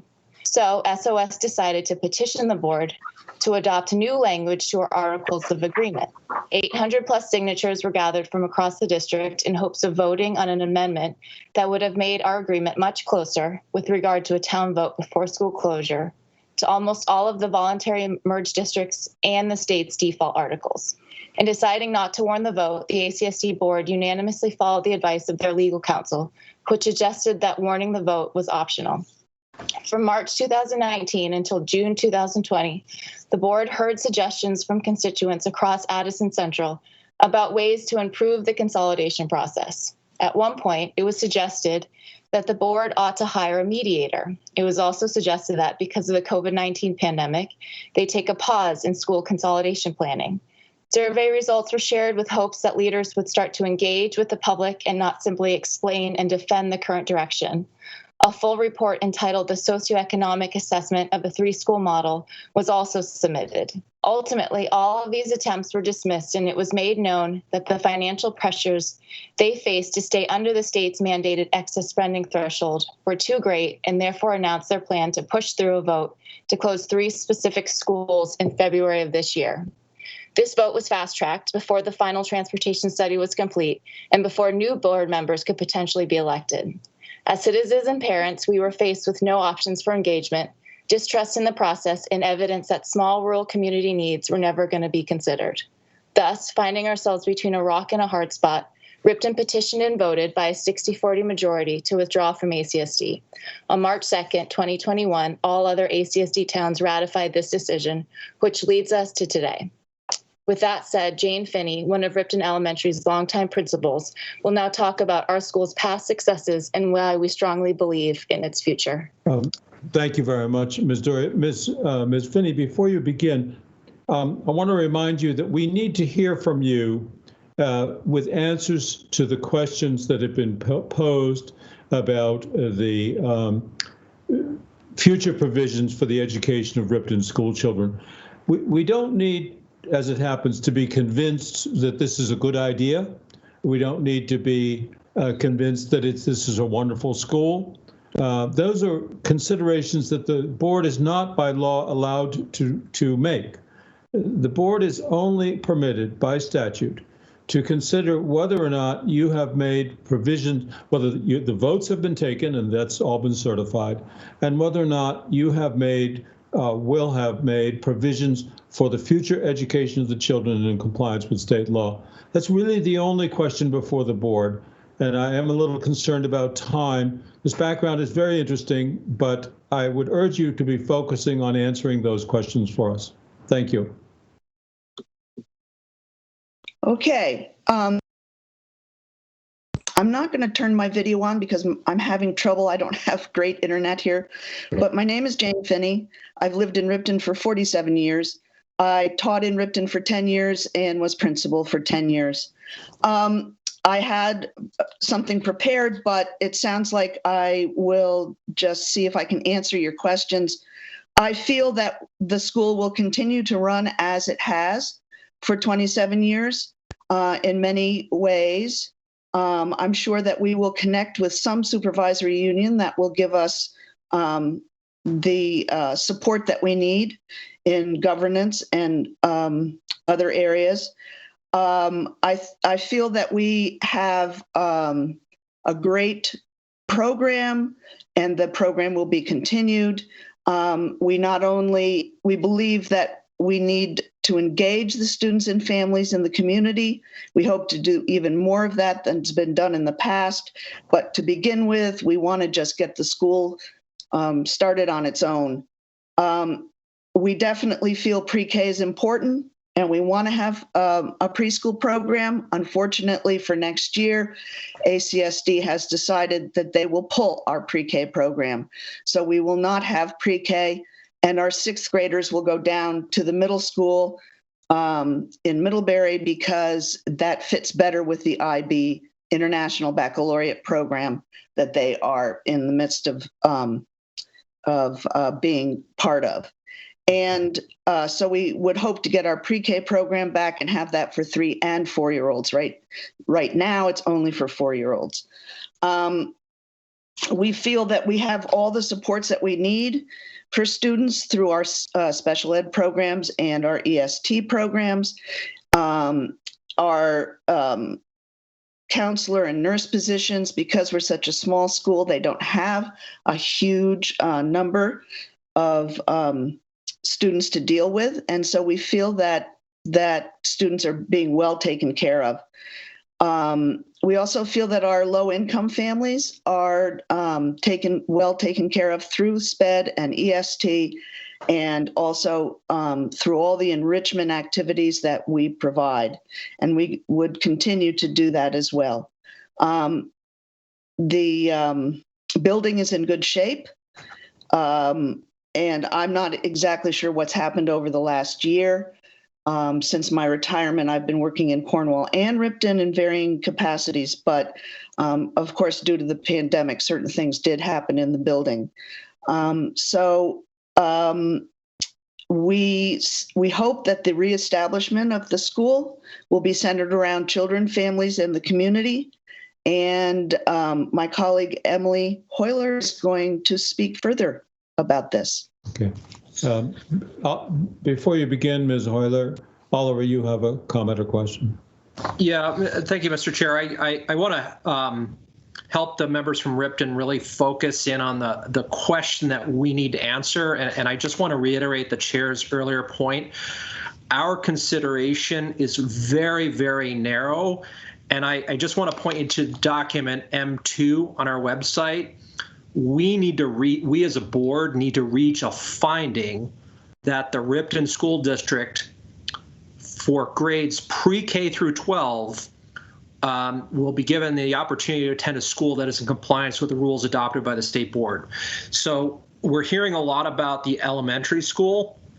We need to hear very specific, concrete information about where the pre-K kids are going to attend. And I just heard something indicating that they may not have a place to attend. That may not have been intentional, but we need to be really clear about what the options are for pre-K. That's number one. And we also need to understand what the options are for the grades that you do not operate or you will not operate. We need to be clear about where those students are going to attend and that you have confirmation that there is a place for them to attend. And I'm not meaning to be difficult. I'm trying to help you guys focus your argument on the question that the board needs to answer affirmatively in our findings. So I would ask you then, whoever's going to speak next, to confine your remarks to addressing the specific question in statute that Mr. Olson has just described to you. Anything else is not helpful. Can I respond to his question? Please, you can answer the questions that we have. Yes. So the plan is that the students, I'm going to say in grades 7 through 12, will attend the schools in Middlebury. So Middlebury Union Middle School and Middlebury Union High School. We have been reassured by the superintendent that there is room for those students to go there. There is a question about 6th grade.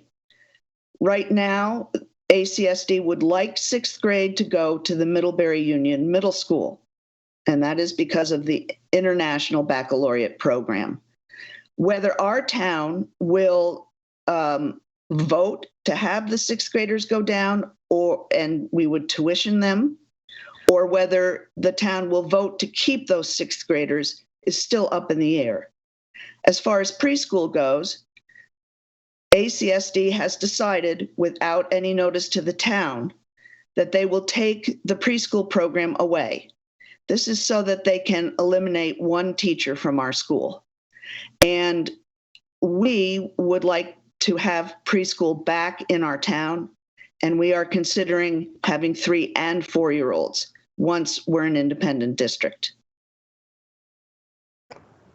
Thank you. So, board, just to be very clear that the statute requires you to find that the students in the withdrawing town or city will attend a school that is in compliance with the rules adopted by the state board pertaining to educational programs. So board members, do you have a sense that you have been given an affirmative answer? And if not, what questions would you like to ask? Kim? On what basis do you believe there's capacity to add back a position for preschool financially and to tuition 6th grade students?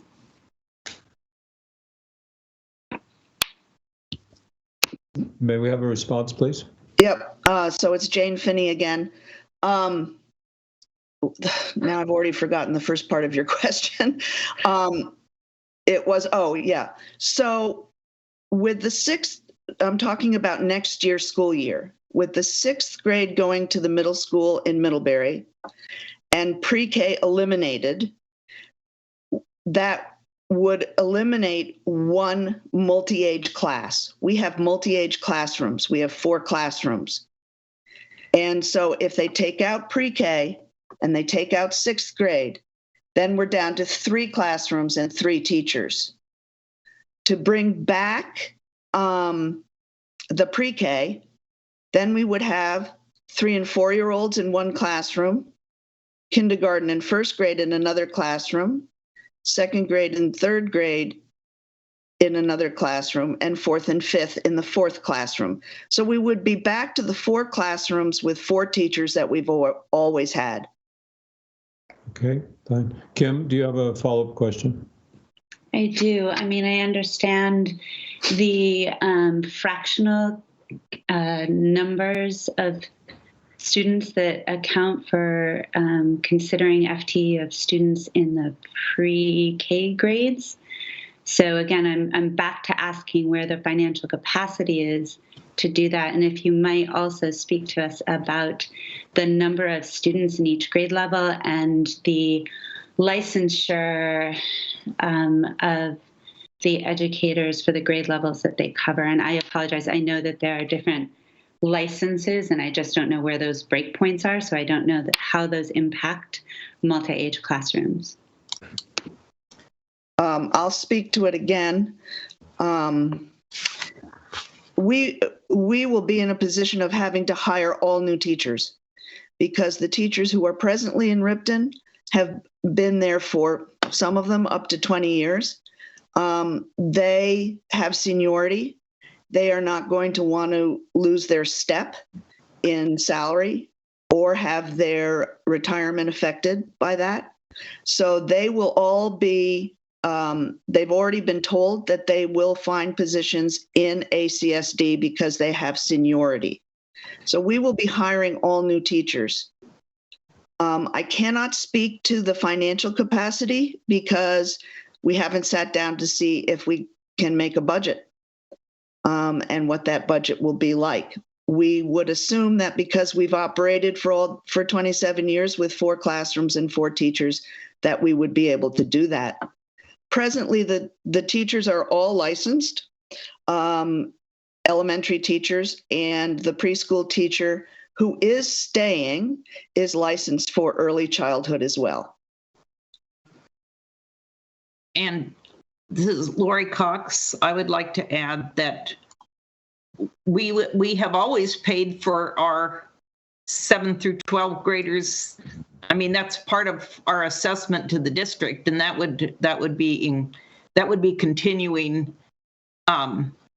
You know, the cost to the town for that would not be much different than it is right now. Oliver, you have a question? Yeah, I just want to make sure that I'm understanding this. Sorry, just trying to take my hand down. When you say that I kept hearing they are eliminating the pre-K program, I take that to mean the current school district, the ACSD, and that's for the upcoming school year.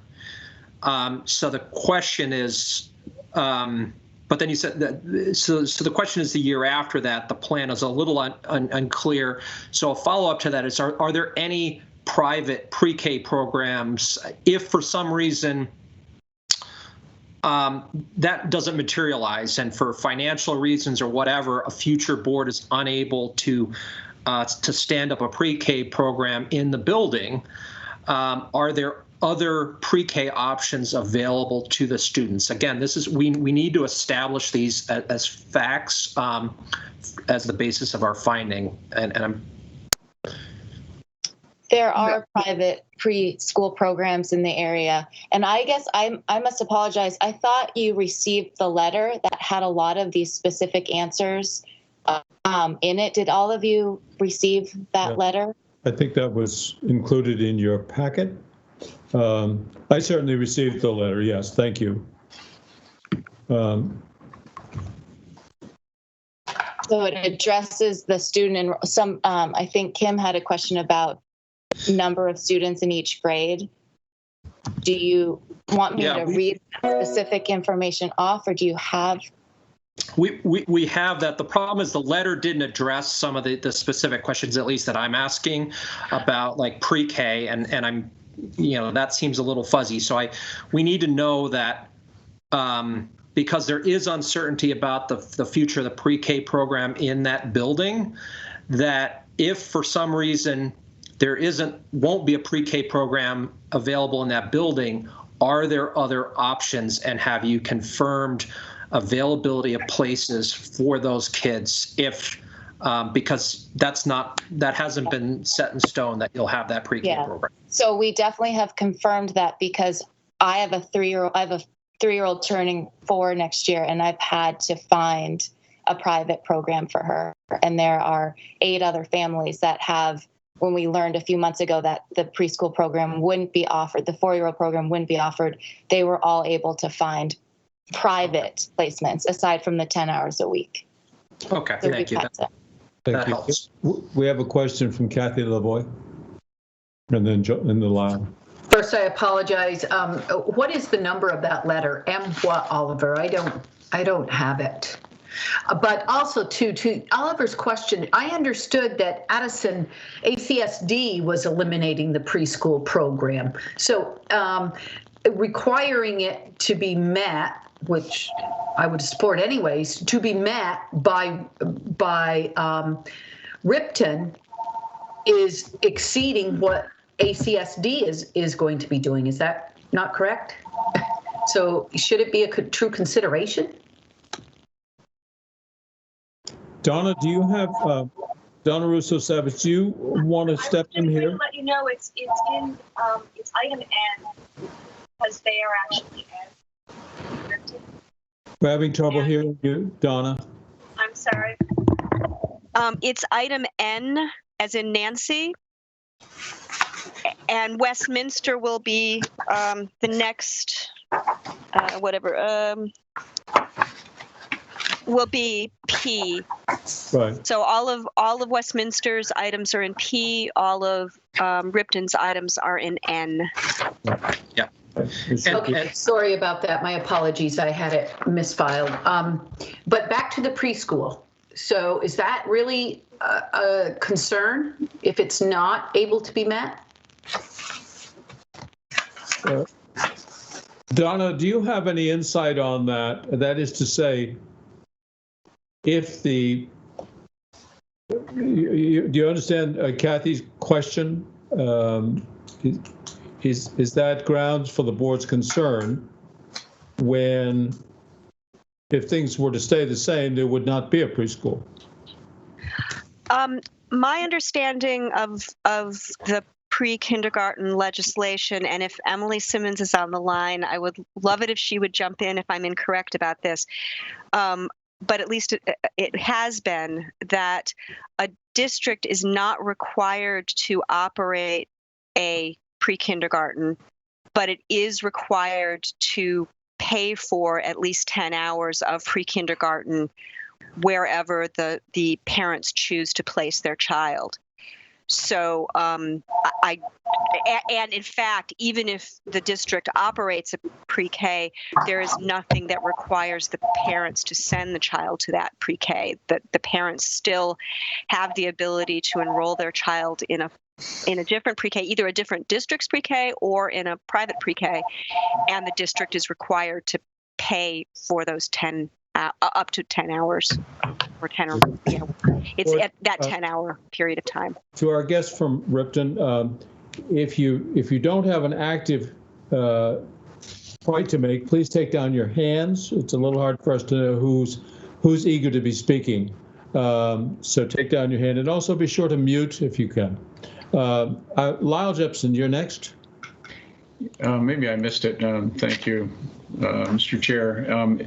2 questions. 1, the building's currently open, correct? And 2, do you have a current agreement with White River Valley, or is that something you still need to work out? It looks like you have a meeting coming up at the end of this month. So just the building, and that goes to finances in my mind. And then are you confident in working out a plan with White River? When we were able to meet with Superintendent Jamie Kinnerney, he invited the chair board along to that meeting, and he suggested to say that the meeting was productive, but he didn't want to commit to anything without having addressed it with the board yet. So we felt that the meeting was productive, and I'm hopeful, but I don't want to say more before we have a meeting with that board. Thank you for that answer. By the way, board, while it is a question that must be addressed eventually, it's not a question that has bearing upon the immediate question, which is, does the school have adequate educational opportunities set up for their present children. We certainly will have to look at the satisfactory provision of supervisory union support and so forth. Keep in mind that the board's approval can be conditioned upon the achievement of many other milestones or arrangements. In fact, it must be conditioned. Also keep in mind that none of this will go into effect, if it is approved, until the 2022/2023 school year. I'm not advocating for one thing or another, but other than to say that we can place whatever conditions we wish, and Donna has laid out a fairly comprehensive system of conditions that would have to be met for this withdrawal approval to actually go into effect. Oliver. So Donna, this is partly addressed to you, but I'm focusing in on the pre-K thing because the draft that you put together in item M2 specifically includes pre-kindergarten. So that the finding, and so the proposed finding is that if that the Ripton School District for pre-kindergarten through grade 12, and then it goes on to from there. And when I look at when I was reviewing the letter from Ripton, it also indicated pre-K through 12, and then it listed schools, but they were only high schools. So that's what prompted my question about pre-K. So if that's not. I can respond to that really quickly, that Yep. the school district is responsible for pre-K through 12, or would be responsible for pre-K through 12, but it's only responsible in connection with pre-K to the extent that the statutes require it to be responsible. Okay. And as opposed to K through 12, where it would need to either operate a school or pay tuition for whatever grade it didn't operate, for pre-K, there are different requirements. They're responsible for those requirements and for the education in those requirements, but they're different. Okay. So that helps. And then, the other thing, the letter back to the high school grades, so that for the grades where, so I just want to be so everybody's cognizant. What I understand to be happening here is if Ripton withdraws, it's going to be operating an elementary school. And what will be new is that it will be a new experience for the Ripton School District, is that it will be tuitioning students for the high school grades, or actually junior high through high school, I believe, which is prior to the merger under Act 46, it was part of a union high school district. So this is going to be a new experience. And the letter indicated several potential high schools. But I think I heard one of the earlier speakers, I think it was Lori, indicated that the expectation is that all the students would attend Middlebury. And I just want to signal, and I realize it's a discussion for another topic, for another day rather, that the assignment of the SU, there's some incongruency there. And I have some experience from another district, and I can tell you it creates a lot of problems when when you're part of an SU, but all of your students are attending a high school in a completely different SU. So you need to be thinking about special education, and I've got real concerns about that. So now, Kim, Lyle, your hand is up. Are you? Well, it was a follow-up to my question about the facility and wondering if the school is currently being used and occupied. Yeah, sorry. It is. Thank you. Thank you. Kim? Yes. So I am struggling to see the capacity to continue to offer quality education described in our standards in a school that by admission will have no teachers with any seniority and will be tuitioning 28 students if it were to be this year. Next year, there's a bubble of 12 students that would become sixth graders, which would be tuition. So now you're tuitioning 40 students, and the student body that remains is far less than 40. The capacity financially to consider what remains available for licensed educators to deliver quality programming for those remaining students in those grade levels and appropriately licensed at whatever appropriate grade level is, I think, a very real consideration. While we're not asking you to provide budgetary evidence, I fail to see where there is capacity to deliver on the quality expected of the programs without staff licensure, and while needing to send tuition dollars at the tax expense of your community for what would be 40 students next year. Thank you. And I think that that is very to the point of whether or not there is a remaining capacity to educate in the building. Would and it's an independent district. Ripton wish to respond to that? Well, I can say that there are quite a few teachers that have been RIF'd in ACSD who don't have seniority, and they may be looking for employment. Of course, there's a year in between, so that makes it a little bit more complicated. I think, personally, I think we will find the teachers that we need. They may, some of them be brand new. Some of them have some experience. That's hard to say. We have always tuitioned grades 7 through 12 to Middlebury. And now there will be 6th grade as well. One piece of this pot been mentioned is that we do have tuition students from Granville and Hancock. That brings in some money and also makes for more students in the building, although they are not included in our per pupil count. And as far as where the students are tuitioned, there are other schools, Mount A, Virgins, for example, and parents may choose to tuition their children there. Also in White River, in that SU, there are a lot of schools that do not tuition their students to the one high school that's involved. Many of those smaller schools tuition their high school, middle school students elsewhere. Some of those schools are K-8. So that's all I can say at this point. Thank you. Jennifer Samuelson, you have a question or a comment? Yeah, I'm just curious, is financial capacity one of the elements of compliance under 16 VSA 721A and 724? Donna, would you care to respond to that?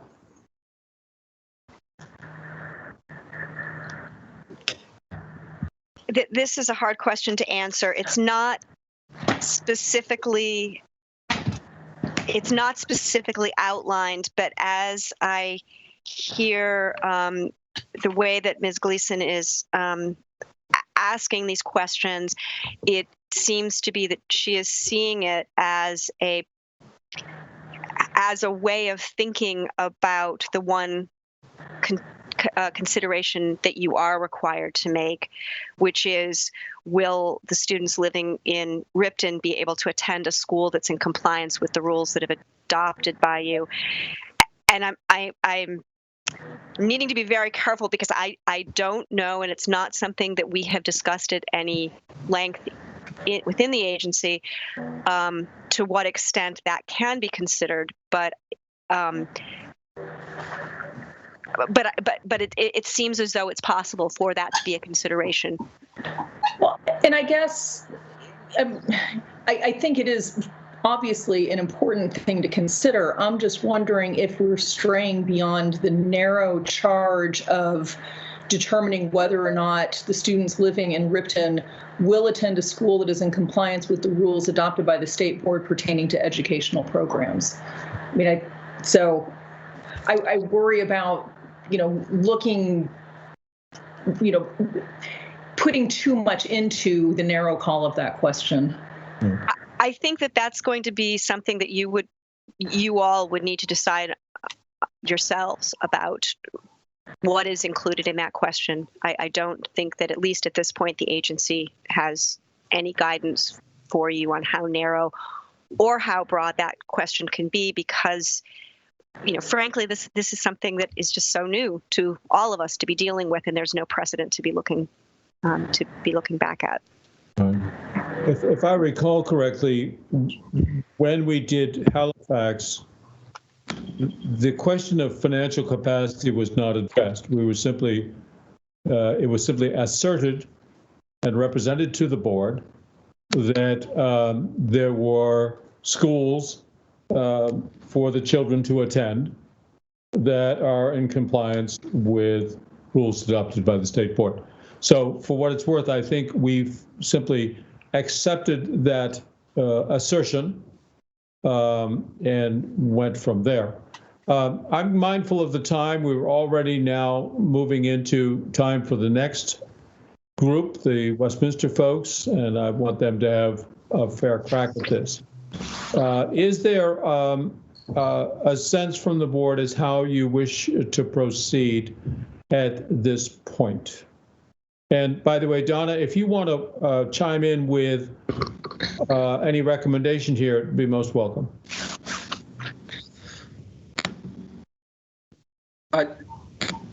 Yes. Yeah, I think I'm satisfied on the narrow question, and I share Kim's concern about financial capacity, but I agree it's not the it's debatable, but you know, we've sort of set a precedent with Halifax and Reedsboro. I would just caution the folks from Ripton. I think you're heading down a potentially pretty treacherous path with that large of a number of tuition students relative to your elementary school, and you're going to find that there's going to be tension between the two, and there's a lot of uncertainty, and I won't go into all the details of the funding mechanics. Jenna knows this one well, but you will likely find yourself within a few years, you're going to have a year where you have a ballooning number of tuition students, and it puts pressure on your elementary school budget. And I just want to point that out to you. I want you to go in eyes wide open. That being said, it's a narrow question. I've been satisfied with the evidence that's been provided, and recommend that we proceed with the finding and sort of the path outlined in document M2 here. Is somebody your microphone?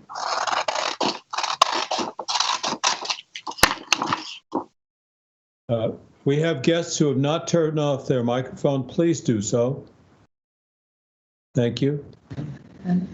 So I want to, Kim, I'm going to give you one more shot at this, and then we need to reach a decision. Kim, go ahead. I definitely have not been satisfied, as you could probably hear from my line of questioning, that there are appropriately licensed educators to deliver on the programs and standards demanded of our rules, and even by the own telling of the plans, even outside of demonstrating with dollars and cents, it fails to demonstrate to me how the remaining students, once tuition has been taken care of in their plan, and particularly given that there is no commitment yet from any SU to oversee the administration. And so I'm not convinced that this school can remain continuing to offer whatever programming for the 30 some odd remaining students with adequate staff that is appropriately licensed.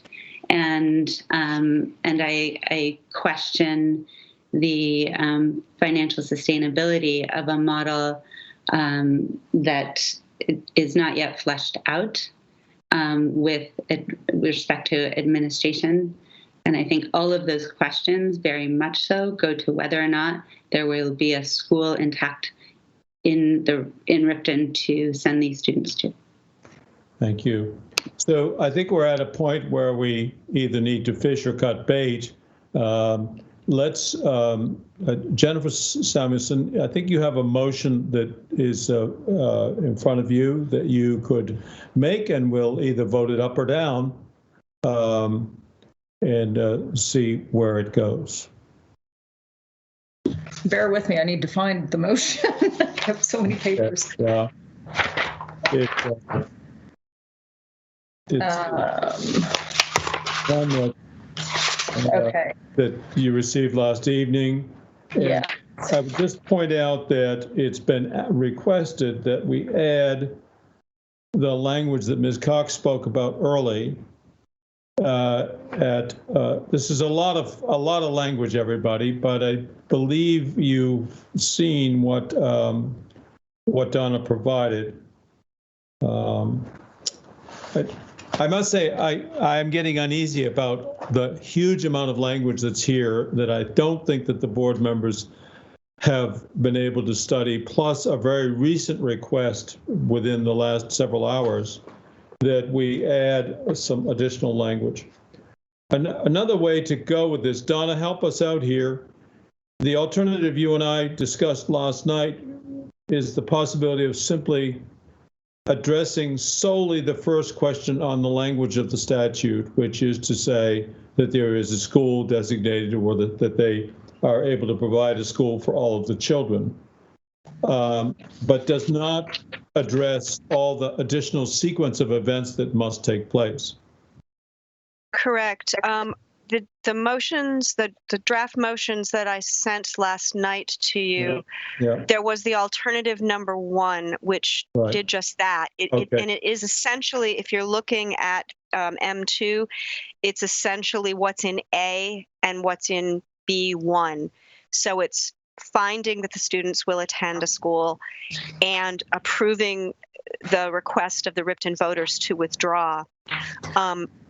In addition to what I sent last night to that language, I do think there should be some language added to an approval of the request to withdraw, just to be very clear, to say to be effective on a date to be determined at a future meeting of the state board.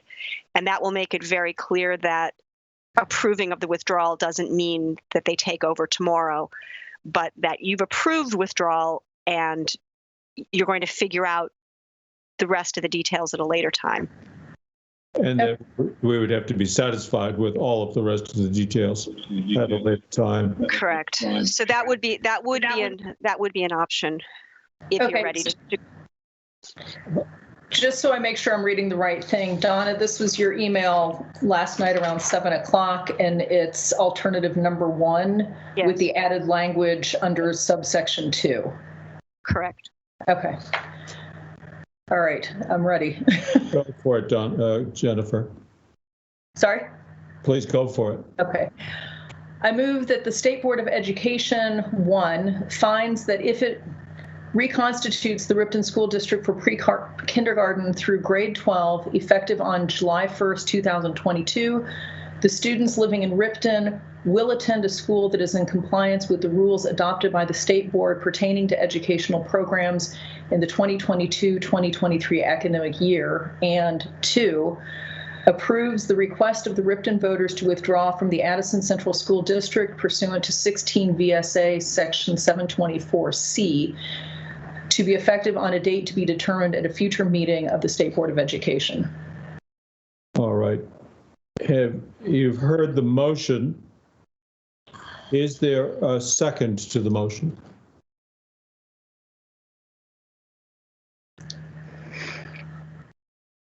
Is there a second?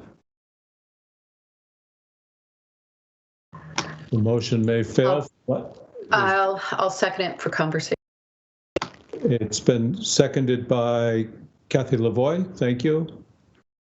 So let us have, is there a need to, does anybody have anything new to say? New to say, only new stuff. Lyle, you have something new? Well, I would just ask Jennifer to read the second part of that again for me. Okay.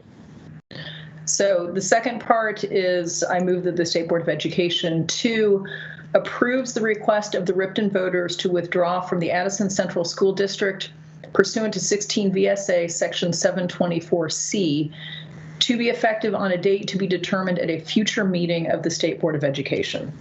Thank you, Jennifer. Tom Lovett, you've not spoken. Go right ahead. I'm reading this language literally, and that it says that the students will attend a school that is in compliance, and it doesn't say will attend a school that will be in compliance.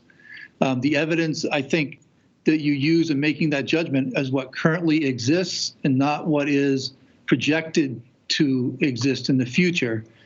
So that's the way I'm reading the language, unless Donna tells me that that's a misreading. Donna, will you comment?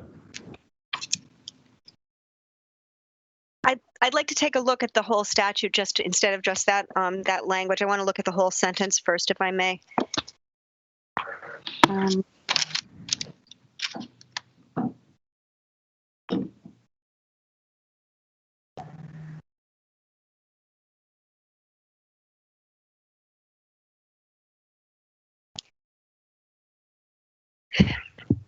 Gosh, it's a very good point, and I'm sorry. Well, actually, I just want to back up and just apologize to everyone that this is just a terrible statute, and it's not well written, and it's very incomplete, and we're really doing our best to try to make it work. It does say that the students will attend a school that is in compliance, so I think that you could read, because it says will attend a school that is in compliance, that is in compliance means in the future when they will attend it. Probably you could make the argument that you're making, Mr. Lovett, but I think I would go. I think I probably would go with the will attend a school that is in compliance means that the is needs to be attached to the will, so it's in the future. Very good. But as I said, I think you can make the other argument as well. Thank you. Are you ready for the question? Well, Go ahead, Jennifer. I think, part of what's troubling me is finding out now that all of the existing teachers at the school will most likely not be there when the school is reconstituted. And I think, that's the new information that I personally am struggling with.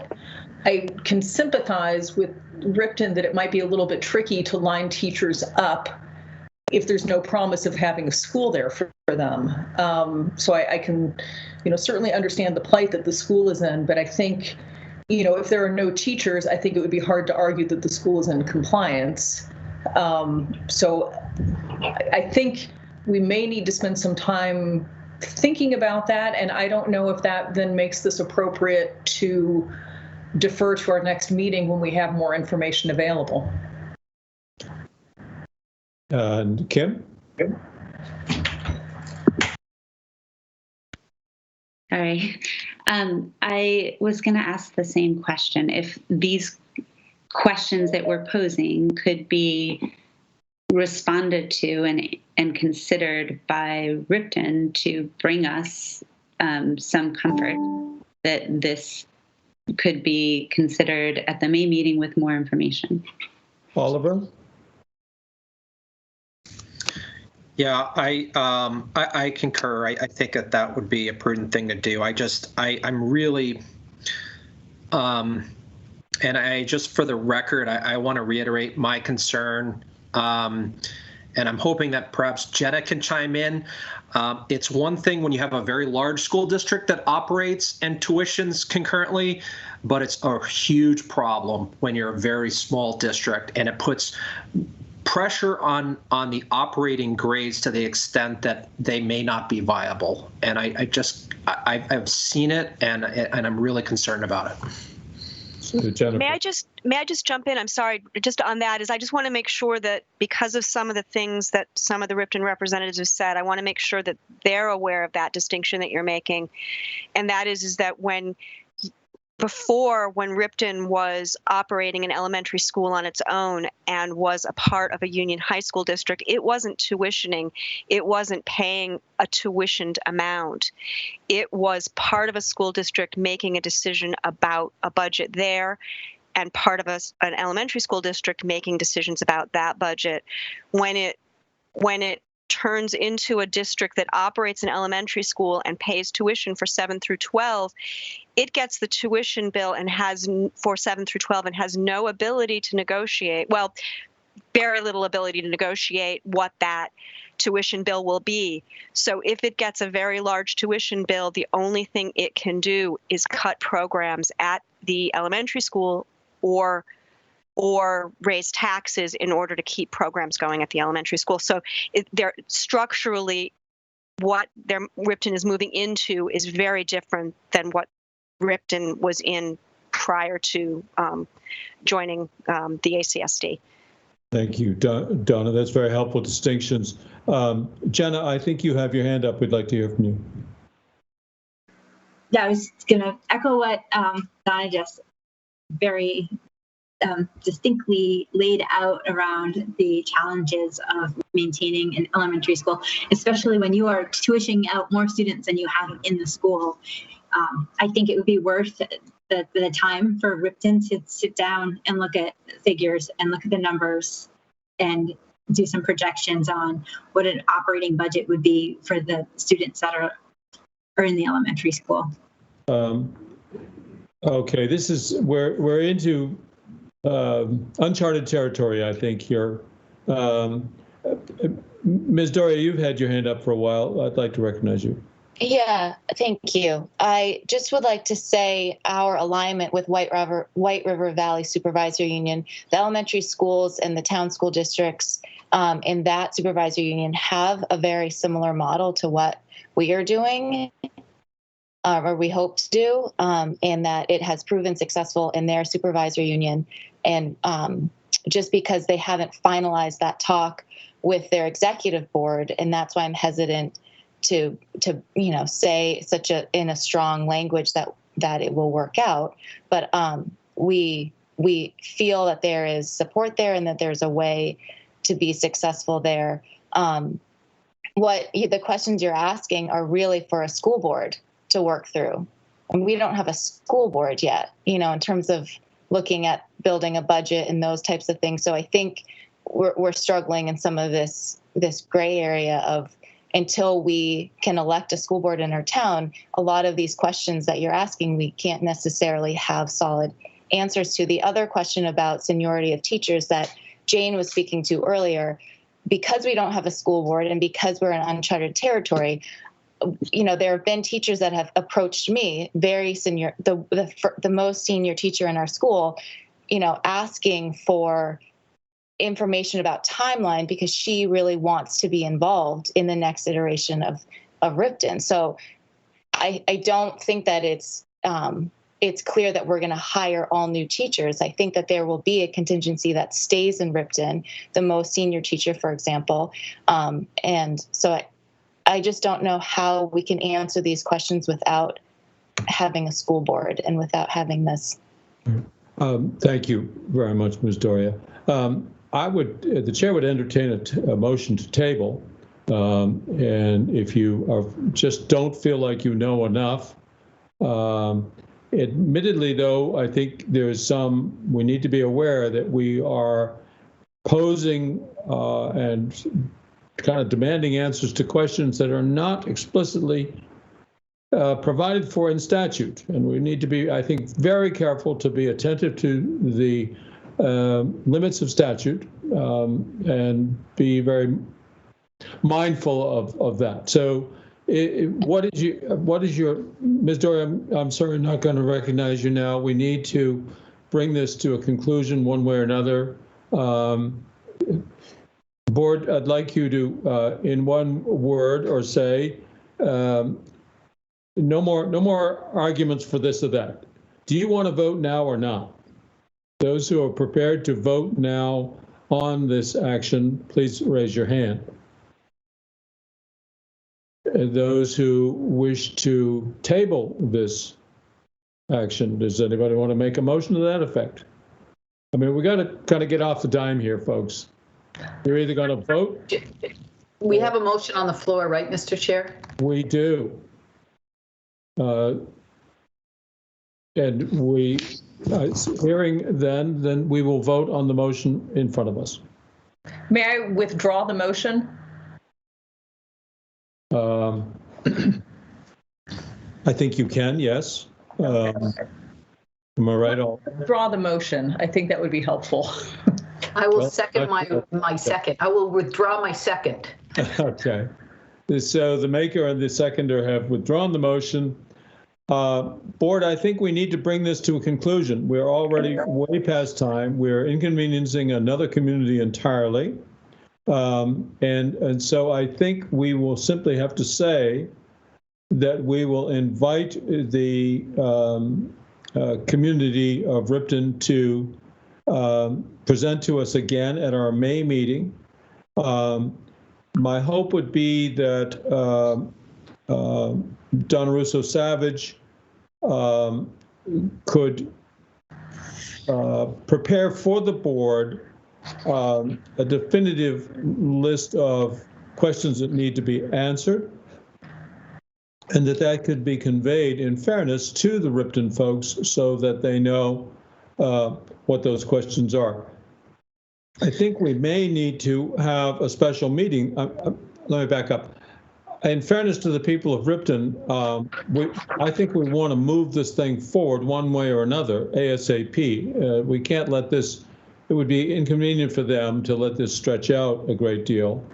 So I could imagine that the board may need to confer with one another to decide what we regard as the legitimate questions that must be answered. And I think we need to be definitive about that. And we need to have a board consensus on these are the only questions that need to be answered. We cannot keep belaboring this with new considerations that are simply not referenced in statute. Oliver, you have a comment. Yeah, I was just going to suggest what would be helpful if Donna could, because I think that the issues we stumbled across were really how we should interpret this statute. So perhaps Donna, if you could in the meantime prepare something for us that teases that out a bit, getting to some of the points or questions that both Kim and Tom have raised. I think that would really help the board and also help the folks from Ripton. And depending on where that goes, I think the folks from Ripton have heard some of our questions.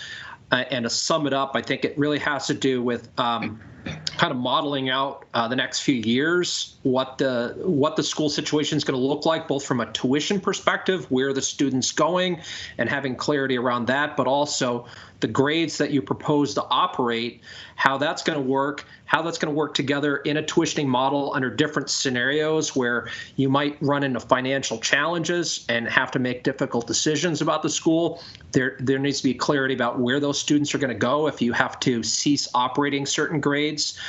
Those are the types of things that are going on in my mind that I think we need to answer, but that's sort of subsequent to Donna's analysis. So hopefully, Mr. Chair, that makes sense as a path forward. Thank you. Board members, then let's proceed that way, and we'll. And I want to just say to the community of Ripton, this has not gone in the direction that I at least visualized, and certainly not in the direction you visualized. But I do ask your understanding that the board is dealing with, as Ms. Russo-Savage said, a not very helpful piece of legislation that was drafted quite a long time ago and does not provide the board a great deal of guidance. But at the same time, the board is obliged to exercise its judgment. And so we are not slaves to the written word when the written word itself is may be interpreted in different ways. And so we're doing our best to try to interpret what would have been meant by the letters on the page. And I know this is disappointing to you and perhaps quite frustrating, but I do want you to know that the board is determined to undertake this in good faith and apply its own best judgment to the statute as it appears. We clearly need a little more time to do that. As soon as we have some clarity about the questions that we would wish to have further answered, we'll communicate that to you just as soon as we can, with the hopes that we could meet in May on the 19th and resume this conversation. With that, then, board, we will turn to the community of Westminster. And I thank you. I thank you all from Ripton and from the ACUSD And I welcome now community members from Westminster. Now, I want to reiterate for you, members of the Committee of Westminster, the general ground rules, which is that we would like a presentation that is very brief on the overview and the wonderfulness of the schools, and focused very much on answering the question you have just seen us struggle to answer in the case of Westminster, in the case of Ripton. So it has to focus on addressing the single pivotal question that the statute directs the board to address, that you can assure the board that all students will attend a school that is in compliance with the rules adopted by the state board pertaining to education programs. And I think, Mr. Major, you are speaking on behalf of the community of Westminster. Is that correct? Yes, that's correct. Can you hear me all right? We can hear you just fine. Thank you. Great. Good afternoon. My name is David Major. I'm hopeful this presentation won't take much more than 5 minutes, and then we can go on to discussion. I'm a lifelong resident of Westminster and used to serve as a member, then chair of the Westminster Town School. I resigned from that role when Westminster was merged with Athens and Grafton in 2008. I have not served on the school board since that time. Mr. Major, yes. I interrupt you. Larry, who is a guest, okay, you've muted. Please be careful about that. Go ahead, Mr. Major. Sorry to interrupt you. Okay, sure, no problem. I currently serve as town moderator for the town of Westminster. I was recently elected to that role. I should note that I am giving this presentation as a volunteer and that I have no particular elected or appointed authority to make this presentation. I do wish to thank all the school officials who helped gather the information to follow, as well as the information in the letters that you have before you. As you know, the voters in the towns of Athens, Grafton, and Westminster have consistently and overwhelmingly voted against merger. Most recently, in January of 2021, Westminster's electorate voted to withdraw from the Wyndham Northeast Union Elementary School District. In March, electors in Athens and Grafton voted to approve Westminster's request to withdraw. That brings us to our presentation today. In the period since the merger,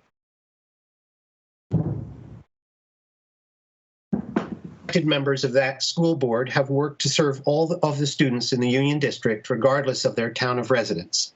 They have worked in good faith to find the efficiencies and other benefits that were intended. With all of their goodwill, collaboration, and deep commitment to the guiding principles intended by Act 46, those efficiencies, including cost savings, have not been found. Importantly, there is no evidence that the children who are served by the Union School District have suffered in terms of the quality of their education as a result of the merger. Equally so, there is no evidence that the merger enhanced the quality of education and related services to the children in our schools. Further, there is no evidence that Westminster's withdrawal from the Union School District will harm students in any of the 3 towns. I will provide detail to support that statement, which leads to the basic test you are considering. That is that, quote, the students in the withdrawing member will attend a school that is in compliance with the rules adopted by the board pertaining to educational programs, end quote. Westminster is part of the Wyndham Northeast Supervisory Union, WNESU. The town is currently represented in the WNESU by the Union School Board and anticipates returning to its representation via Westminster Town School Board once again. For more than 50 years, the towns in the WNESU have cooperatively run the Bellows Falls Union High School. The WNESU is made up of the towns of Rockingham, including the villages of Bellows Falls and Saxons River, Westminster, Grafton, and Athens. Westminster is the second largest town in the supervisory union with approximately 3,500 residents and more than 2,500 registered voters. Ours is a cohesive supervisory union with strong leadership, dedicated teachers, and staff. Westminster welcomes its renewed and continued active involvement with all of the school boards in our SU. All professional development for educators in our towns, including Westminster, is coordinated through the WNESU. We also have a coordinated, comprehensive, continuous improvement plan helping to enhance the overall equity and quality of education provided to students throughout the SU, and therefore helping to achieve the goals of Act 46 in terms of educational quality, equity, and opportunity. Special education, transportation, and food services are all coordinated through the SU as well.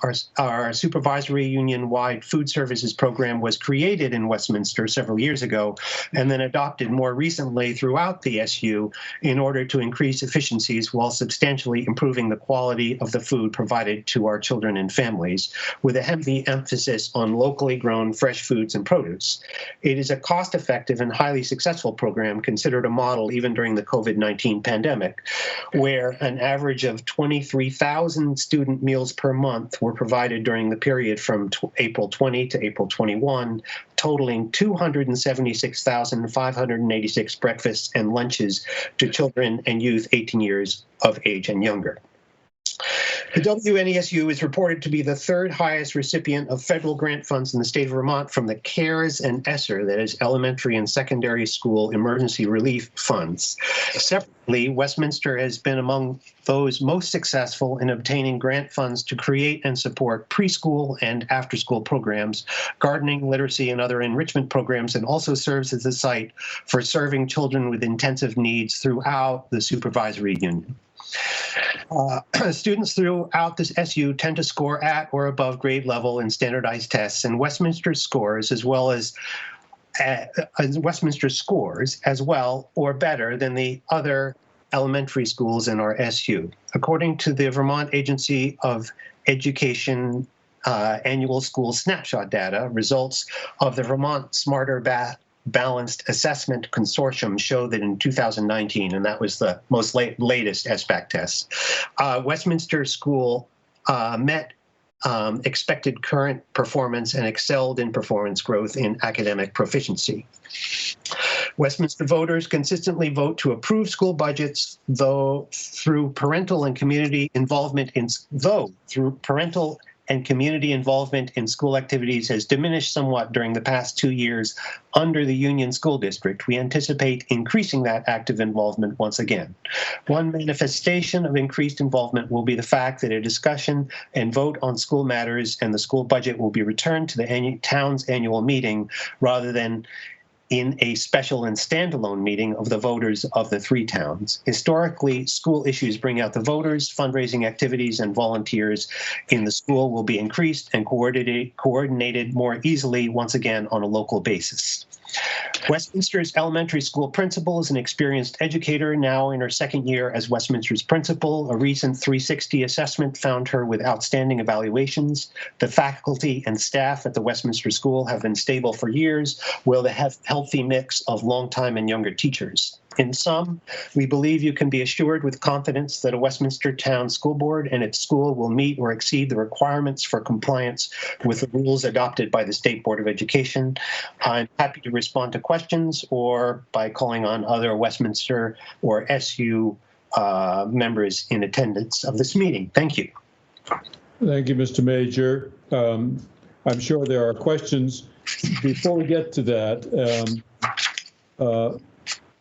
Mr. Major, we would like to have direct answers and evidence presented to the question before the board, which you just recently quoted. Okay.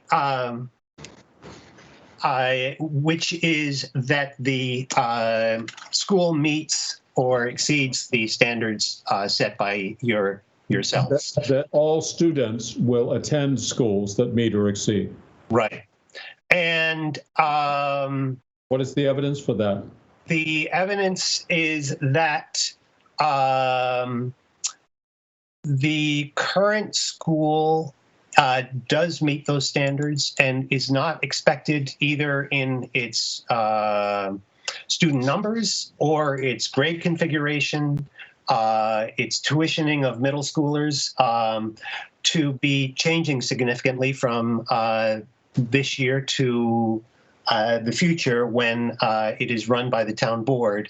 Essentially, we have a pre-K program that is administered by the SU. It's located at the Westminster Center School.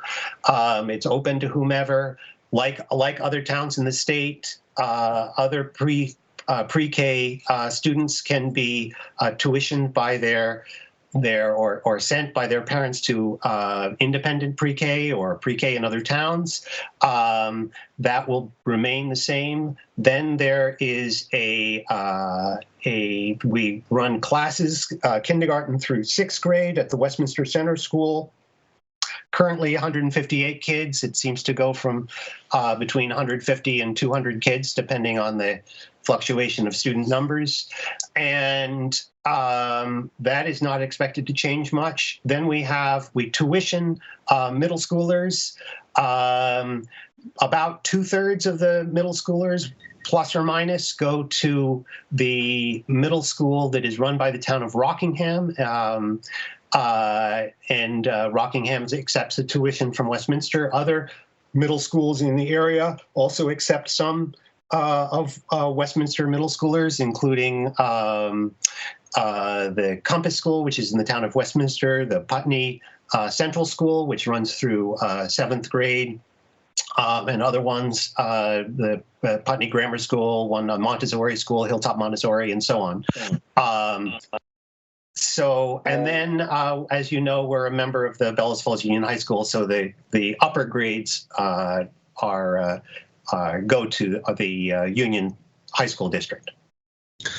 Thank you. Board members, I hope you have received a letter from Mr. Christopher Pratt, who's the superintendent of schools, dated 14 April, in which he provided school census by grade and some testimony that speaks to provision of education going forward. My impression, and I wish to be corrected on this if need be, is that basically there will be virtually no change in where children are being schooled from in the future from the present. Is that correct, Mr. Major? That is correct. Because so many of our high schoolers go to Bellows Falls Union High School, most of them, the middle school run by the town of Rockingham is a sort of feeder for that high school. So many kids choose to go there. Again, other kids, it's a choice, it's a tuition program. So other kids will go to other middle schools in the area, but that is correct. We're not anticipating much change. Yeah, okay. Oliver and then Jennifer. Okay, thanks. Thank you, Mr. Major. I just want to summarize a little bit of what I've heard, and I heard a couple of things that confused me, so I want to just clarify. My impression is that this situation is very different from the last one that we just heard from Ripton. So I want to make sure that I understand correctly. You are a pre-K through 8 district, currently the merged district. And the proposal and what you voted on is for Westminster to withdraw, and that new district would also be 7th through 8th. And for 9th through 12th, you're part of a Union High School district. So essentially, if I'm, and correct me if I'm wrong, I just want to make sure my understanding is correct. Your proposal is to withdraw from this existing district, but there's really essentially no change because there's an elementary school in Westminster. There's one in Athens for that serves K through 6, and then the district that currently exists tuition 7 through 8. The proposal is the new district that you're looking to form would have the exact same configuration in terms of what grades you operate, what grades you tuition. So there's no difference. You're experienced operating both. That is correct. Okay. Thank you, Oliver. Thank you, Jennifer. So, and I just want to clarify as well, because the superintendent's April 14th letter says that students in grades 9 through 12 will attend Bellows Fall Union High School. You seem to suggest that most do, but perhaps not all. So I'm curious to know about the other students that you have suggested might attend somewhere else, and are they paying for that, or is that something that the district would be in charge of tuitioning? Well, I mean, just like in any town, if a parent chooses to pay a tuition to a private school, that of course happens on occasion in the town of Westminster to a private high school. There also is a lottery program that is run with the Brattleboro Union High School, and so that some kids may want to go to the Brattleboro Union High School and will enter that lottery. Similarly, it goes the other way too. If some kids south of here want to go north to the Bellows Falls Union High School, that's also can be done through a lottery. That's relatively few numbers of kids for relatively few numbers of slots and relatively few numbers of kids who do that. But it is one of the exceptions, yes. Okay. I just want to clarify, because I don't want us to get confused, because the last town we were talking a lot about high school, which was relevant there. That's not relevant here, because you guys are a pre-K through 8 district. So high school, we should just not talk about high school because it's not relevant here, and people are going to start getting confused. And moreover, if I understand correctly, presently, all of the children in question do attend a school that is in compliance with the rules adopted by the state board.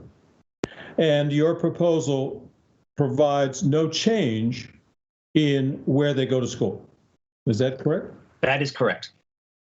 So that it seems to me that's those two clauses seem to me to indicate substantial compliance with this requirement, but that's just my impression. What is, let us see if we can move this along. Jennifer, can you introduce the motion that has been provided to us late yesterday in connection with Westminster's proposal?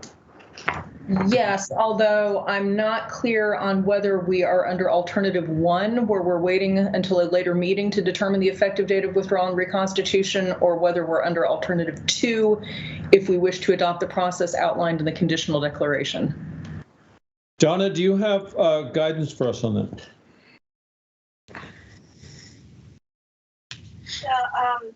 The conditional declaration was, Sorry, the conditional declaration was something that I discussed with the representatives from Ripton and ACSD. It was not something that I ever discussed or was asked to discuss with the Westminster folks. That being said, when you and I spoke last evening, you asked me to go ahead and prepare 2 potential alternative motions, one that would just have the finding and the approval of withdrawal with a date of effective date to be determined at a later meeting. And then alternatively to that would be a motion that would essentially lay out the same time frame for Westminster and its Union Elementary School District that had been discussed in Ripton and ACSD. So it's not something that they have discussed as far as I know, but as we were discussing earlier today, all of those pieces of the puzzle need to fall into place, and this does provide a process by which they can get to that point if you decide that that's the way you would like them to proceed. Has Westminster seen the language of alternative 2, Donna? They would have seen it only if they, I believe that, well, they would have seen it if they read the memo that I sent to you, which was at M1, and the attachment M2 was that conditional declaration. And in the memo to you, when talking about Westminster, it said that might be a way that you might want to proceed. But it was not specifically ever provided to them, no. Yeah. In fairness, nor has Westminster seen the specific motion that took shape. It was a sort of speculative motion that was included in Donna's presentation. Mr. Major, do you have any comments on the kind of sequence of events that were outlined in the presentation? Yes. We had been thinking of trying to get it together so that the withdrawal and the reconstituted town district could happen by July 1, this coming July 1. And and to that effect, way back in January, when we held this vote and when we were warning the town meeting, which the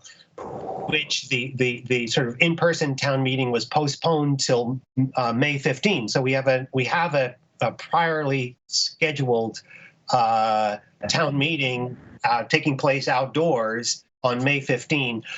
There is a warning coming from the town that warns the election of a school board for that particular meeting. So I'm not sure, and I ask your guidance whether, and especially maybe Donna Russo-Savage's guidance, about whether we can go ahead and have that be electing that school board on May 15 as sort of that warning is out there. But I recognize that it has to be officially from the Secretary of State or something of that nature, but where I'm learning that at this point. But I guess let it be said that we're well on our way to reconstituting or electing a school board then or as quickly as possible thereafter, and shouldn't have too many problems meeting the timeline of coming up with a budget and a vote, coming up with a financial separation and a vote, certainly by July 1, 22, and probably well before then. Yeah. Would it be helpful to put the language of alternative number 2 up so that everyone can see it, in addition to which it's long. But before, I think it might be helpful for the board to see as well as hear the language so that we make sure that we're all on the same page. Yeah. I'll ask Suzanne, is that something you can do for the board? Suzanne, it's what I forwarded to you either last night or early this morning, and it was the attachment that was labeled with Westminster's name. Both alternative 1 and alternative 2 are part of the same document, so we would just need to scroll down about a quarter of the way on the first page to get it to alternative 2. Okay. While we get to this, board, I think you have 2 alternate approaches available to you. One is the sort of simple approach, which simply says we find that the requirements about withdrawal are met and approve the request to withdraw, and leaves unaddressed all of the remaining requirements that have to be satisfied. The other motion is much more extensive. It does what I've just described, and then it lays out a roadmap for specific dates to be met for things like sorting out the settlement between the new school district and the one that they have left, and so forth. In either case, I want to be very clear that it is not visualized that the new school district can be up and running and educating children until the 1st of July, 2022. Go ahead, Suzanne. Donna, is this the correct documentation? Yes, it is. Yes, that's correct. Right. Mr. Chair? Yes. Do we have anybody from Athens with us? And I asked that question because I'm really, I guess before we go into the weeds of this document in any great detail, I hesitate to even contemplate approving something this comprehensive if the folks from Westminster haven't had the opportunity to review it, and presumably neither have the folks from Athens. And right. I was going to suggest that we take the narrow approach of making the finding and I guess that first sort of approval so that they know that, you know, we're right. sort of in agreement here. And I'm sorry, Grafton as well.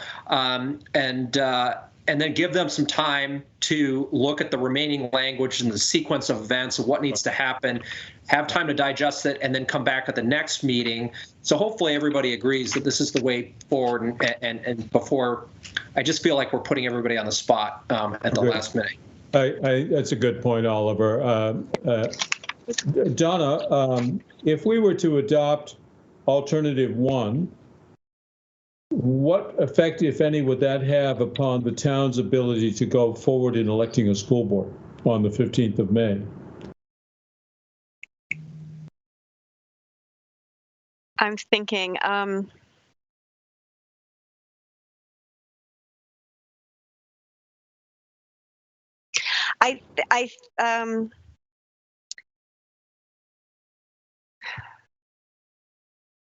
I think that perhaps we could reword the approval a little bit. And I had sent a quick email to you this morning that I did think that in alternative 1, number 2, that approval needed some additional information. I mean, additional statement that said that that the withdrawal wouldn't be fully effective until July 1 of 2022.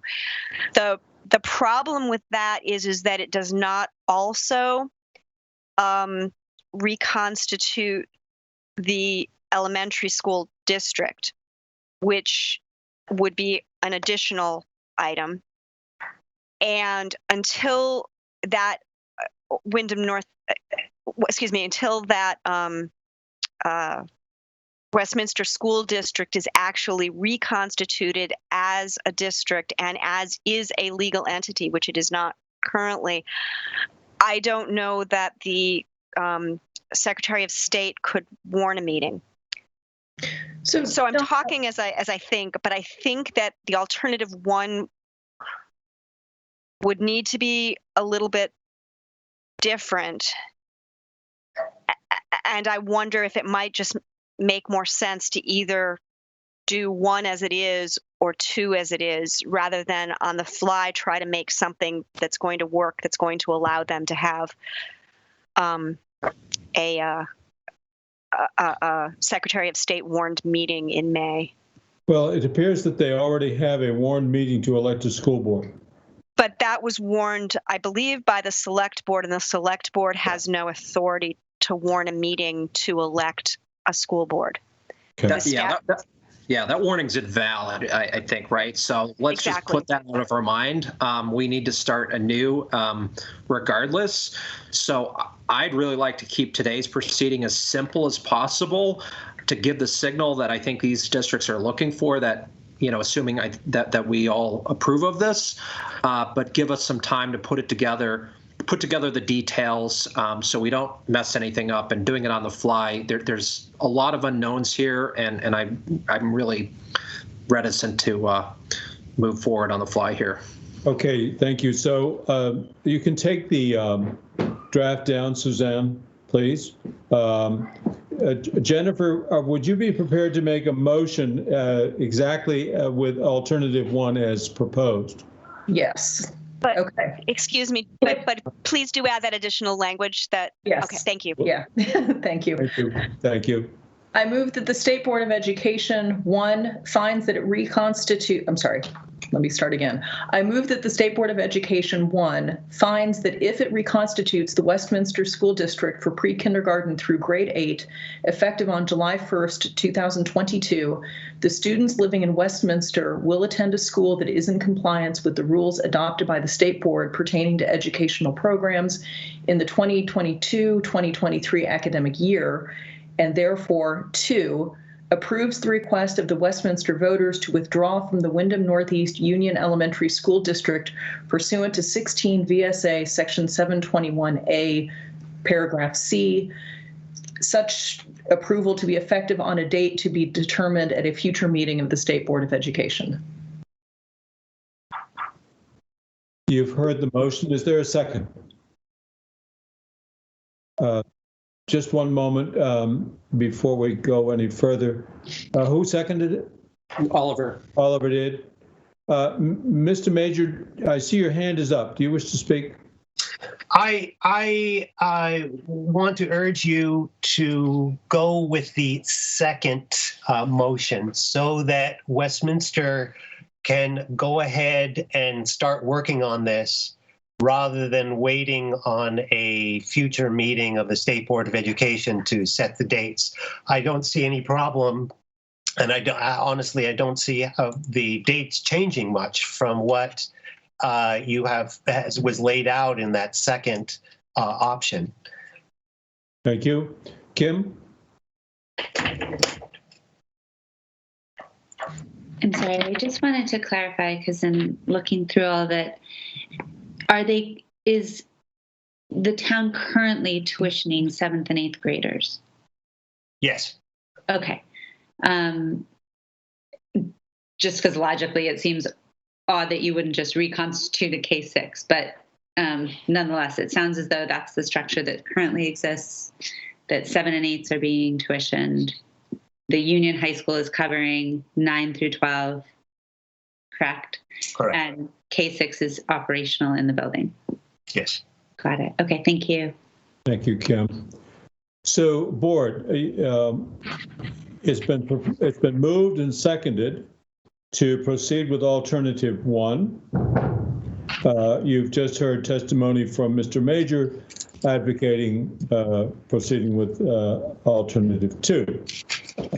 Is there further discussion about the motion before you? Yes, Oliver. I believe we have folks from Grafton on the line, and I don't know if we have from Athens, but I think it might be just important to hear very briefly from the other 2 member communities. Who do we have from Grafton who can speak on behalf of the community?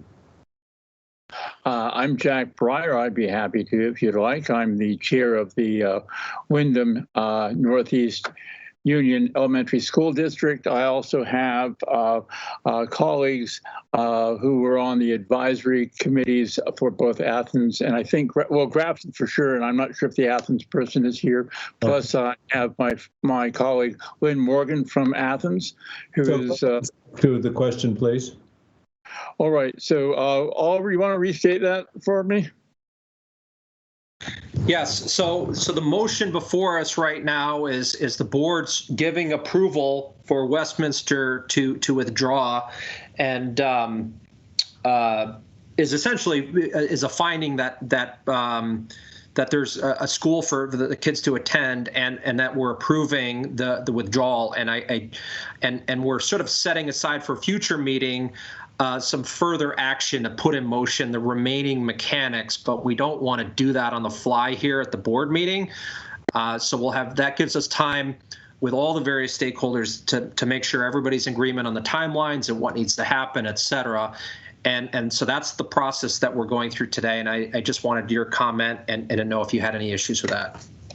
I think the issues for us is that there is a sense of some urgency to get this stuff nailed down. There is, we have had sort of informal chats about the items that would need to be dealt with. It's mostly a transfer of the deed of the Westminster Center School and another building in Westminster, and giving them the debt that came along with the buildings. And beyond that was a handshake and a fond farewell. And I think that's still what we're looking for. I personally think before this meeting started, I would have said alternative one is fine because we're well on our way. But if David and other folks from the advisory committee in Westminster would like to have it on based on alternative two, I don't have any major objection to that. And is there anybody to speak from Athens? I do have my colleague Lynn Morgan, who also has her hand up. She's from Athens, and she may wish to speak. Lynn, if you're ready, I guess this is your time. All right, I'm Lynn Morgan. I am on the school board for Athens, and we have no problems with Westminster pulling out and going back to where they were before. We basically haven't made any changes the way the two schools, the two schools have operated because of the distance and the fact that so much of our work is done through the SU. So we're in total compliance with the Westminster on this. Thank you. All right, board, are you ready for the question? Kim? I'm sorry, I just wanted to confirm, it sounds like everything's centralized, including like the teacher contracts. So there's not even any transfer of employment, that's all through the SU? Mr. Chair, with your permission? Please.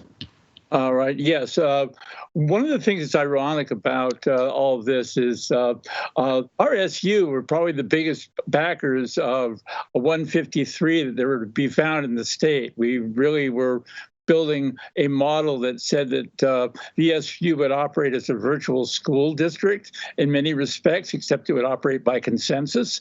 And we have committees that deal with negotiations. We have a unified policy committee. We have unified food service. We have unified, we're putting together a unified outreach program. There really is, that's how it operates. But because we have these separate districts, it allows us to operate by consensus. So yes, short answer, you're correct. Thank you, Mr. Breyer. Tom Lovett, you have a comment or question. And just a comment, it seems that alternative to the onus is placed on Westminster. It doesn't seem like there's any disagreement from the other two communities. And I know that's not the motion that's on the floor, but I'd like us to just consider that we would maybe be unnecessarily delaying by a month something that it seems that everybody involved is in favor of. So yet again, how about if I withdraw my motion under alternative one and move under alternative two, and assuming that that is the direction that we go in, I think, Suzanne, if I might request you again to put that language up, just because it is somewhat voluminous, I think it might be helpful for everyone to be able to read along as I'm making the motion.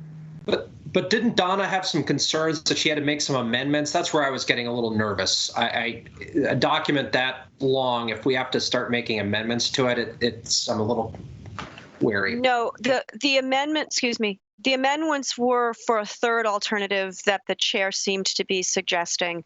That would have allowed them to go forward at least with the vote in May or whenever they can get the Secretary of State to do it. No, it wasn't to alternative two itself. Okay, so as long as the three communities have, or representatives, I should say, of the three communities have reviewed the alternative two, that was my main concern. My understanding was that they hadn't had the opportunity to review, and I didn't want to push forward with a lot of detail if they didn't have that opportunity. There seems to be concurrence that alternative two is acceptable to the communities, and the question is, do you want to withdraw your motion, Jennifer, and proceed with alternative 2? Yes. Is that acceptable to the seconder? That would be you, Oliver. Yes, sorry. Yeah, so we'll do this as a substitute. Good.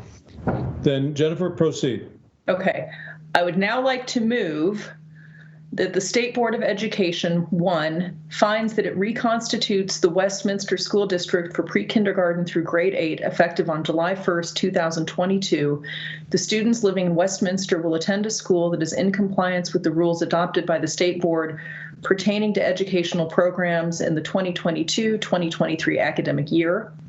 2, approves the request of the Westminster voters to withdraw from the Wyndham Northeast Union Elementary School District pursuant to 16 VSA Section 721A, paragraph C.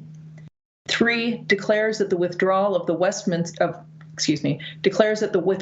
Westminster from the Wyndham Northeast Union Elementary School District shall be effective as of July 1st, 2022. And 4, declares A, that the Westminster School District is reconstituted as a pre-kindergarten through grade 8 school district. B, that the Westminster School District shall assume sole responsibility for the education of its resident students in pre-kindergarten through grade 8 on July 1st, 2022.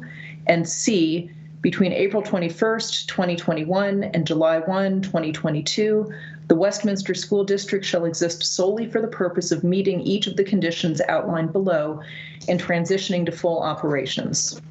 Provided, however, that the approval, the declarations, and the effective dates of the July 1st, 2022 in this motion are conditioned on completion of each of the following on or before September 8th, 2021 in a manner satisfactory to the State Board. Roman numeral 1, election of school board members. The Secretary of State calls a special election at which the Westminster School District voters elect school board members pursuant to 16 VSA Section 424C. Roman numeral 2, negotiation of financial agreement.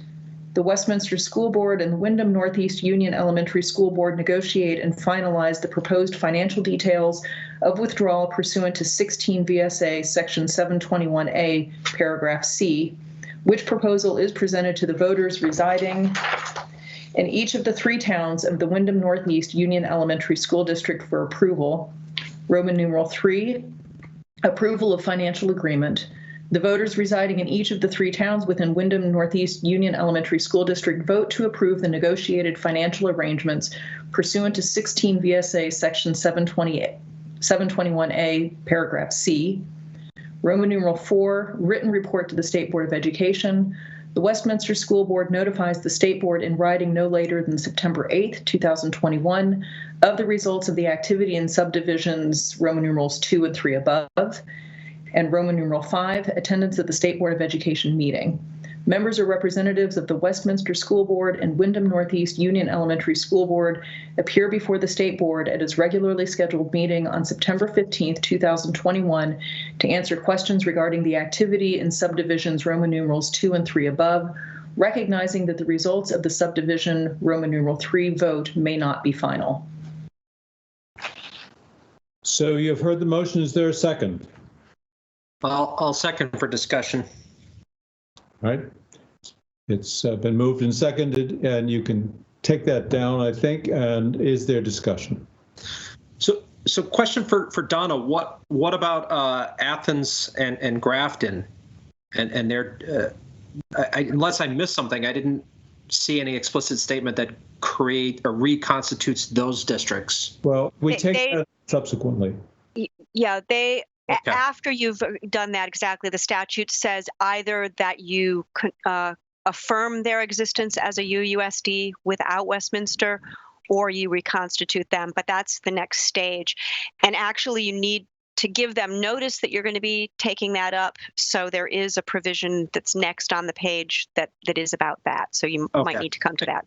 Okay, thank you. I simply make an announcement, and therefore I put them on notice that at the board's meeting on the 19th of May, we will take up the question of the constitution or reconstitution of the existing union district. And then at a subsequent meeting, or perhaps the same meeting, we would also discuss the assignment to the SU, which again is in this case, quite straightforward. So, is there further discussion about the motion before you? Are you ready for the question? Suzanne, would you please call the roll? Yes, I will. Kathy Lavoie. Yes. Tom Lovett. Yes. Jenna O'Farrell. Yes. Oliver Olson. Yes. Jennifer Samuelson. Yes. Lyle Jepson. Yes. Kim Gleason. Yes. Chair Carroll, will you be voting? I vote in the affirmative. Thank you. That is unanimous. Very good. So let me just read something to you to put all of you on notice.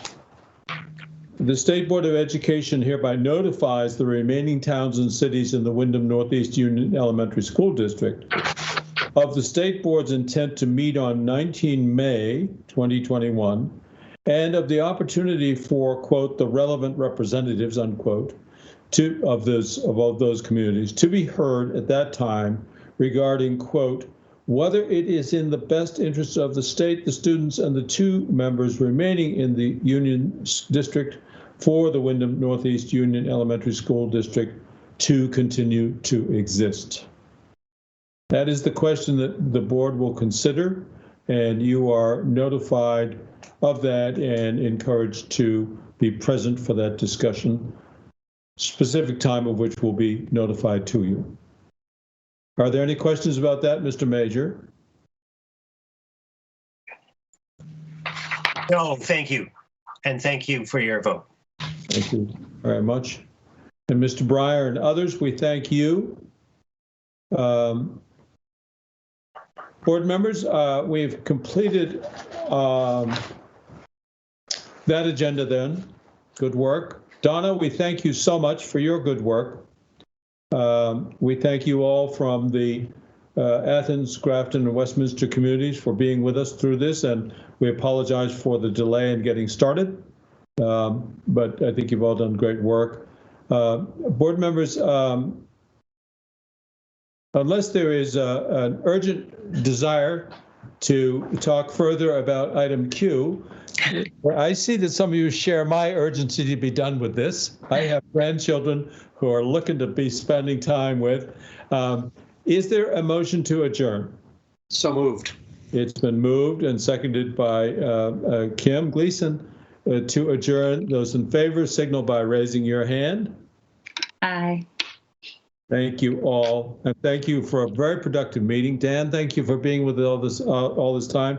Thanks again for your presentation on policy coherence, and thank you each for your good hard work on this. It was a hard day, long day, got a lot done. Thank you so much, and thank you, Suzanne, for all your good work. Yeah, you're welcome.